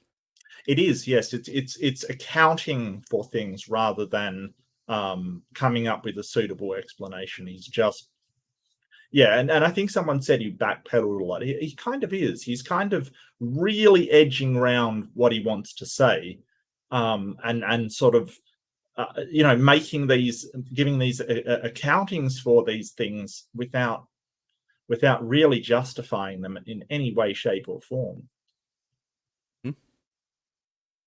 Appear to be commonplace for us. Yes, I understand this argument, and I've heard it many times. I must say that it seems strange to me that God does seem willing to completely and utterly condemn a bunch of other practices, including, by the way, imaginary crimes like witchcraft, just done away with entirely. And even if it is the case that God, for some reason, couldn't even hint at the idea that maybe eventually we should be moving towards the abolition of the idea of owning human beings as private property, he just has to condone it. I still think it's the case that he would not permit a flat immorality, and I think you would agree with that too.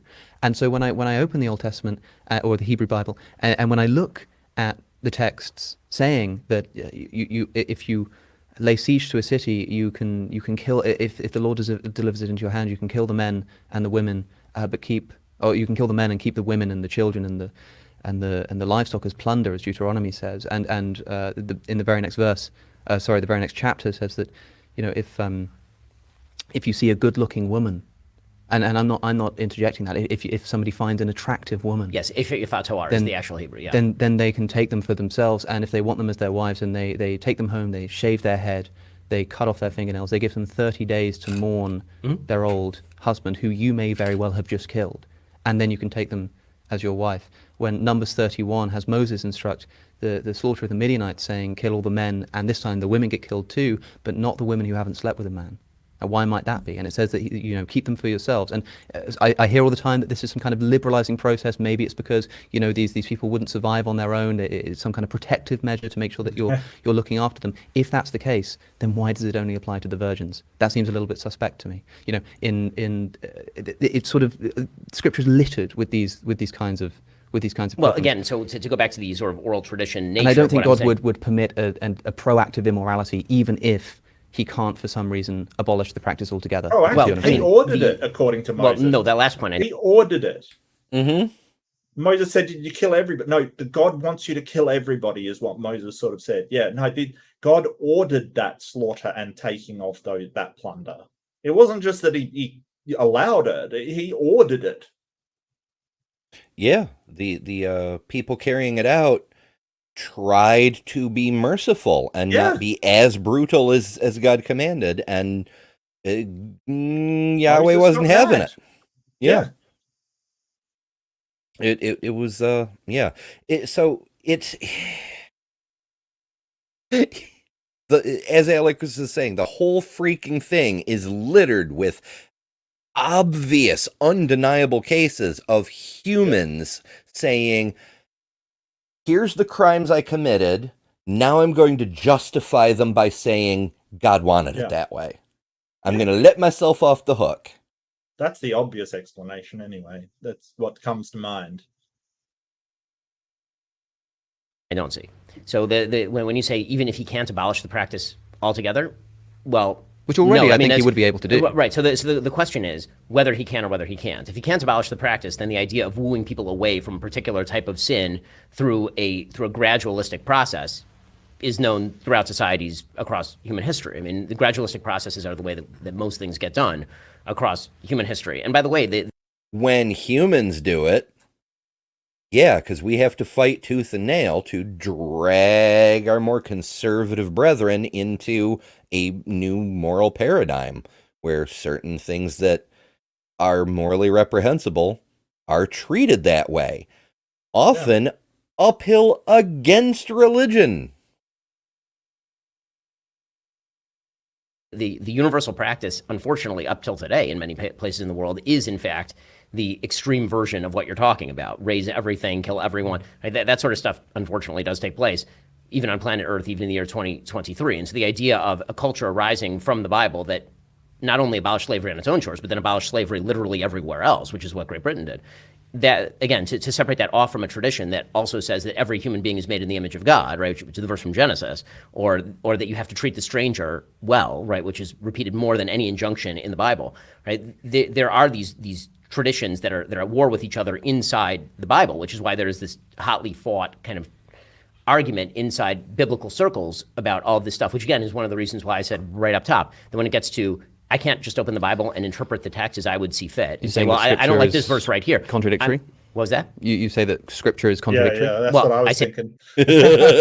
Yeah. I'm like, contradiction. did he can it? just Yeah. say what? That Scripture is some Scripture is time bound and some Scripture is not. So the easy one the sort of easy way to distinguish is that when the Bible says not to do a thing, then that tends to be non-time bound. And when it says to do a thing, And when it says to do a thing, that may be a temporary permission structure, but it could also be a wooing. And by the way, again, I'm not speaking out of turn here. This has been 1,500 years of Jewish reinterpretation of Esha Yifat to take a quick example, right? The War Bride, the long-standing Talmudic tradition, which again is almost 2,000 years old at this point, is that was deliberately an attempt to avoid mass war rape, which again, you can scoff at that, but mass war rape happened on this continent 70 years ago when the Russians literally raped everyone as they came into Germany. Ha ha ha, what a funny joke, Ben. Fuck you, Ben. Yeah. So these evils continue to exist in the human heart. even if this was a liberalizing force, and even if this was not as bad as other slavery, do you think that the ownership of other human beings under the conditions of the Hebrew Bible are immoral? Yes. So how do you account for God commanding something which you now see to be, or rather permitting something and explicitly and giving you details about how to do something which is proactively immoral? Because he's not permitting me, permitting my great to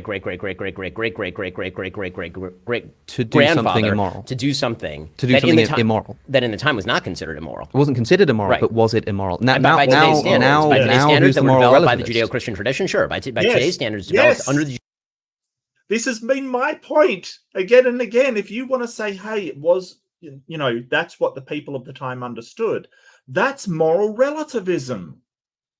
Mm-hmm. You're arguing from a moral relativist position, Ben. You are. That it wasn't bad for them because that was their understanding of it. Yes, I agree. But that is moral relativism. You say that objectively it was immoral act to put people into slavery. So it doesn't matter what time frame they're in. If it's immoral, it's objectively immoral. It doesn't matter what their stance on it was. They were doing immoral things, and therefore God endorsed that immoral thing. I wonder how he's going to get out of this one. I really do. Where do you put that escape hatch? Yeah, where's that escape hatch? Yeah, like Jester points out, they avoided a crime by committing it. You just declare it legal, and it's not a crime. It's that's so much better. Mm-hmm. Wow, and this sort of thing happens all the time in the Jewish scriptures in particular, but to a lesser extent several others, where like the genocide of the Canaanites, many of the Canaanites anyway, well, they're sacrificing their children, so we have to kill them all, including the children, to keep them from killing the children. Yeah. This kind of shit is why I say that Yahweh can't be the source of all logic, because he'd isn't logical. Never mind the logical impossibilities. That's a whole other topic. Judeo-Christian tradition immoral. So Which, by the way, you're living off the you're again, not to get back to the Tom Holland argument, you're living off the remains of this. I mean, where's which your is what you morality think, coming from? But who's the moral relativist now? Whoa, I mean, whoa, it whoa, seems wait, that a moment ago you wait. say that the great success of religion. Wait, like, no, answer the question. Why you, oh, where's your morality come from? Don't dodge. This is important. Moral relativity, yeah, I gotcha. But that means that God endorsed something that is morally relative. It was fine at the time because of their understanding. Look, you could be a moral relativist. That's fine. You can say, hey, God changed morality. But then you've got other questions, like if morality is just what God wishes it to be and he can change it, then you have no objective morality. And at the moment, the theists are propping themselves up on, well, we have objective morality. So they're not going to go down that street. Like you could easily say, hey, moral morality is subjective. It's whatever God says. You could go down that path. But they don't want to because they've got this foothold of, well, we've got objective morality. And I don't think they do, but they say they do. And They so, like to pretend. Right. But his thing was that is moral relativity, any way you look at it. If it's okay for them back there in their situation, but not okay for us in our situation, that is moral relativity. It's relative to the time and what they understood and their cultural stance and things like that. Either that or God has condoned something immoral, and neither of those positions Ben's willing to adopt. So instead, he's just saying, well, where do you get your morality from? This is a hack. You have just made a hack action, Ben. And I thought he was doing pretty well in the conversation right up until that point. That's being a hack, sir. I begin to see why this discussion terminated so soon. Because compared to many similar discussions, this one's relatively short. It's just shy of an hour 20, and once you subtract the ads, it's about an hour. Yeah, because it's pretty plain that Ben, he wasn't on the most stable footing to begin with, but he's kind of going off the rails. Yeah. He found out that is providing a sort of untouchable moral basis that sort of transcends human affairs and human debates. And now when I say, well, look at this, open your own religious scripture and look at this blatant immorality, you say, yeah, but well, that was considered to be fine at the time. It's considered to be bad now by the progress of Judeo-Christian there's a question values. Who's the moral relativist? Well, it's not relativistic to say that a thing it that is wrong today is considered wrong today because of a tradition that developed over time. The question I'm asking is not, was it considered right or wrong at the time of biblical slavery? It was wrong. Was it wrong? It was wrong then to hold a slave. Yes, it was wrong then to hold a slave, obviously. And also, if you are God and you are pragmatically attempting to woo people away from slavery, was it a practicable thing to simply, quote unquote, abolish slavery? Or here's an idea, for example. For fuck's sake, Ben, this dude smote two of his brand new anointed priesthood, the son of the high priest and nephews of freaking Moses, for using the wrong incense that one time. Yeah. Strange incense, yeah. He couldn't just say slavery is bad. I'm gonna have a frickin' apoplexy. Like, he couldn't just come out and say that the thing is obviously wrong. It was wrong then. It was obviously wrong then. If it was obvious, it wouldn't have been that much of a stretch for Yahweh to say so, would it, Ben? Right. He doesn't even say try not to keep slaves. That's the thing. If he had said, if you are to keep slaves and try not to, as a last resort, or if you only must, or, he's not couching his language. He's saying, buy your slaves from the nations around you, because it was such a normative practice. He's not easing anyone anywhere. And in the New Testament, it says, slaves, obey your masters, even the cruel ones. Nobody's sort of easing anybody anywhere. Mm-hmm. And to Ben's implied argument that he was, gently nudging people away from the concept of slavery. No, we looked into this when we did the slavery show a while ago. The surrounding nations, including the various Persian kingdoms, Jordan and Syria and what have you, while they did have slaves, their slavery rules were considerably more progressive than those found in the rules for ancient Israel. Those were regressive for the era at the time. Like, slaves had rights, slaves had the ability to own property, slaves could not be beaten. They could be tried for crimes and judicially punished the same as any other citizen, but they could not be beaten just because the master felt like it.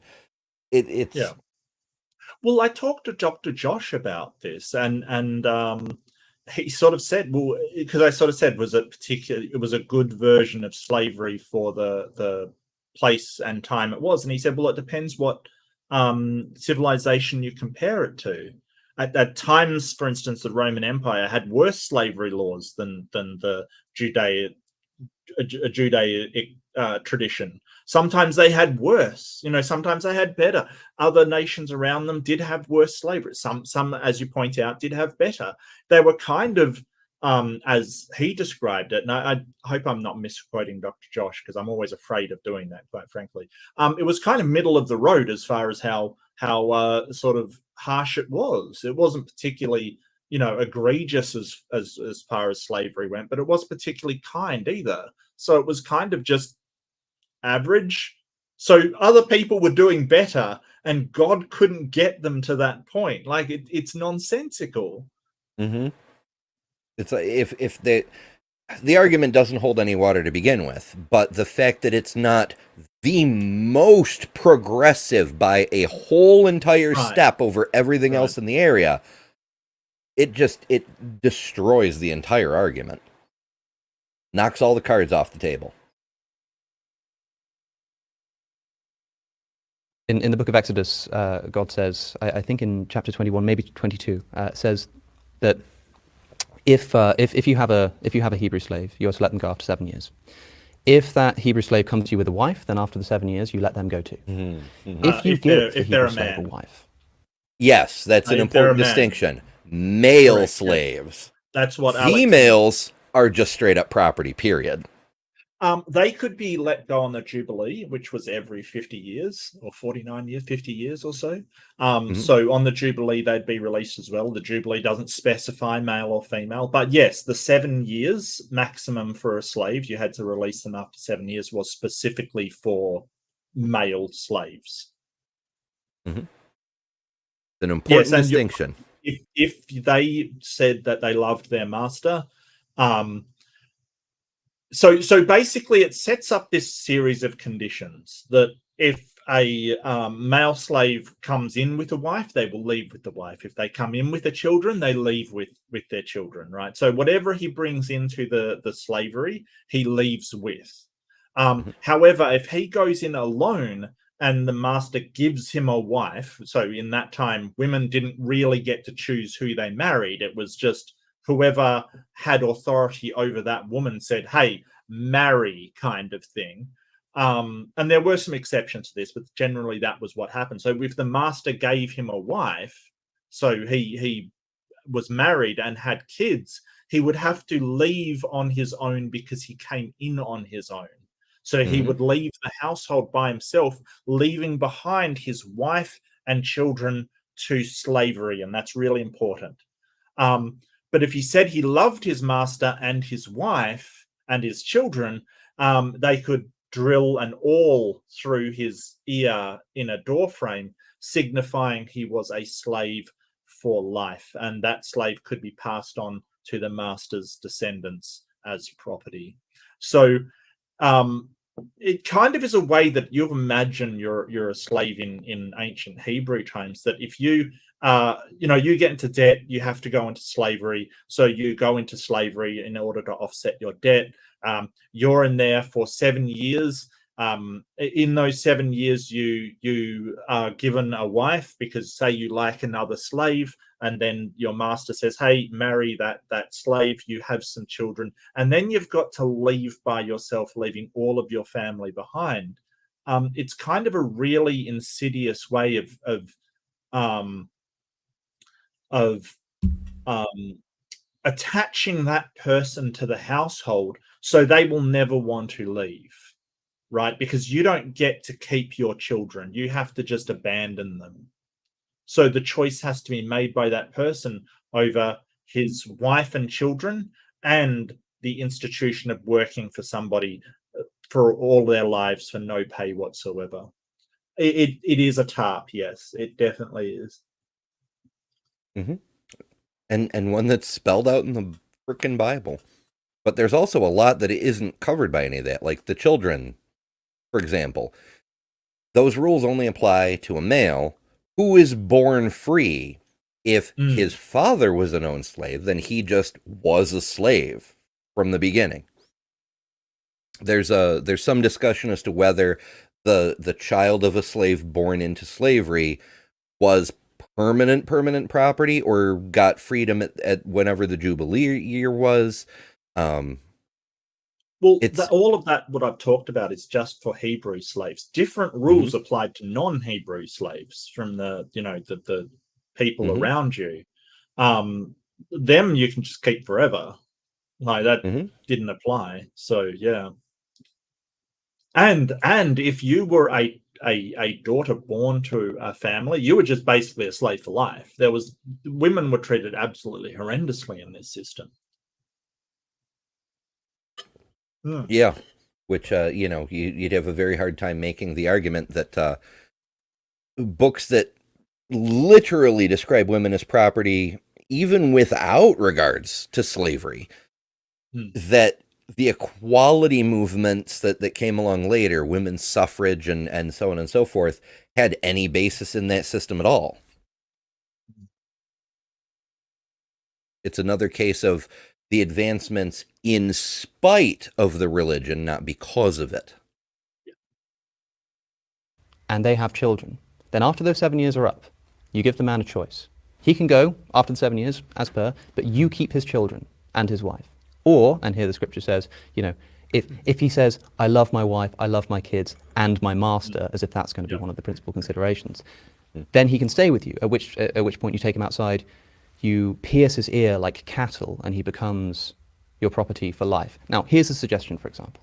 If it was already established that Hebrew slaves go after 7 years, and it's already established that if they come with a wife, they can go after 7 years, then if I give them a wife and they have children, would it not be, it doesn't seem to me particularly revolutionary. It doesn't seem to me the kind of thing that would have caused such social discohesion that God just couldn't have found a way to do it, to say, well, why not let the whole family go free after those 7 years? With the knowledge beforehand that if you give this Hebrew slave of yours a wife and children, they'll get to leave with them. That seems to me, for example, a minor improvement that would not cause this kind of revolutionary earth-shifting, he couldn't have just gotten away with slavery. Maybe that's true. But something as obvious as this to me, it seems that if that is the case, that could have easily been done, then the failure to do so and the keeping of that Hebrew wife and their children as the master's property, that itself becomes an immorality that is dictated from the heavens. Yeah, like our friend Eric at Skeptics and Scoundrels frequently points out, being more moral than this supposedly perfectly moral God is not all that hard. All you'd have to do is, do the global flood anyway and kill just one less baby. Or one less human, essentially. I mean, let's face it. Yeah, it's these very, very minor incremental moral increases that invalidate the idea of an all morally perfect being. It's not hard for people to think of these things. You don't have to. The entire thing is insurmountable. Well, no. Now, I have heard people make the case that the morality that Yahweh presented is incrementally better over other alternatives that we don't see because he made it incrementally better. But That's it's still no counterfactuals. Then you've got no Yeah. counterfactuals whatsoever. Yeah, and here's my thing to be better morally than God. When the slaves were in Egypt, which we know they weren't, but let's say the slaves were in Egypt, and you're basically trying to convince the Pharaoh to let them go. God could have just not hardened the Pharaoh's heart to stop from letting them go Mhm. and just let them go. I mean, what did that achieve besides having to punish Egyptian people for the thing that God did in the first place? That would be my example. Just don't harden his heart. Like, don't do that. And exactly the same thing would have happened without the death of all the firstborn and the having to put lamb's blood on the doors and all of this stuff and a couple of the plagues kind of thing of Egypt. And the plague of creeping death, which was the death of the firstborn of everything in Egypt, including peasants to slaves to animals to everything, just didn't harden his heart. They just would have left. Yeah. Well, then he wouldn't have had the dramatic pursuit out of either. Who the fuck knows what? It's just, literally everyone in every story is more moral than fucking Yahweh. Yeah. Disgusting. Premises, I agree with your conclusion. I think that the question as to how much social discohesion would it have caused to do a thing is an open question. I think the other question that sort of remains open here is the incentive structure as to whether you accept a wife from your master. Right, so I don't want to get into the abstruse. I mean, we can do this literally all day. And step from the past into the future there's 70 anyway, volumes of the Talmud that are literally about this sort of stuff, and then copious writings in terms of reinterpretation. Yeah, of we're this hardly sort of the first people to talk about yeah, this. exactly. Yeah. This is not the first time these questions have come up. But I think the general point is sort of one where either we can dive into that full time and you can spend your life becoming a rabbi, which enjoy. Could happen. You Never say never. have the beard for it. It's your beard is further along than mine. Or we can sort of stipulate at the top that there are certain biblical interpretations that are abstruse and difficult, and that has been a reality of religious life since the beginning. Well, I can agree with that.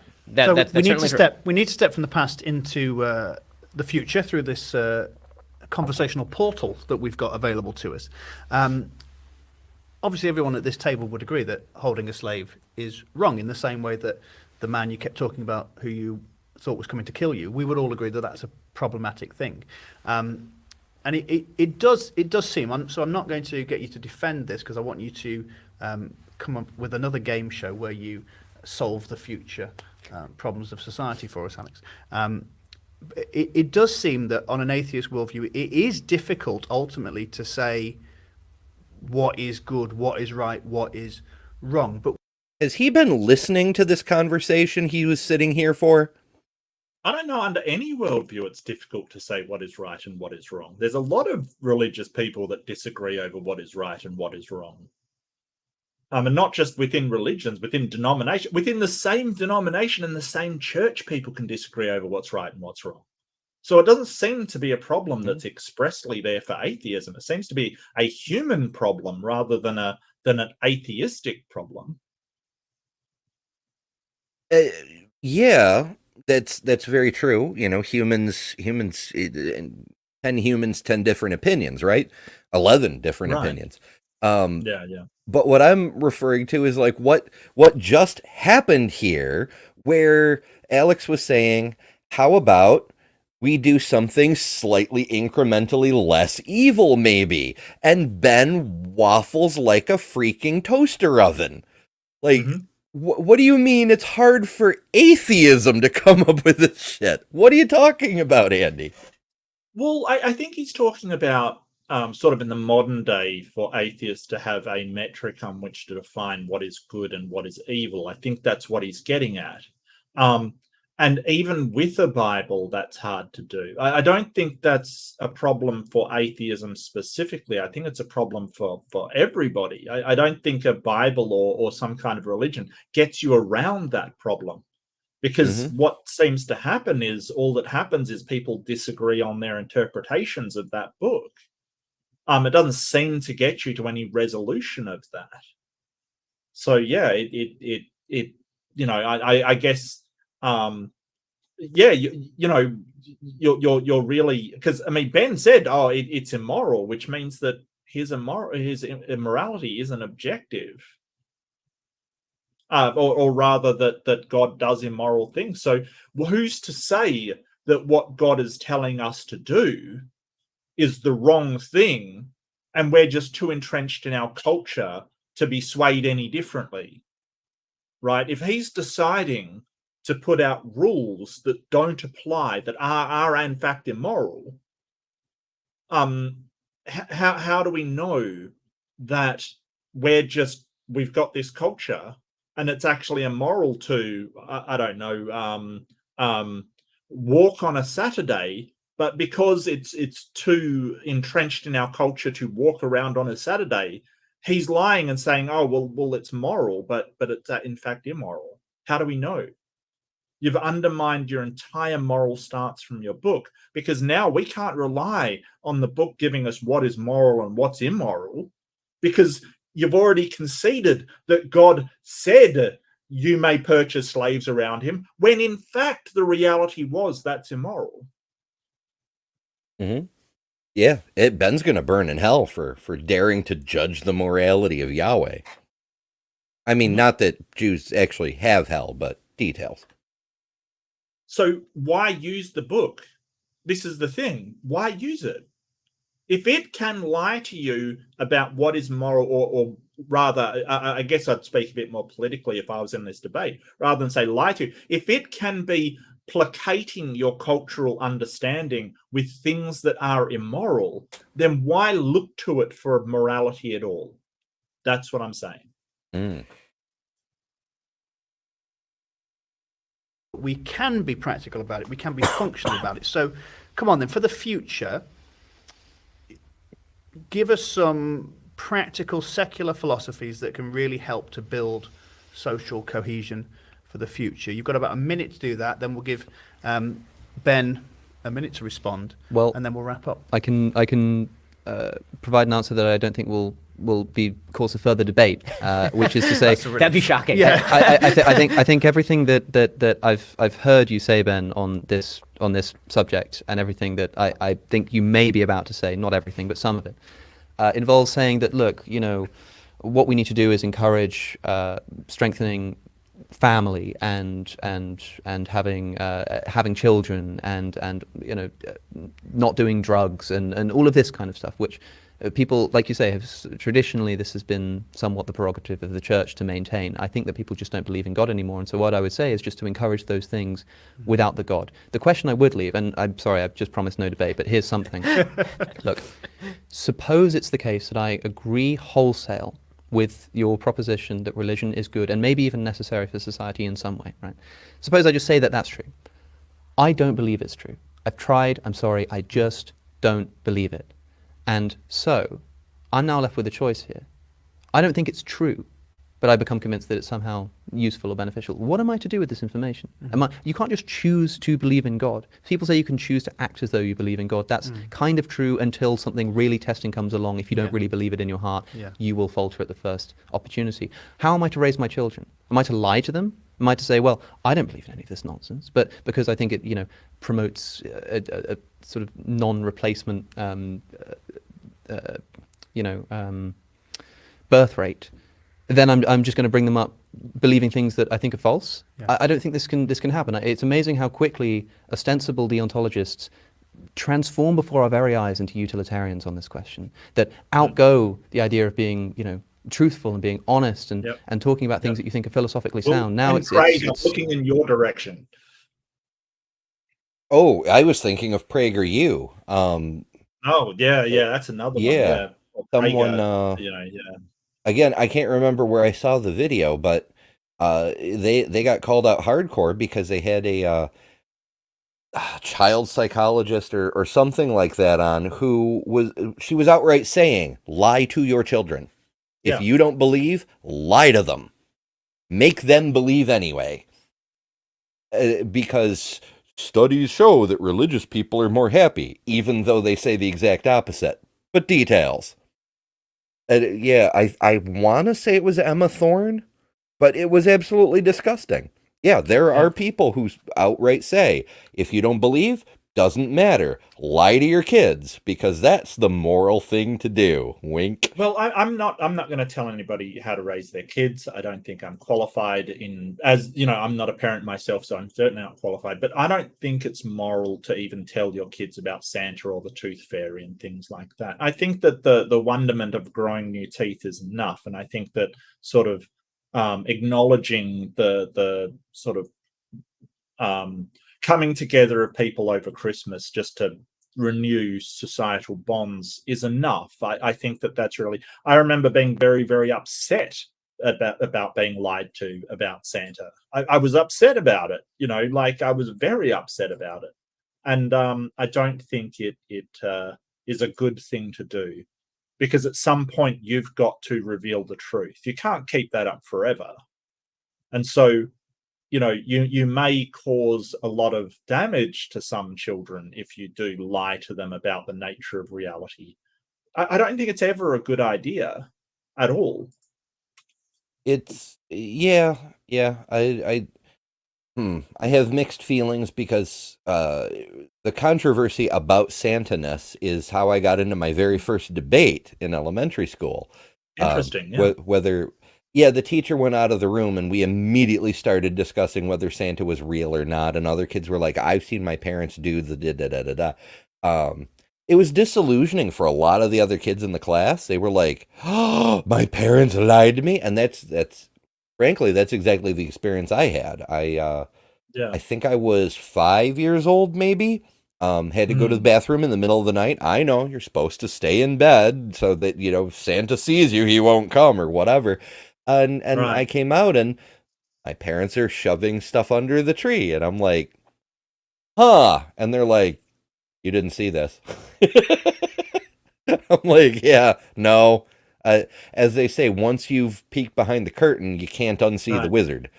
And I'm like, Well, it made me question everything else my parents ever told me because now it shattered that illusion that they were the knowledgeable authorities who knew right. everything and would never lie to me. Right. And I remember being like sort of getting into an argument with another kid. I think it was at kindergarten or something. I was saying, no, like we know these people who have had footprints on their finger. Like some parents set up, footprints to the cookies and then the cookies have been eaten and the milk half drunk. And it's like, oh, that's obviously Santa kind of thing. So I remember having an argument with someone like, no, I know he's real kind of thing. And then going to my parents and going, a kid told me Santa isn't real. Is that true? And they're going, yeah. And it's like I still remember I was crushed. I was absolutely not because now I don't get presents. There is no Santa. It was my parents lied to me, and I took that knowledge and argued with somebody on that knowledge, kind of thing. And It's embarrassing. Yeah. well, it's not just that it's embarrassing, but also that's the kind of point where you learn that your parents may not be the best source of information for you. Without them sort of getting you to understand, hey, we don't know everything, and sort of gently sort of saying, hey, nobody knows everything, and these are things we don't know, but rather that, hey, the information that I get from them might be wrong. And so that distrust of your parents is never a good thing. That you can't trust what they're saying to you. It's very crushing for a child to even believe that, hey, they might be lying to me. It's very crushing. So obviously that's just my anecdote, but that's why I believe it's never a good thing, because you undermine the trust for your parent and the child in doing that.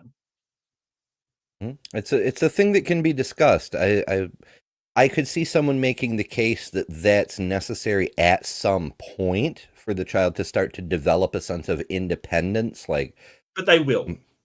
yeah, that's the thing is Yeah. like, is 4 or 5 years old really where that should happen though? Right. Like maybe push it off till 13 when they're going to do it anyway, you know? Mhm.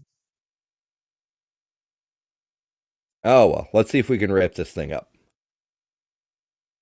It's essentially faith-based, and it's about trying to make as many people, the greatest good for the greatest number across society and societal cohesion, even if you think it's false. In other words, I'm someone who is an atheist. I don't believe it's true. If I just grant everything you've said about the utility that religion provides, what am I to do? So let me ask You've got one, about 30 seconds. So, I mean, it really is it's a quick question, which is, do you know it's not true, or do you not believe that it's true? I don't believe that it's true. You believe that it's not true, or you don't believe that it's true? I believe that it's not true. You believe that it's not true in a full fashion. Let's say that's the case. Yeah. Right. So if you believe that, then obviously I think that you're wrong in the sense that, as I said right at the outset, I think that a lot of atheists are more religious than religious people. Religious people constantly admit to doubts and problems in interpretation and all the rest of this sort of stuff. I don't think that a true religious believer can be truly religious without experiencing those doubts, because you're taking a leap of faith right off the top.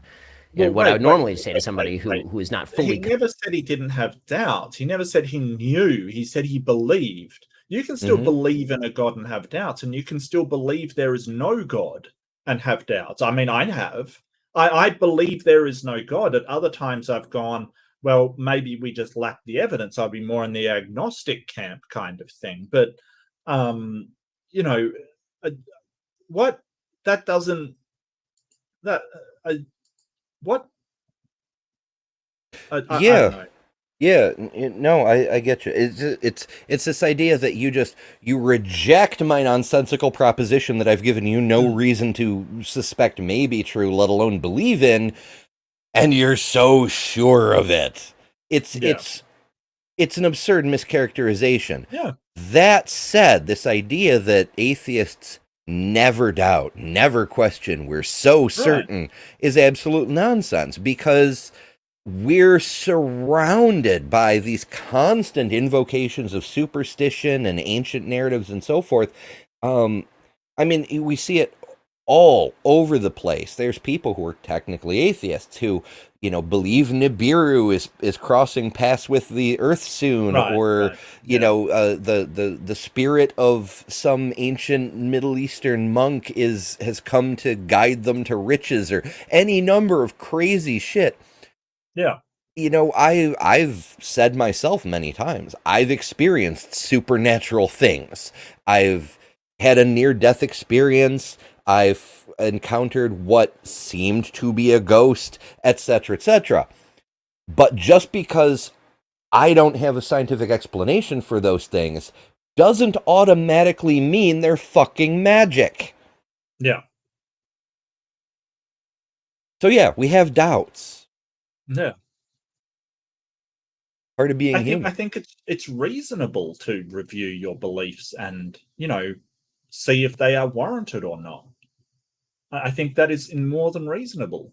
And that includes doubting them, because that's a process of skepticism. I think a good skeptic should doubt what they believe.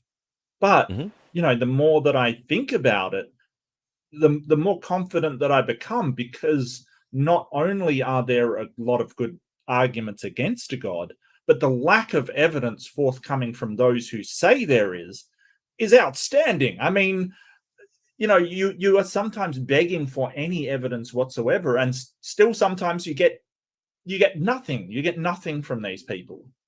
So yeah. And when I feel doubtful, I just talk to a theist. That's essentially yes, that helps a lot. And Kentucky Atheist, welcome to membership. Do please enjoy all the fun. I'm trying to get more emojis mixed in there. There's a pretty good assortment.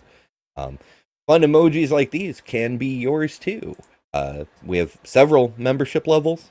I've mentioned before, but people join late and so on and so forth. 99 cents a month. If all you want is the emojis, you can have them. And then there's higher levels that get extra goodies.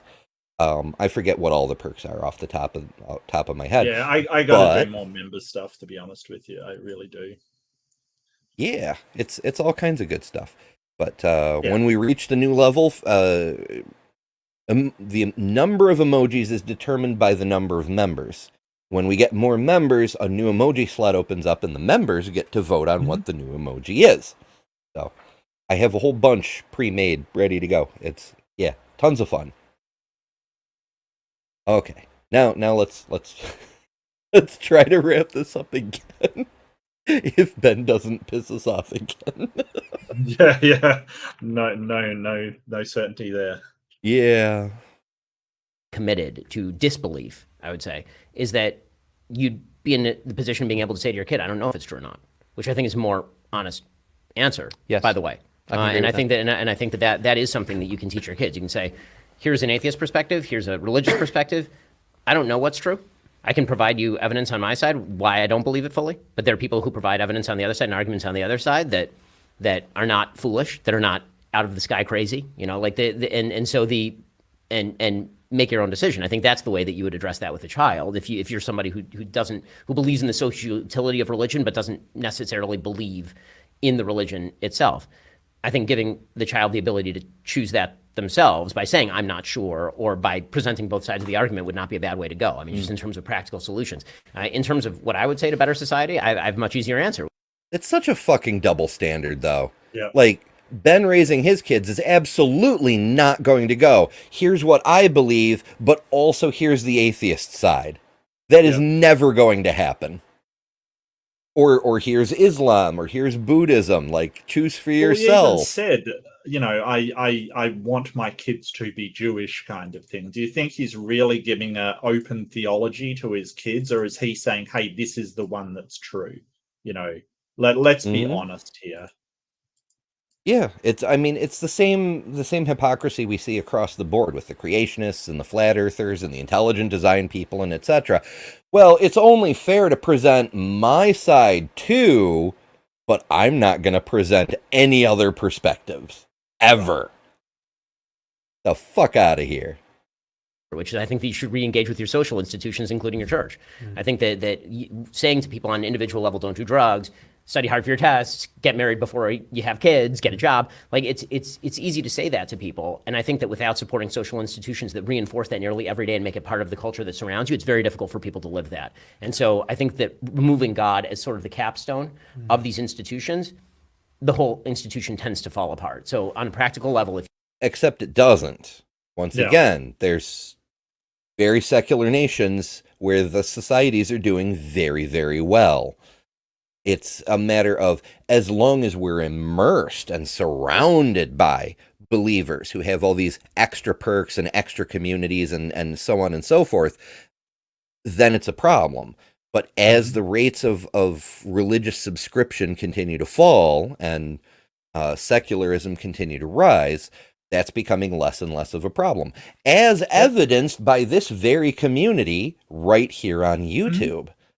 There are more of us than there were before, so we can find each other a little bit more easily than before. Yeah. Sometimes it even happens in person.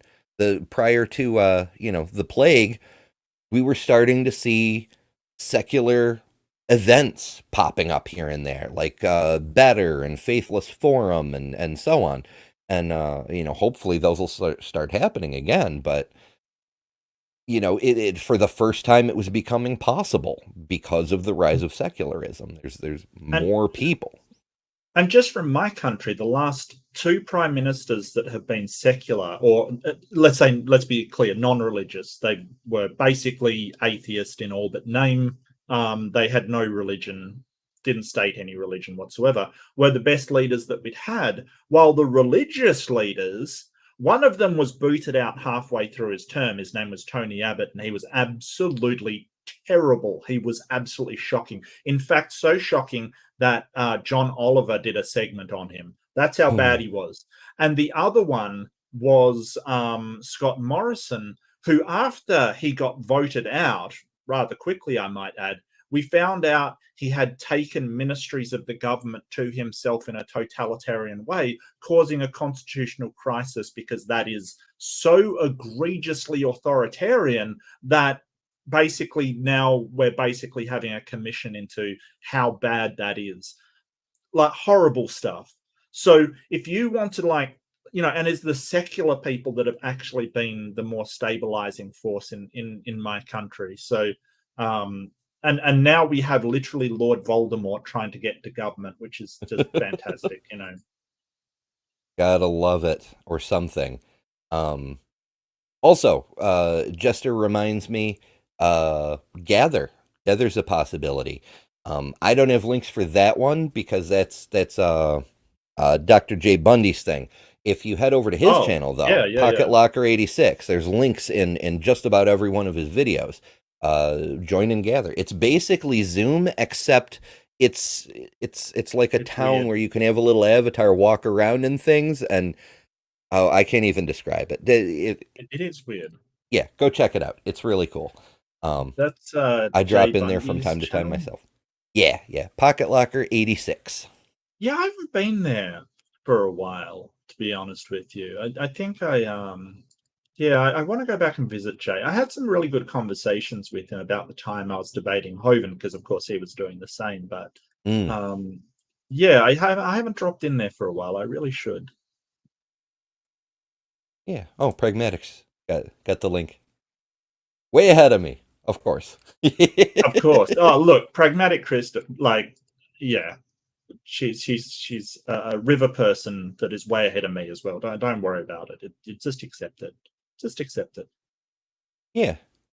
Wait, I'll see if I can pin that so that, it'll be there in the replay, assuming YouTube doesn't cut off the replay. So future people, it'll be there when you get to this point in the video. And I want to thank Pragmatic Crystal and all the mods for doing such a fantastic job. I really should thank the mods on my channel more. I mean, they do it out of the kindness of their heart. They're fantastic. Pragmatic Crystal is amazing. There's a few amazing mods in there. Yeah, really appreciate it. Icarus, thank you as well. Yeah, thank you so much. Beamsy, yeah, I'm not going to thank Beamsy. Beamsy, yeah, you know what you did. You know what you did.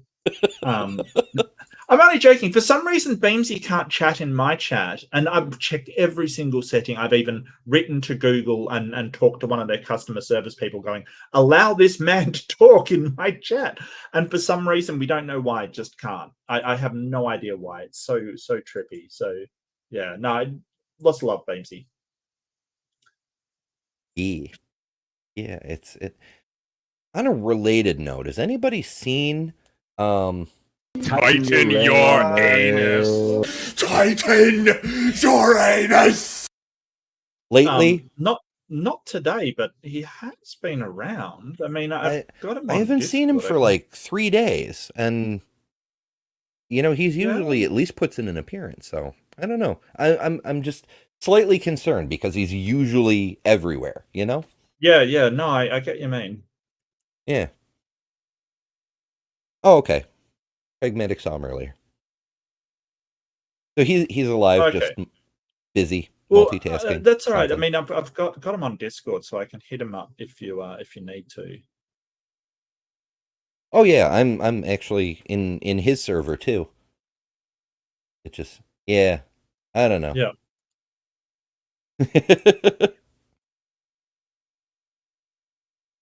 Yeah, that's the thing, Jesters. Titan is everywhere, but I haven't seen Titan in a few days. So it was weird. All right, we've got like 2 minutes left. Maybe we can make it in one shot. 6 hours later. I know. Ambitious. We're terrible. If you get rid of God, the institution just ceases to exist, and you can yell as much as you want, but individuals are far less likely to provide the social reinforcement and social networks for support that actually create the bases of a good, fundamentally solid civilization than an individualist civilization in which all you can do is basically encourage someone to, quote unquote, do the right thing. Amen. Well, the fact we've managed to keep Ben Shapiro within the 24 minutes is a miracle in itself, a miracle that Alex doesn't believe in. But we have been talking today on the big conversation about religion and whether it's good or bad for society. And I've been joined by two literally world-beating minds, Alex O'Connor and Ben Shapiro. World-beating. Beating. Yeah, I don't... Look, Andy I don't has a disagree strange with mind. I know. I don't disagree with what he's trying to get across. Like, Ben Shapiro is held up as one of the best minds in the alt-right community kind of thing. And, I disagree with his arguments. I think they're poor. But I don't disagree with that sentiment just because the bar is so low. You know, being the fastest runner out of all the snails isn't exactly a major achievement, but it's something, I guess. Look, I disagree with him, but he at least held a reasonable conversation. And the host obviously wasn't doing much. He wasn't doing much. Mm-hmm. Well, I mean, in fairness, that's when you're featuring people of such prominence. I mean, I suppose in any other circumstance too, but especially when you're featuring people of such prominence, the best thing you can do is be as transparent as possible. Minimal handling, ask the question for the segment and announce the breaks and stay the fuck out of the way. Yeah, because at one point he made a joke or something and it was like, dude, why? Like, just stay out of this conversation completely. This is fantastic. Just don't, it's kind of like, well, why were you even interjecting a joke? Like, why even do that? Yeah. All right. Yeah. So he's just doing the wrap up thing. So we'll dismiss him at this point. Yeah. Thomas, good to see you. Yeah, he's dropped the cosmic skeptic moniker. He's just Alex O'Connor now. Mm-hmm. Because I think he's more focused on his own sort of, instead of being the YouTube channel. When you're an academic, you sort of go in and you write papers, and obviously he's doing philosophical post-grad studies and things now. It's kind of important to represent yourself and not a channel. So I think he has got the right idea. While Cosmic Skeptic, I think it's a great name and it works as a YouTube channel. I think being known as the Cosmic Skeptic may be detrimental to him academically. It's much more respectable to be, I am, just say he does a doctorate, I am Dr. Alex O'Connor. So I think he is looking long-term of, do I represent a channel or do I represent my own ideas? So I do support what he's doing. I think that it is good. Although, we'll always know him as the Cosmic Skeptic because, that's who I was introduced to him as, absolutely. But I think it is more it's more professional, when you are talking about being a professional academic, to be Dr. Kip Thorne, rather than, Physicist Adventures kind of thing, like it just is. Physicist Adventures is a good name too. Look, that was right off the top of my head. You can have that one for free. That's for free. Just I can give that to Tapioca Weasel. I was just thinking Tapioca can have a name for the fifth weasel. Physicist Adventures with Dr. Tapioca Weasel. Love it. Yeah, and much love, Michael, if you're out there. Absolutely. But that was good. That was a really good conversation. If nothing, Ben Shapiro's Ben Shapiro. He always has those sort of faulty assumptions, and the hedging was, there was a lot of greenery in that hedging he was doing. Mm-hmm. Really, let's face it. It's based upon faith, so I don't have to explain anything, and that's my escape hatch. Really, you want to call it an escape hatch? Are you sure you want to do that? Because I don't think that's giving any credibility to your argument. Saying, hey, I've got a parachute I can pull. Isn't that great? Is it? Look at my pretty parachute. Right. I've got an emergency escape that I can pull a rabbit out of the hat and run away from the question. Is that good? You're talking like it's good, but the words that are coming out are really bad. A lot of the stuff that he was sort of saying, I feel like it was getting towards special pleading. Well, my God view has this ability to, basically say we don't know this, but we can still believe it. We don't have to justify it. My God My may not God be did- able to save my people from imprisonment in Babylon, but he can bail me out of this Right. conversation. Hey. right. And where Alex got him on that objective morality, and then he said, "Well, what do you do to ground your morality? Where did your it was so obviously a dodge from the question to circle around to, well, justify yours. I can't. That implicitly suggests that you can't justify yours." And he did return to it. In fairness, he did return to it and sort of say, "Hey, this is the thing." But there's so many problems in that. I could spend an entire episode just unpacking the problems with, oh, well, God told you that it was moral in his holy text, but it is in fact objectively immoral. There's so much you can unpack from that, and why it undermines their entire book, and undermines everything that they've got to say about morality, because your objective morality is based about what is said in the Bible. So if you're saying that there's things in the Bible that are not objectively moral, then you're saying that it's based upon things that are not objectively moral. So you've got a problem there. So much to unpack about that, but yeah, I just that point where he said, "Well, how do you base your morality?" was just, he was panicking because he knew that, hey, that's moral relativism, but I've got to say it. So let's attack your morality. And a lot of theists do this. You sort of go, well, if morality is objective, then God commanded the slaughter of all these people. And they'll instantly say, well, what about your morality? It's like, well, that doesn't answer the question, and we can talk about that. But, isn't that a bit of whataboutism? Mm-hmm. No, answer mine first. Because Right. it's entirely different foundations. It's Yeah. infuriating. And that was fun. I was really looking forward to that, and I wasn't disappointed. That was a fantastic conversation. And I absolutely adore Alex. He is the cool, calm, and collected hero that the atheist community needs right now. 100%. He is professional and measured, and I love that he did not allow Ben to overtalk him. Every time Ben started to interrupt him, he was just cool and calm. Like you said, just put that little bit more emphasis on it and just continued speaking. Like, there's no way you'd be interrupting me right now, like as I'm in the middle of talking. So I'm just going to continue. Very, very well done. Very well executed. Kudos, O'Connor. Well done, sir. Well done. Fantastic. Yeah.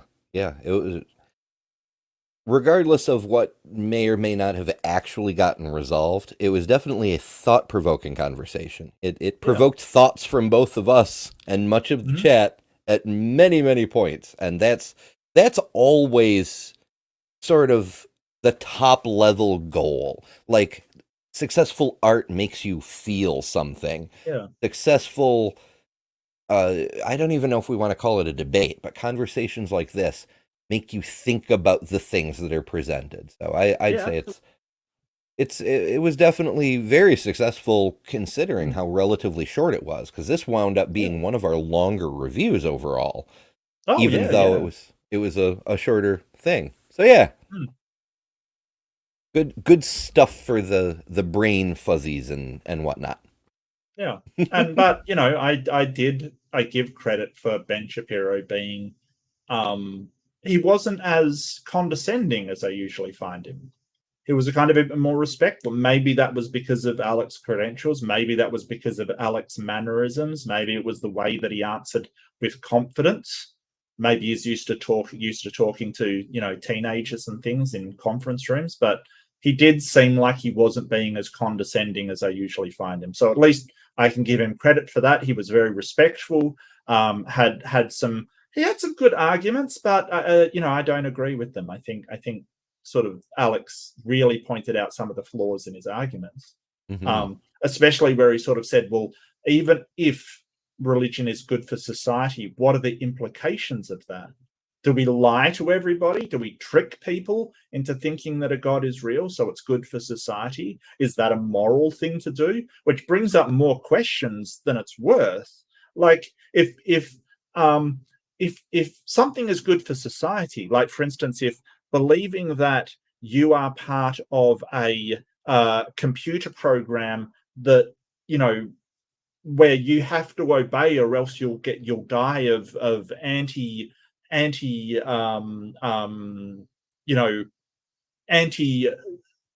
computer following, right? So, you know, if you convince people they have an explosive in their head that'll blow up if they do the wrong thing, if that's best for society, should we lie to people and tell them that? Is that the moral thing to do? Is that something we should be doing? It raises the question of, should we lie in order to make our society better? And I would say no, because it's not just society that we have to look out for. It's also, you know, a totalitarian system might be the best society if you're just considering stability.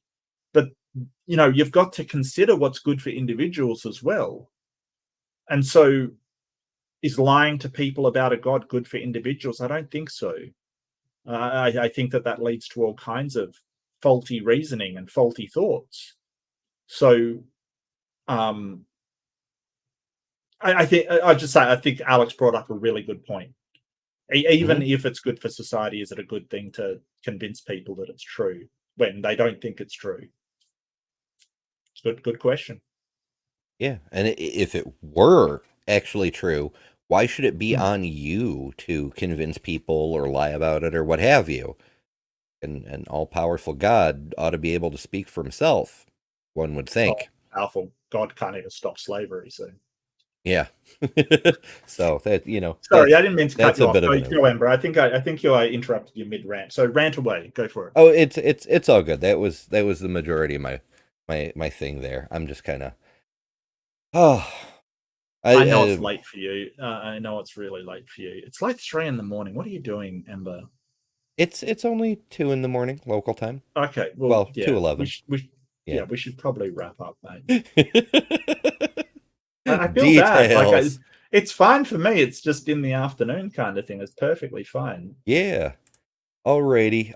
Before we go, Amy Newman, our good friend, is doing a rant thing. I can't redirect the stream there because Amy doesn't have the thing turned on for some reason.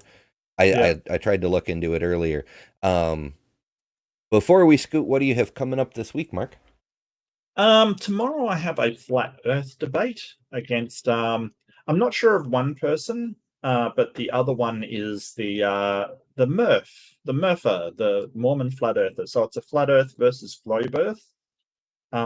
Yep, I've got the link. Link is in chat for Amy Newman's Skeptic and Ranting. I'm going to go get some lunch, but I might drop in if I've got the time. I do have something to do this afternoon. I may not be able to make it, but yeah, Amy's awesome, absolutely awesome. But apart from that, I do have that flat Earth thing tomorrow, which is why we're doing this. Well, one of the reasons why we're doing this early.